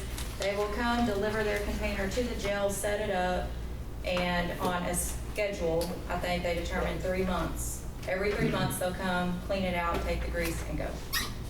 So we don't have to worry about scheduling anything anymore, having another septic person come out to pump it, paying them. This is free of charge. They come, they do it, and Does the Is there a sheriff's motion on department- that? yes.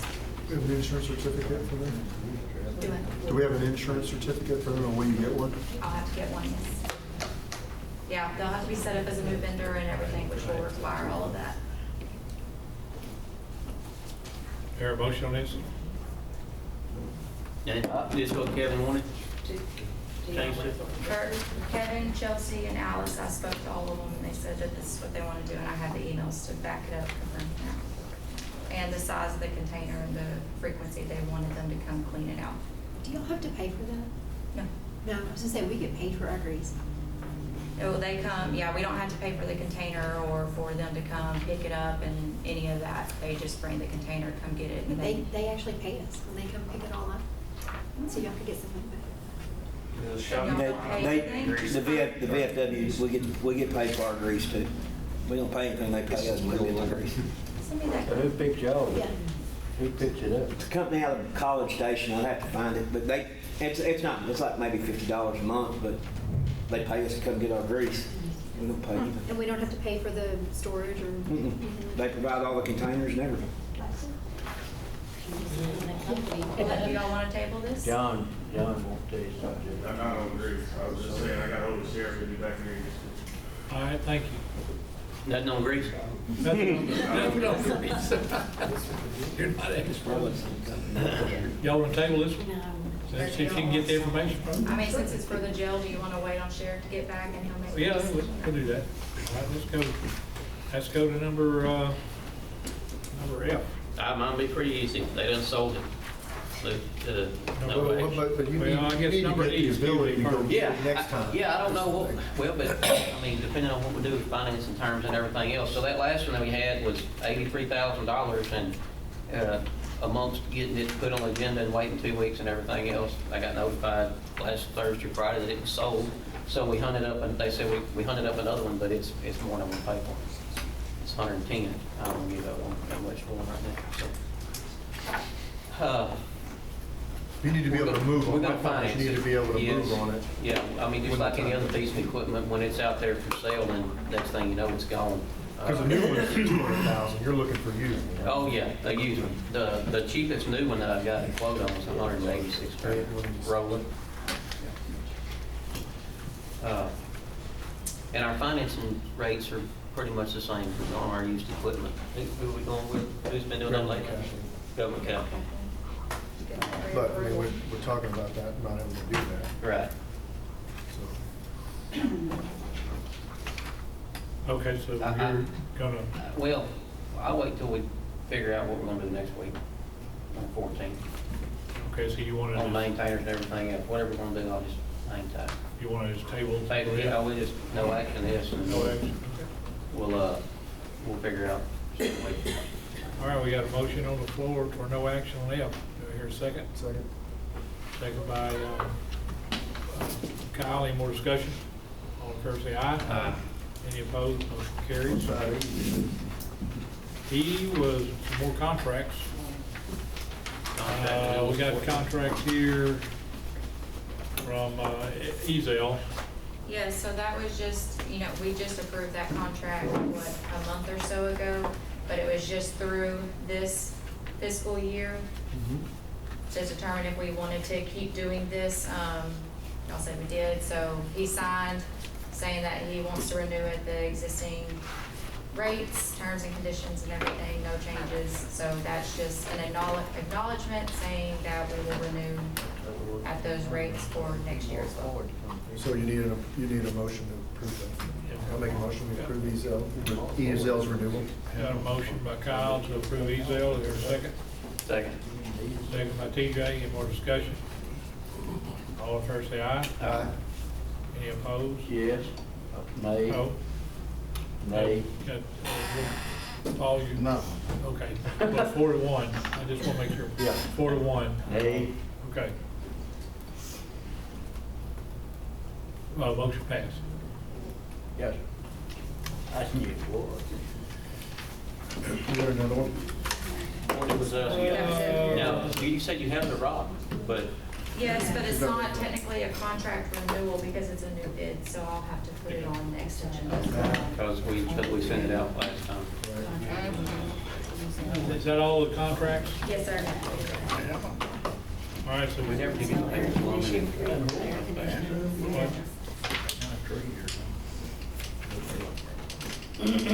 we got sheriff coming back. Go ahead and executive session. We have this 34. Think so? You're gonna be, okay, let's do that. What about 34? 30, oh, yes, for sure.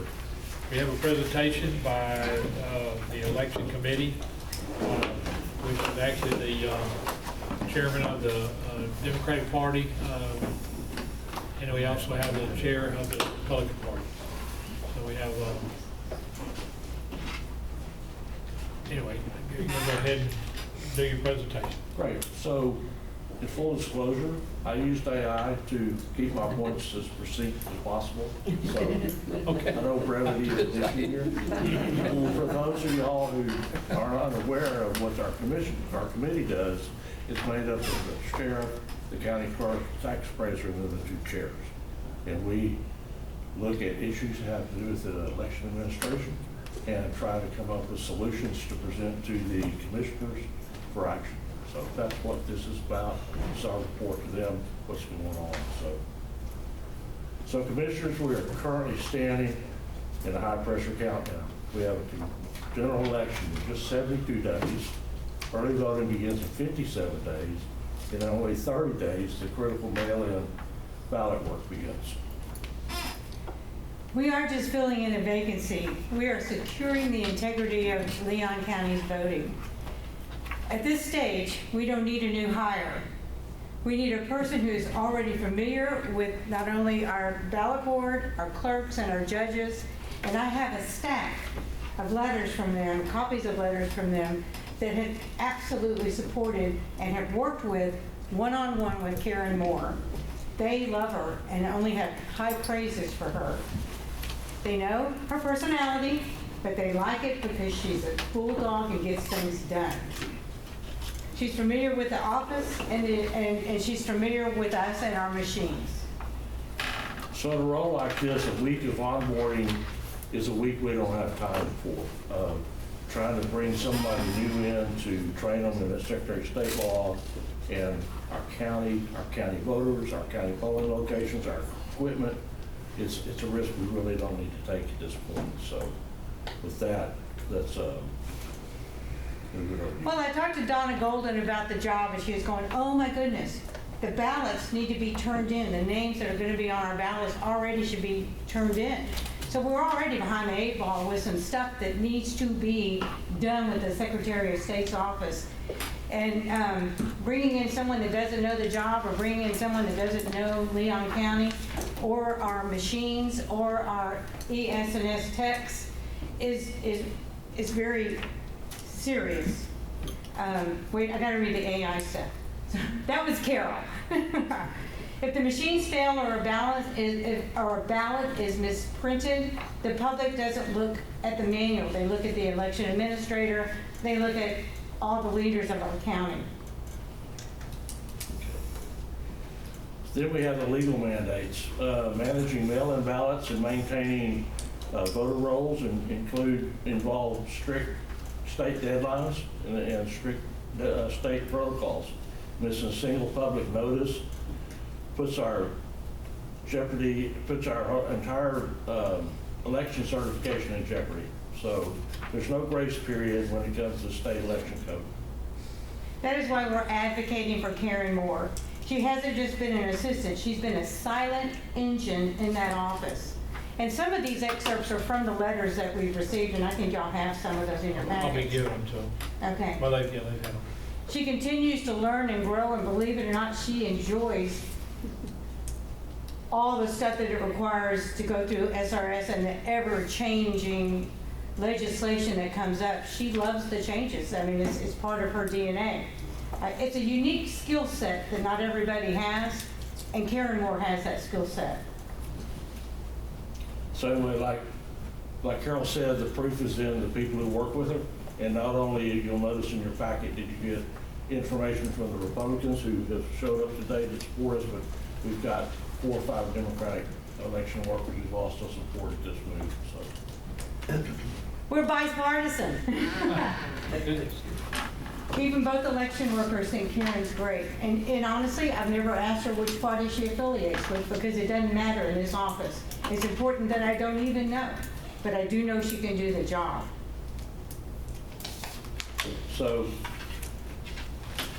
if we hire a person with little or no prior experience or gambling, that they can learn the election code, our county-specific voters, and our hardware in a matter of weeks. Again, I'm restating, we can't really afford that gamble at this point. Or even find our 14 precincts. I mean, you got to know a county area to be able to even find some of those. I went to all 14 of them, and I was like, these aren't easy to find. So we understand the long-term vision for this office may still be evolving. I mean, everybody's learning as we go, and so many different changes are coming down from the Secretary of State on almost a daily basis. Because of that, we're trying to keep some sort of continuity within our system here. We're going to recommend that a strategic short-term appointment, a 90-day probationary appointment beginning September the 8th of 2026, would allow Ms. Moore the chance to prove her competence and her abilities, and allow this court at the end of the general election to be able to have the flexibility to make the final determinations moving forward.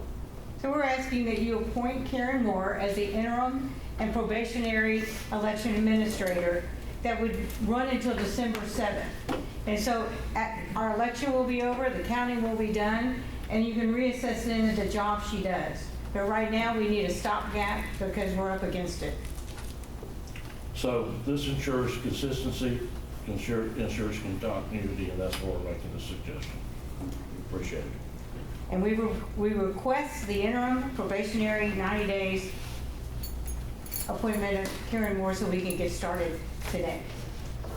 Thank you all. Thank you. Well, Do you real have any quick. questions? Yeah, I just had a question. You said something about not starting until September 8th. What's the? We were just counting 90 days. If you want to do it now, you can. Well, I was just curious if there was some, so y'all were working backwards from the December we as worked it opposed back. to working forward from the day. She still would be, if you decided things, she'd still be working, say, for the date of the September 8th, but her 90-day thing would start till September 8th. Yeah. That way, it's after the Okay. election, and we can decide. So it's not like she's gonna, like, Yeah, no. she's still gonna be in the role that she's in Yes, right now. yes. Yeah, okay.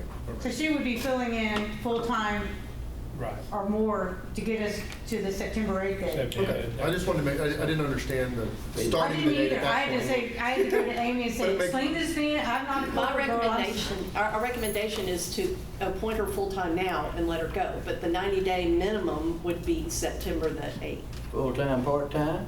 full-time. Full-time, oh, it's full-time.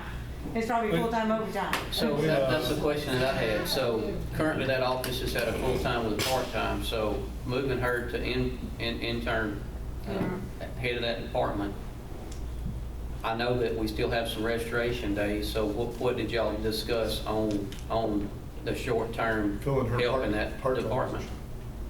position. We talked about that, filling her part-time position, because she's Or gonna is move she up, gonna right? She would move up and getting a part-time, And get she a has part-time to help actual, some people that she knows that already know what they're doing, Oh. that she could recommend as to fill that Somebody- so it would be a part-timer with her. Okay. So what you're saying, or what y'all recommending is to move our part-time person to that position.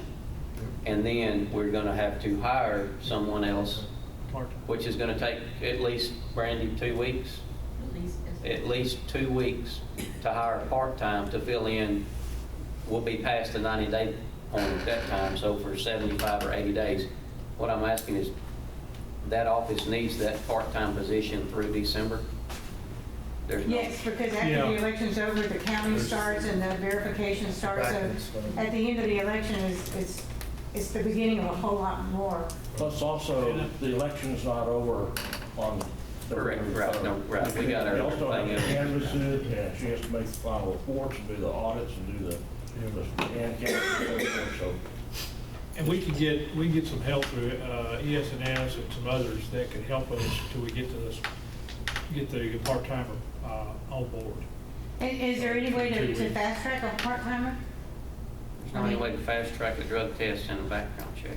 It goes through a carrier pigeon. Okay, I just a question. I don't know how it all works.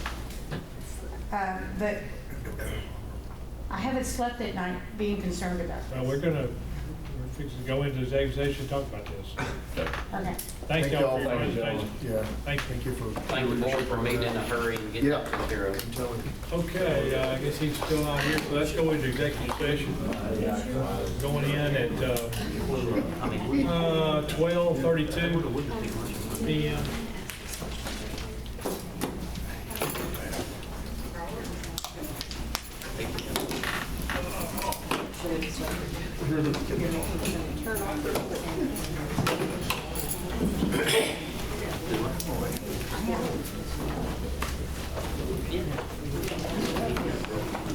You want me to throw this on for you? Amy? Yes, sir. Amy one. Sure.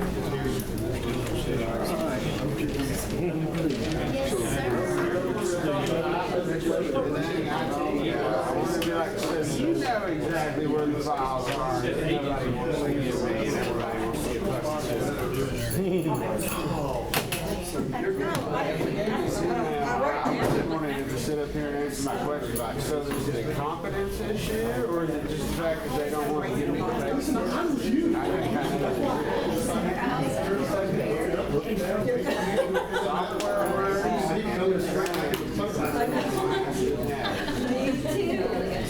We ask for lots of things. We don't get. Well, look at this horse.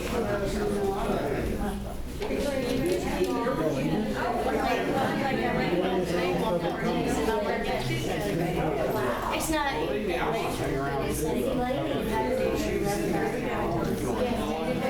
It's not at all.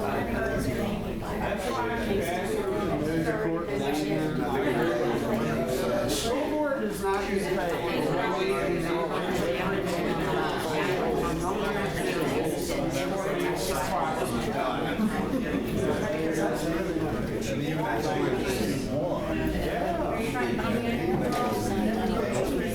I'm not asking for anything. I'm trying to stay out of work. I'm not reaching out here. I decided to get out of work. I said, I'm going to go out to Thailand.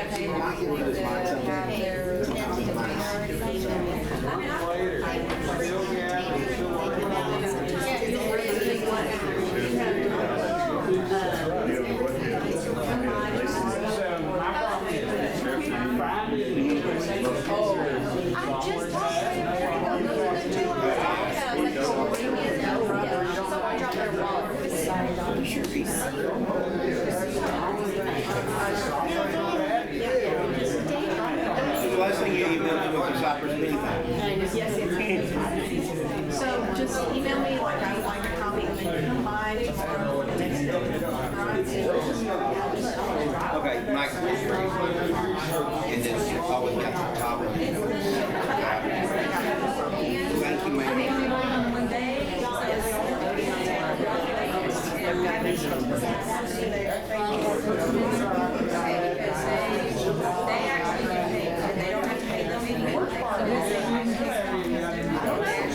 Sometimes it takes a long while. Yes, and that's all the big stuff, correct? Okay, I told them table 1 and 2 is what they said. Did you find it? Okay, and then,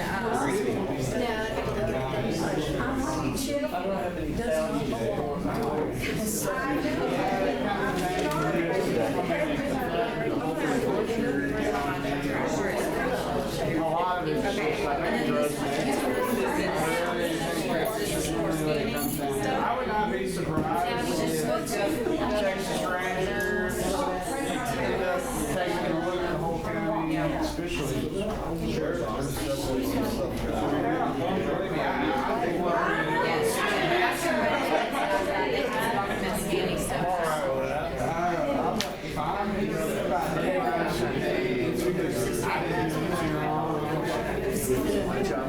and what one did you play?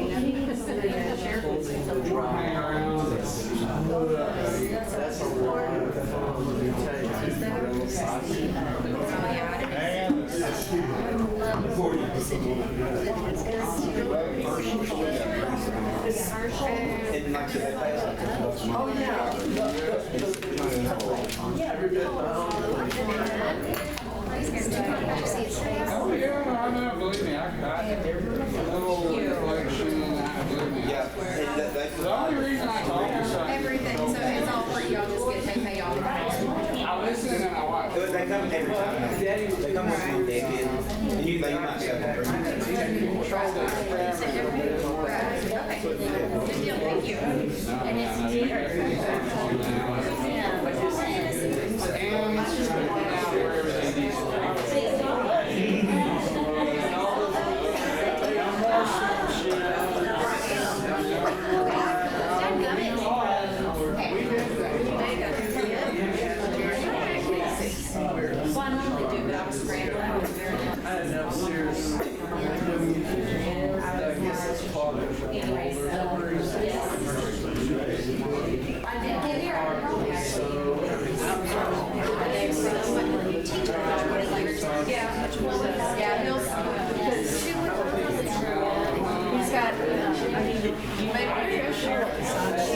Yeah, the new one is, so I did, here, I'll give you all these just so you have them. So that's and B was just information for now, they don't decide.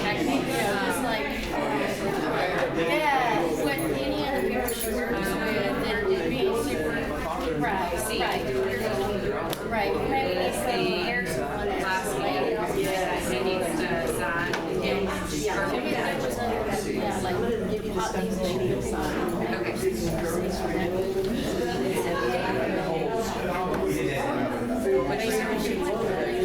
Yes, that needs to be signed. Extra drama, like making a big deal out of I think, do you have all the checkbook? Okay, those will need to be signed and this, the HVAC will need to be signed too. Yes, all of that on the signature. However, what's easier? Y'all get the same song. Okay. No, they shouldn't. Right. There should be. Yeah,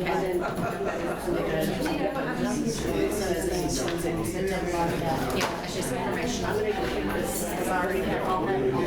Okay. Right. Right. It's a good, I mean, yes, it's not a question and answer session. So everybody's fine, everybody's ready to finish. Yes, sir. Oh, I asked the petitioners if anything regarding any type of industrialization, data centers, solar, BESS, or wind and conductor.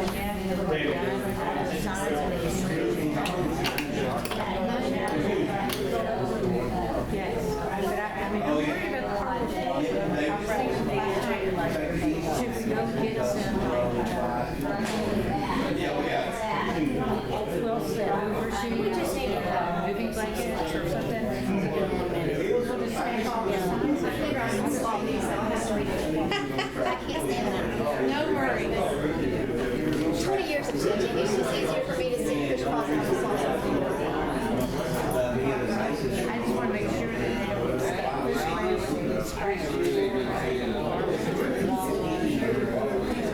Oh, I like to sit down, I just don't like to sit down in these chairs. They're so amazing.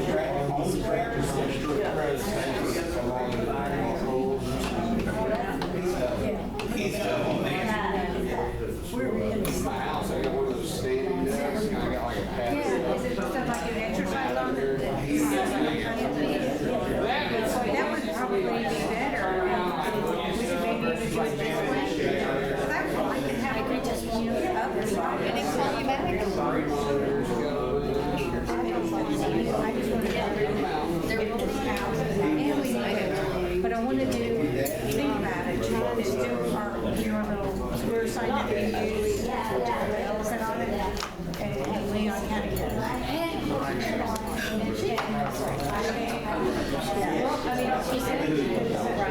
Use that up in the yard and we can take it down to 1, 2, and put it back in 1, 2. There is ceramic tile in the kitchen and in the utilities, so we don't leave our extra sign. And he does it in the living room, the dining room, our kitchen, bedroom, 2 full baths. So the phone bank, she's gonna get Wi-Fi out there, so the phone bank will be able to use our phones or even go in the different rooms. In one year, I should know that day. We need to do this. Yeah, she's got it. Are you gonna do it? Talking to Sam on Saturday, initially.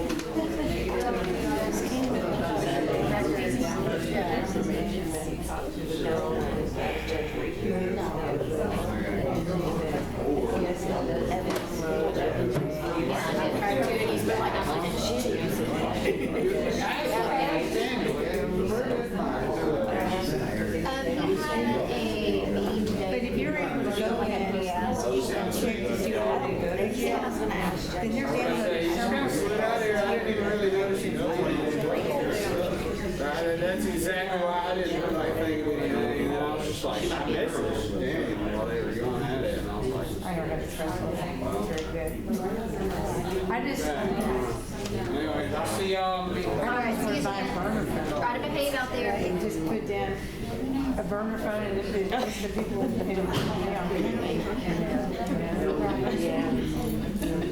I mean, you're not lying. I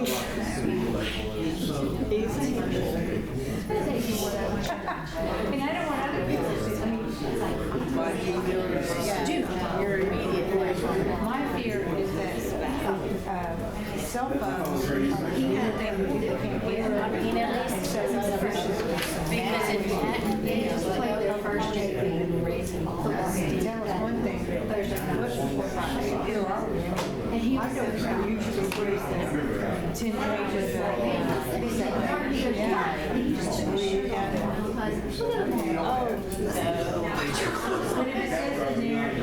Oh, now this day and time? Everybody's gonna send you that. Yeah, no, I'm saying if there's somewhere it's only that again. Where's possibly that as a contact, you know, I mean, that I'm clicking yes, I accept. No, and, well, no, I'm not. By the time I got it on file.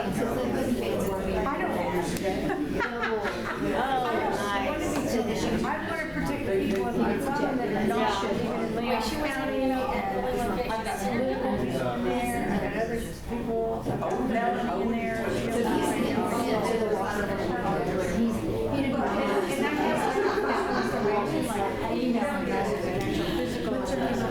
How much can they see? Oh, man. See, now, I don't agree with that. No, I don't think they don't, but go ahead and use Ain't nobody going in there to help him either. That's the best part. You should see. Yeah.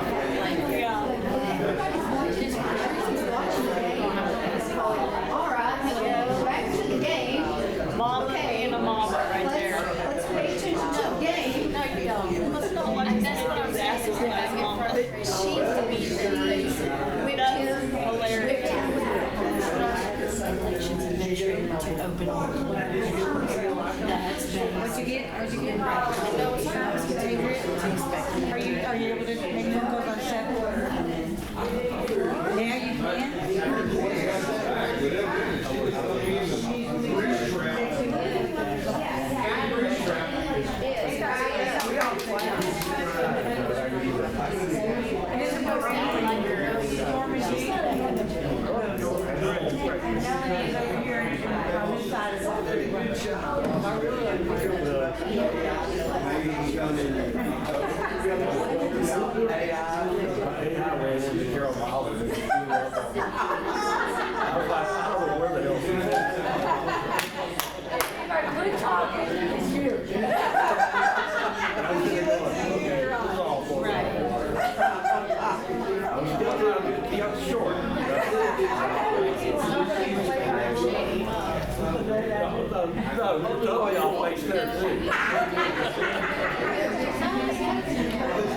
No, I like it. I mean, the heart of it was still in there.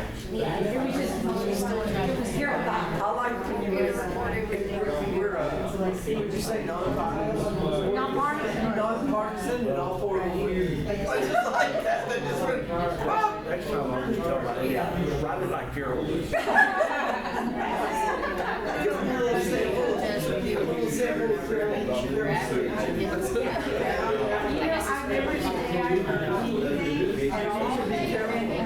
well, I would just have it. Actually, no, I did. I wrote stories, and I ran it through a little AI option that says, you know, what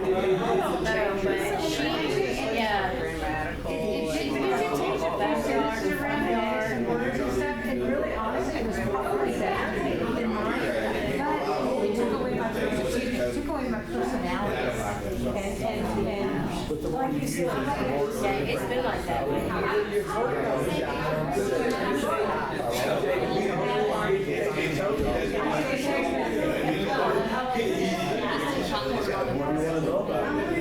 and we woke up and he said,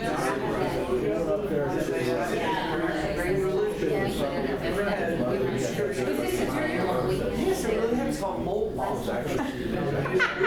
It was argument scripture. Then they said, bless the congregation. And this guy says, I think there's still 47 songs from the prophets. Probably. Then they made it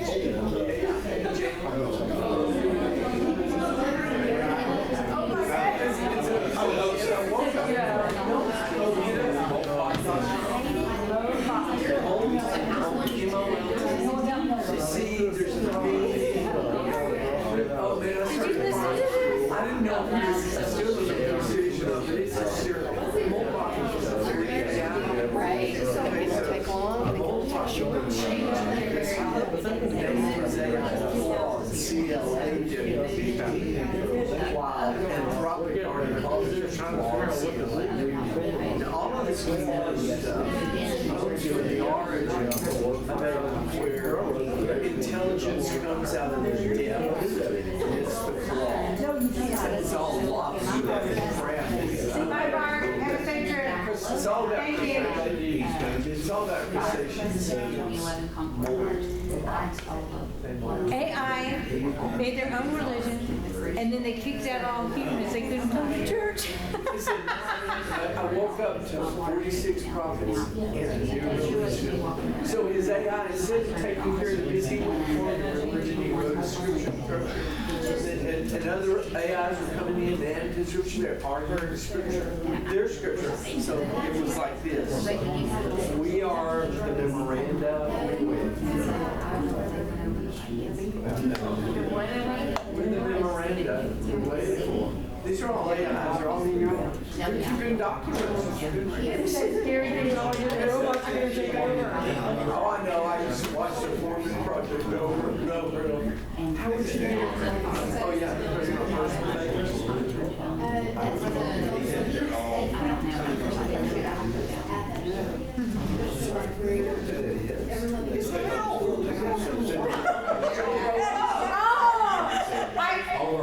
Okay, I was lost before I was found. I'm going to admit to you, nobody's, there's a microphone. 2001 is now.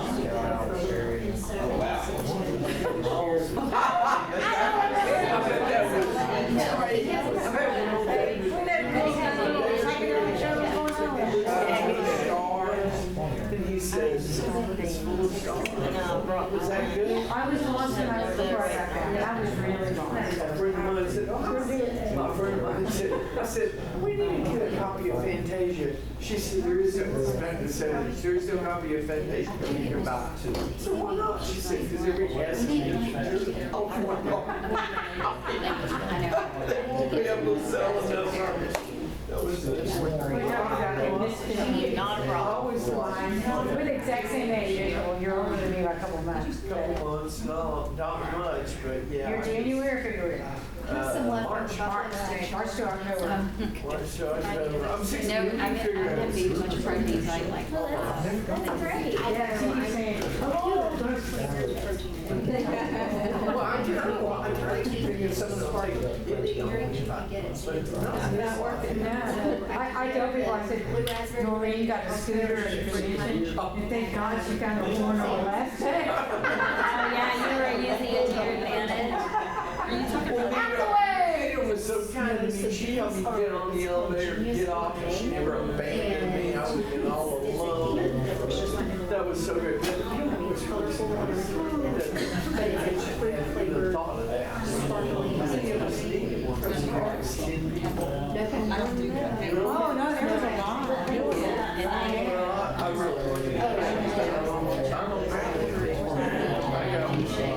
You walked in?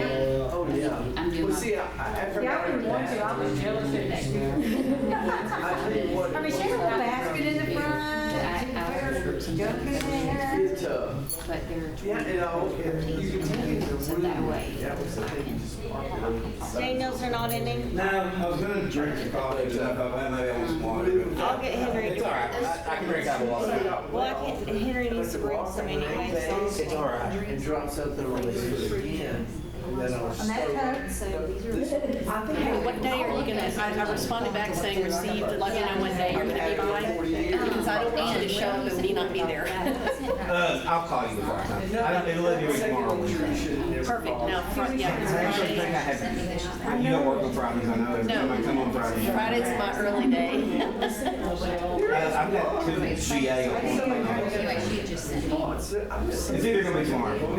Perfect, I'm in the office pretty much all day tomorrow. Unless you go downstairs or And, something. yeah, Friday's the only day that I'll be out starting at noon. I think that the employees have their own basket. Bring a good number. I've got one in the package. Wonderful. And I'll tell you what, if you've got it on you, as soon as this, Anyway, he's got as soon as this meeting's over, I can do it. I don't know. I don't care. That's a Michael question. I don't care. He typed it here. Thumb drive. I'm not. No worries. Just let me know where they're running.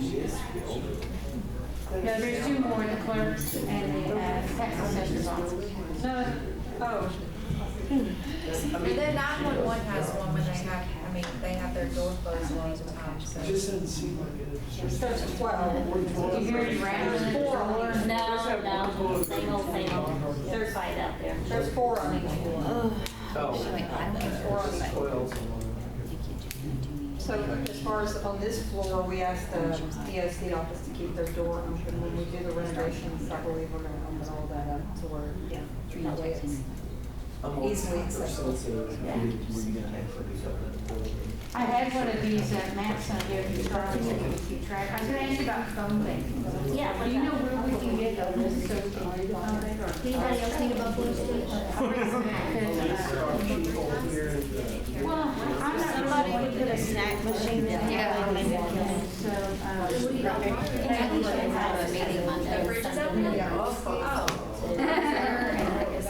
All they doing is in their schedule.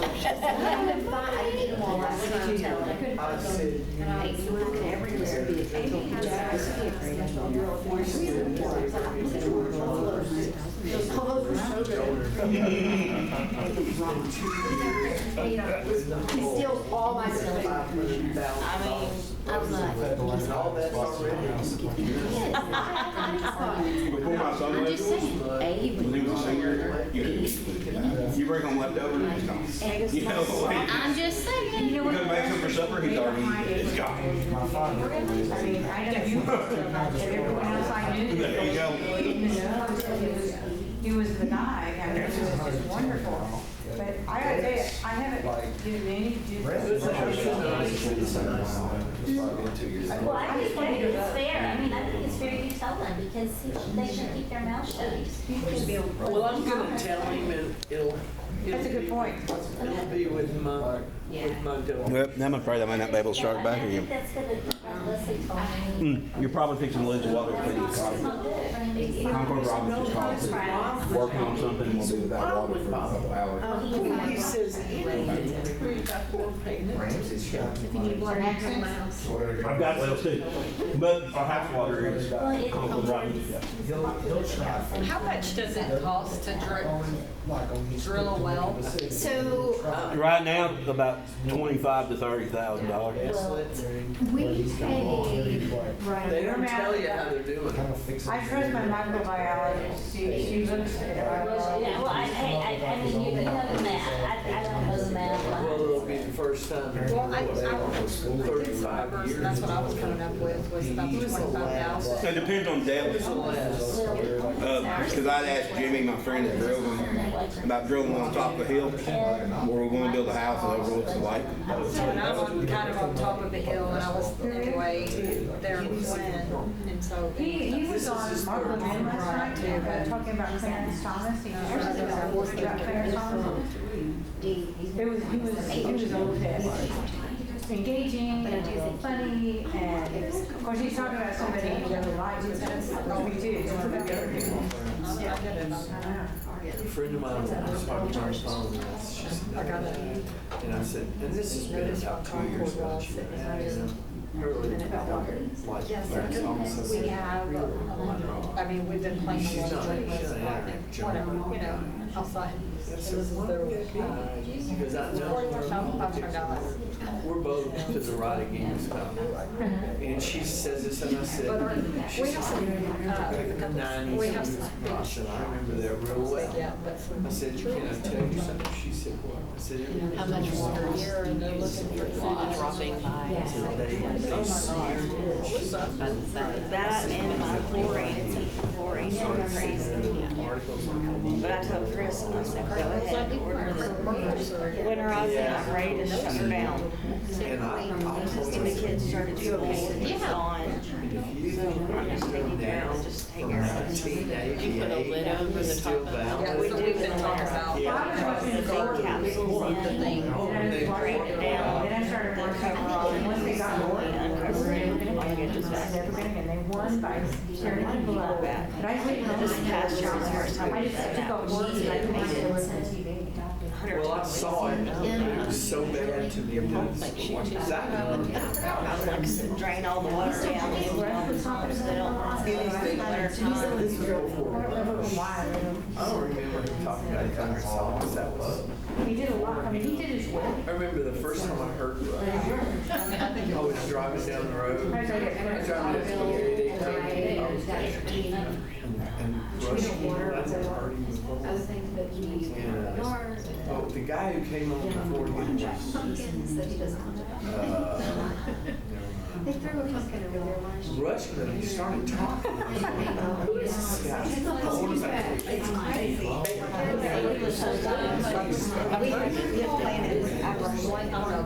They've got one like on the Woodlands, they've got one in Willis. You know, that's where you get your. Great French We was and I found a puddle, I'm gonna go get it. Yeah, and when he said that, I began right. And the African safari truck. All this wood. So, the landlord My aunt went out.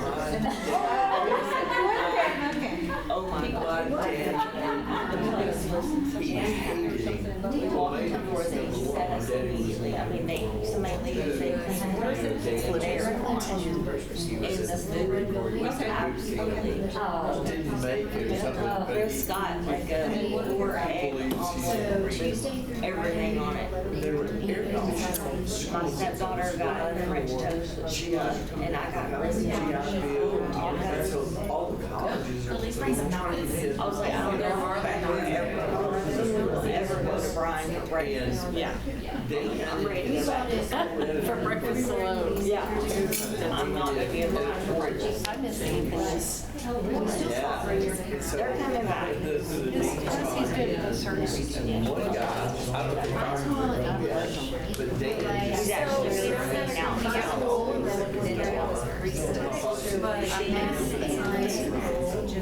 I know, it's so restricted. And they're the ones who, first, like, because they said that for him and for David Review, that they paid them $50. And I need to get they were just gonna have it in a classroom. So the jury's out of money. Yeah, there you go.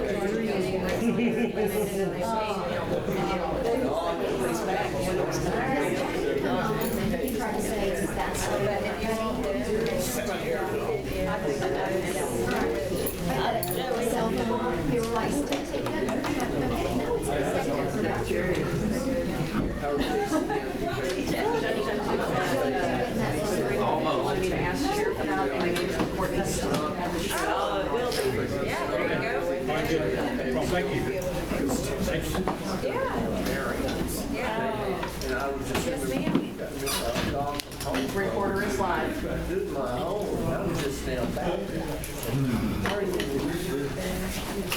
Okay, we're coming out of executive session at 1:02 p.m.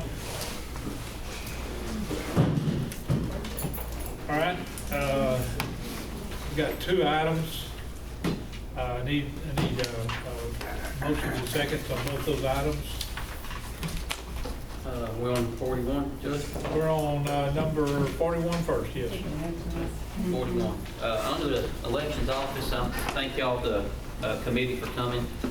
I'm gonna make the motion that we put Ms. Karen effective at 8 a.m. in the morning as the interim elections office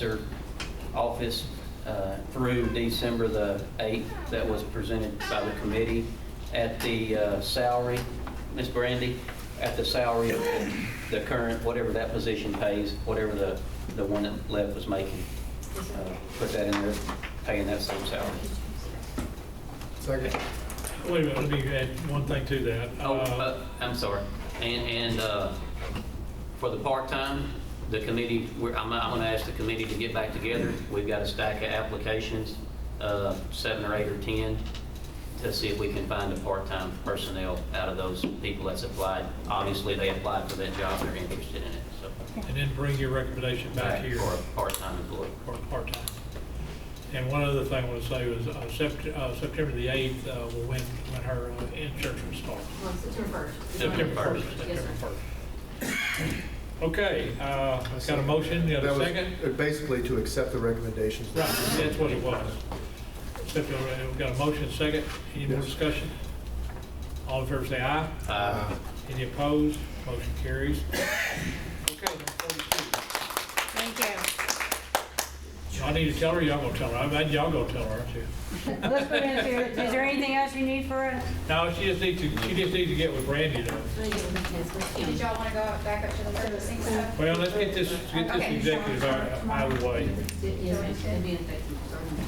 Well, I'm gonna make a motion that we reopen, I was looking back for it, Number 20. 20, that's what I thought, yeah. Reopen number 20,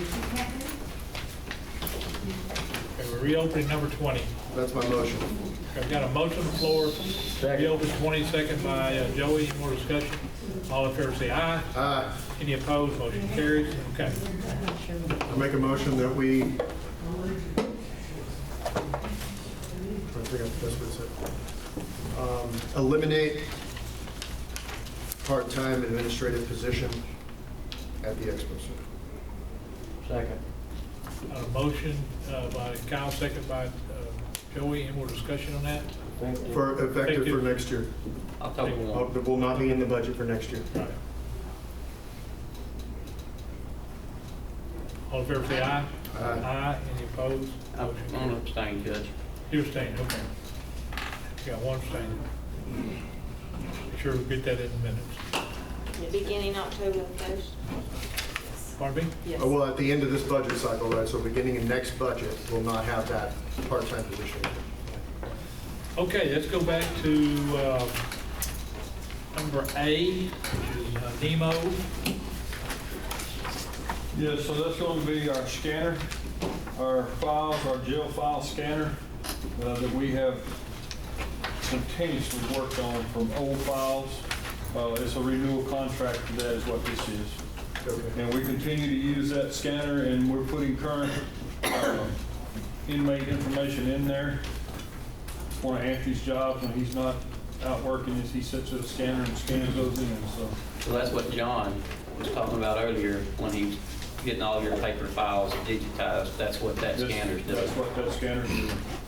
And we're going back, we've been going many years of this, and we've been last, I don't know how many years, Melissa, a bunch trying to get this done. And so this It's a big mountain to climb. It's a big mountain. And the mountain keeps climbing because while we're trying to get back here and get caught up, we're still climbing here. So it's. But this one's already in your budget. Yes. We currently have this, so this is just a renewal. This is a renewal contract, yes. I make a motion to renew the 33AV. Okay, Second. we got a motion on the floor, second by Kyle. Any more discussion?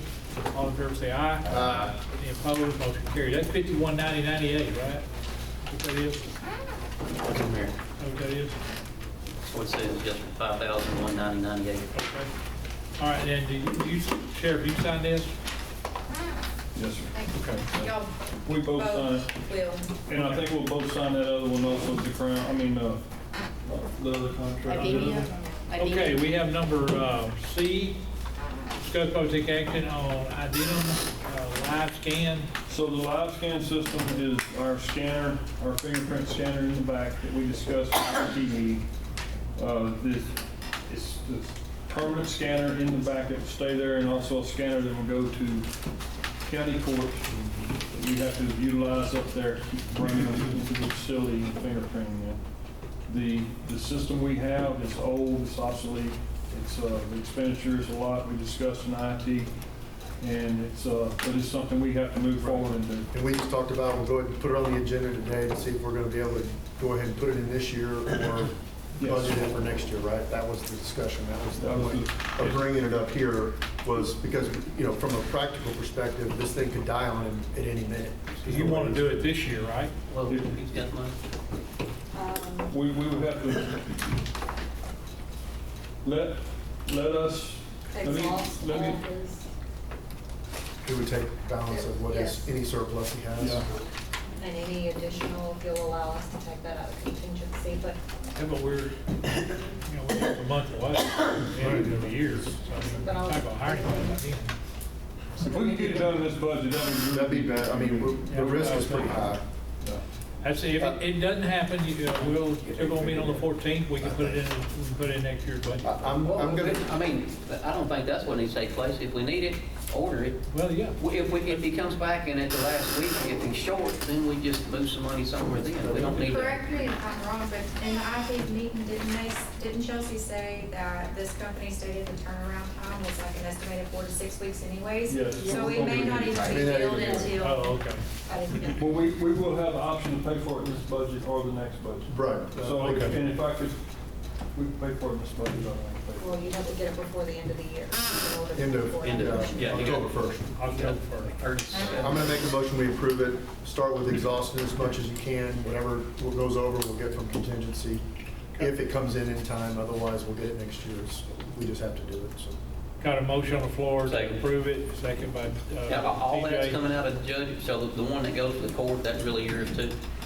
That is mine. Yeah.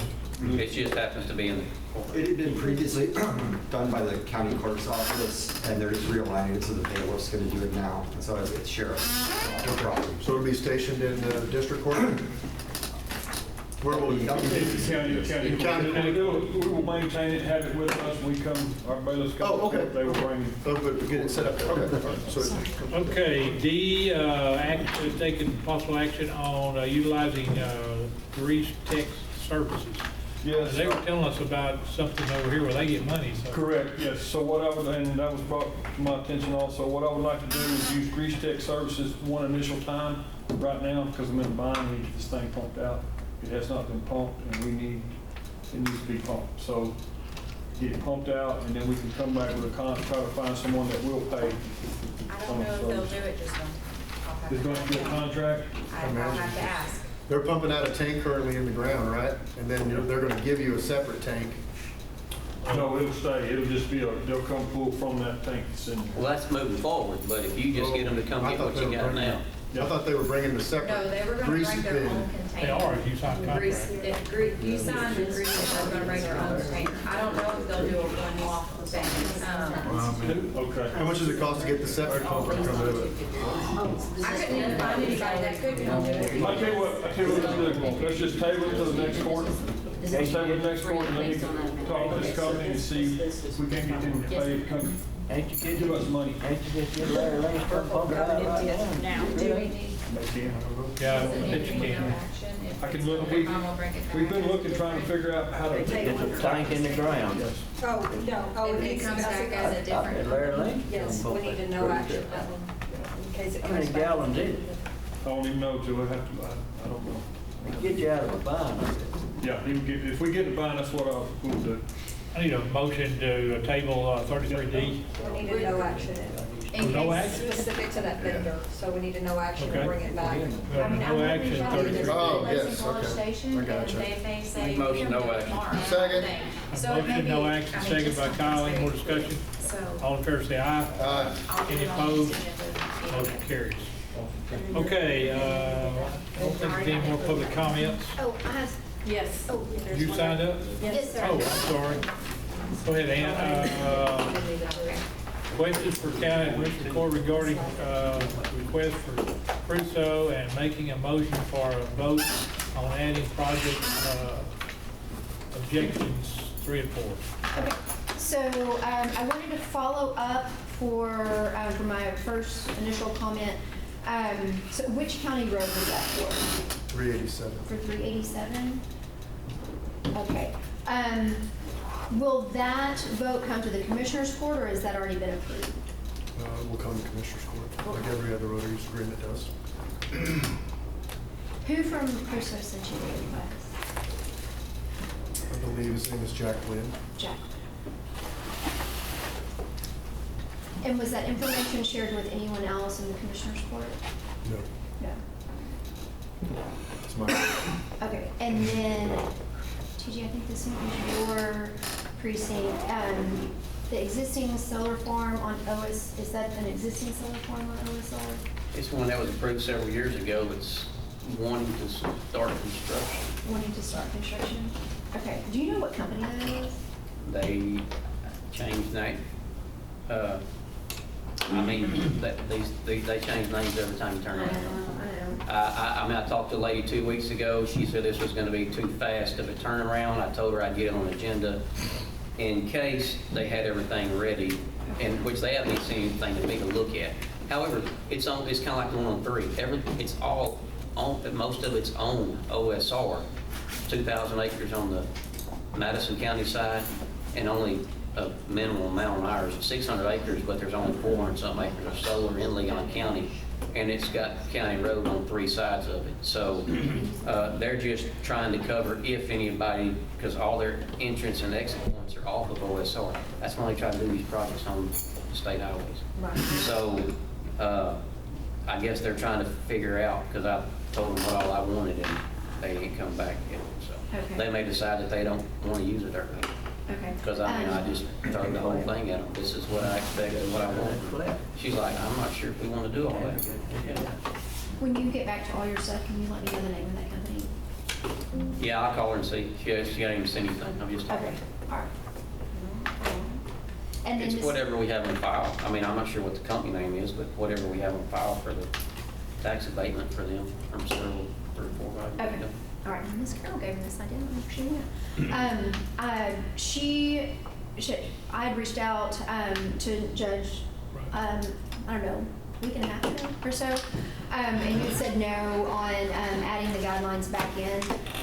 But you did mention in there that it had gone to a vote, which my thing last time was public comment, so it wasn't actually voted on. So I did want to make a motion to put it to a vote to add the objections 3 and 4 from the old abatement guidelines to the new guidelines. Sure.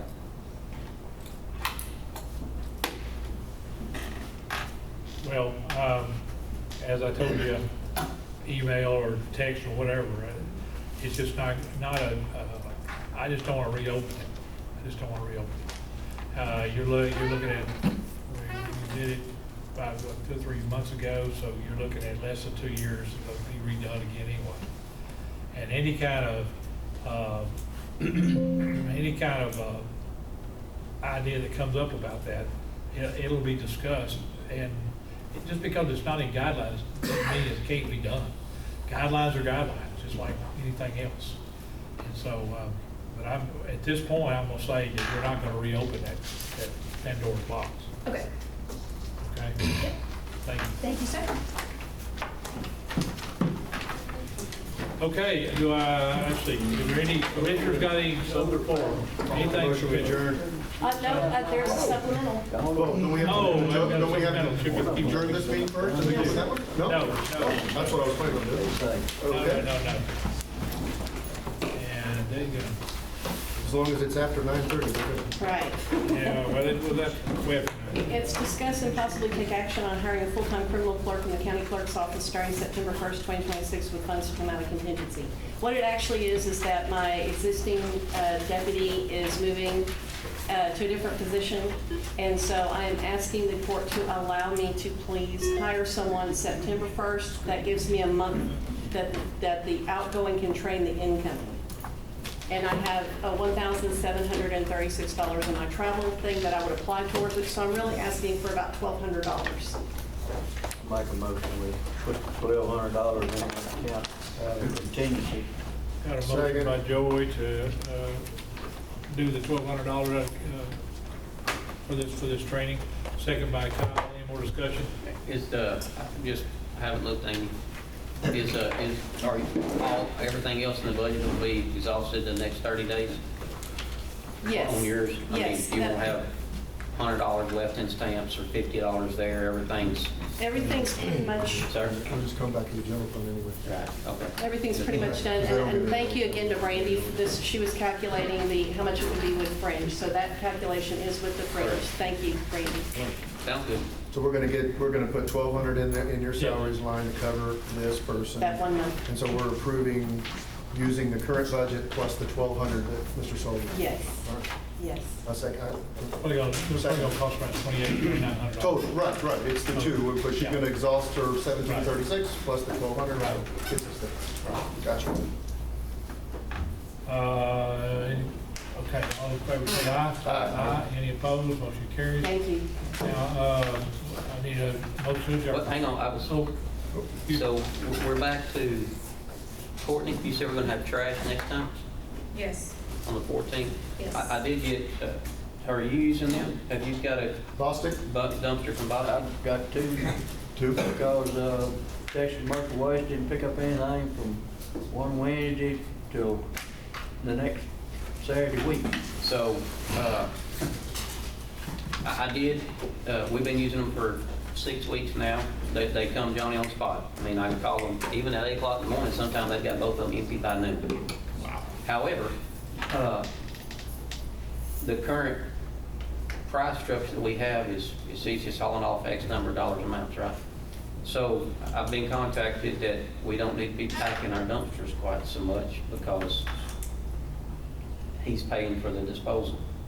So, Bostic is asking you not to pack them down? Is it tight? Yeah. So, and then he's telling me that we don't need to be touching them with the equipment. So people just need to throw trash in there, and then when it's full, just that packing them down and dumping in them and different things like that we're scratching them and bowing out the sides and different things, putting trash in them. So just something to just another thing that we're gonna have to worry about is, I don't know what all is coming up, but we're paying by the load right now. And, If you cut the weight in half. You cut the weight in half, we're doubling our dumpsters, so. It's actually double dips, right? Because we're paying twice as much and we're getting half as much hauled off. You're already paying twice as much. So I know the trash situation is gonna be, it's getting us out of a jam right now, but we'll know next 2 weeks what we got, but We moving had forward. 3 bids. We got 3 Did bids. you get the rock you needed? Yeah. Okay. We were more than, we ended up all in both days. Did you? It was like 20 loads or something like that, but we're halfway to the back, so we got some room. And if you need to stack some rock in there, you can stack some rock in there. That's it, shit. Trash, I mean, we've been doing good. They're emptying them, they're Johnny on the spot, but that's some feedback that I'm getting. We're just putting too much trash in. We put 7 to 8, sometimes 9 tons in the regular bins we got now. I wonder if there's some way in the middle where we could say, okay, fine, we won't pack them down, but you can't charge us $600. Like, And that's why we've been packing them, because it's costing, Of course. it's costing twice as much, because I mean, our regular, But you're packing them with Texas Commercial Waste, and it's still costing you half as much. So if you cut down the packing, it's gonna make it 4 times as much.